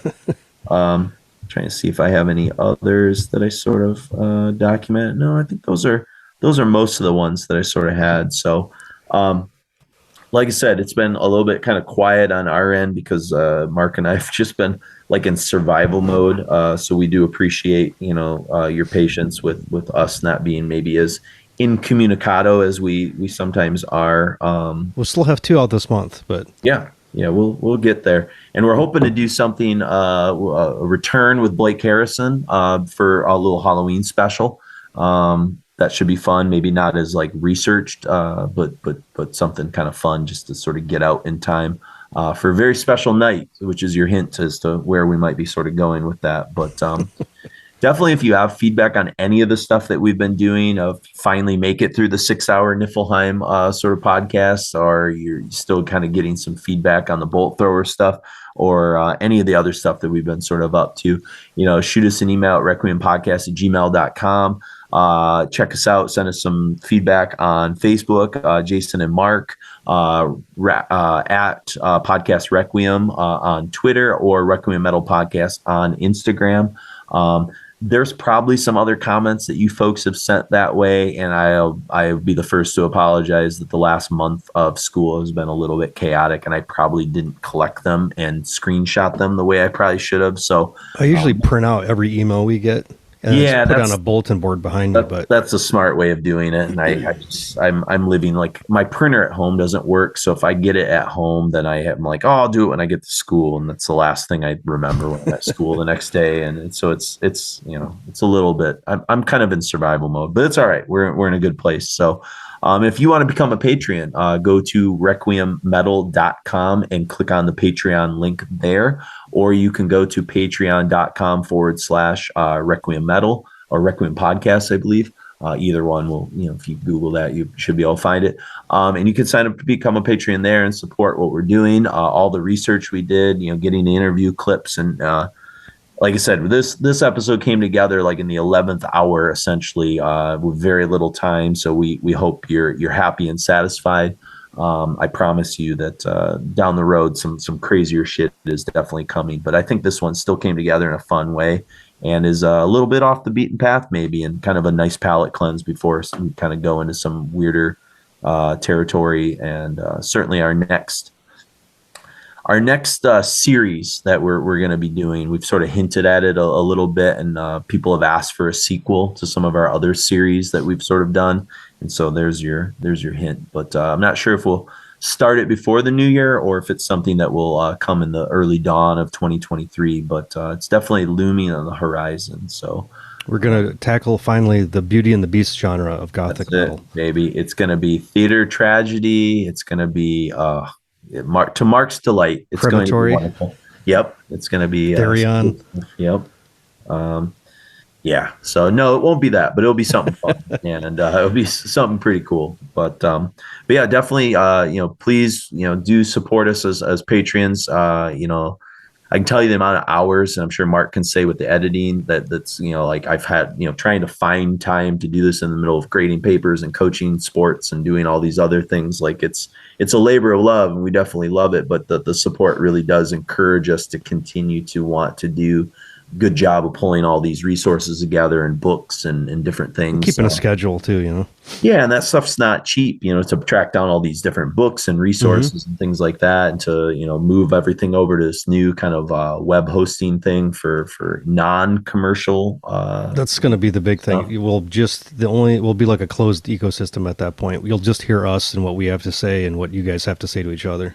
And you don't have to stream those old episodes. Although I'm kind of fearful that people are going to really start listening to a lot of our old episodes, and there's a little cringe factor there. I'm like, ooh. Well, they can go through them quick. That's for sure. Yeah, they're a lot fucking shorter. So 40 minutes to an hour and a half. Yeah, but I think you're getting your money's worth here, and we do still have a list of all the people that did donate during the Andreas challenge, and we will, kind of as we get closer to Christmas, we'll probably have to do the Christmas gift episode where one of you lucky patrons and donators will get to sort of pick a topic for Mark and I to sort of follow. So that's still coming down the pike here in the next couple months. So. But it is hot. It is typo negative month. It is. So if you haven't listened to our old typo negative episode, it's a perfect time to go back in the month of October and spend some Halloween time in that place. And so, lots of stuff on the horizon as we kind of survive the fall as we march towards the winter here at Requiem Metal Podcast. So, Yeah, so there you go. And Mark's got some cool projects on the way that I'm sure down the road you're going to be able to, kind of start talking about. Yapping a lot about them. Yeah, it'll be fun, some fun stuff. And they just, as we're kind of posting this, they officially announced the Decibel Metal lineup minus one. Minus one very big thing. One very big thing, but suffice to say, if you're a fan of Requiem Metal Podcast, you're gonna be super excited for this special thing, and you should just like buy a ticket now and not even think about it. Trust me on that one. Yeah, it's a big one. It's gonna be a big one. So, so we got a trio of tunes to sort of end things here. We got The Shape of Despair, Distant Dream of Life from the Monotony Fields record. Then from The Will, we've got this sort of new band that we kind of discovered called Counting Hours with To Exit All False, and then we bid farewell with the song Farewell from Rapture, from Songs for the Withering, and there we go. So for Requiem Metal Podcast, I am Jason. And I'm Art.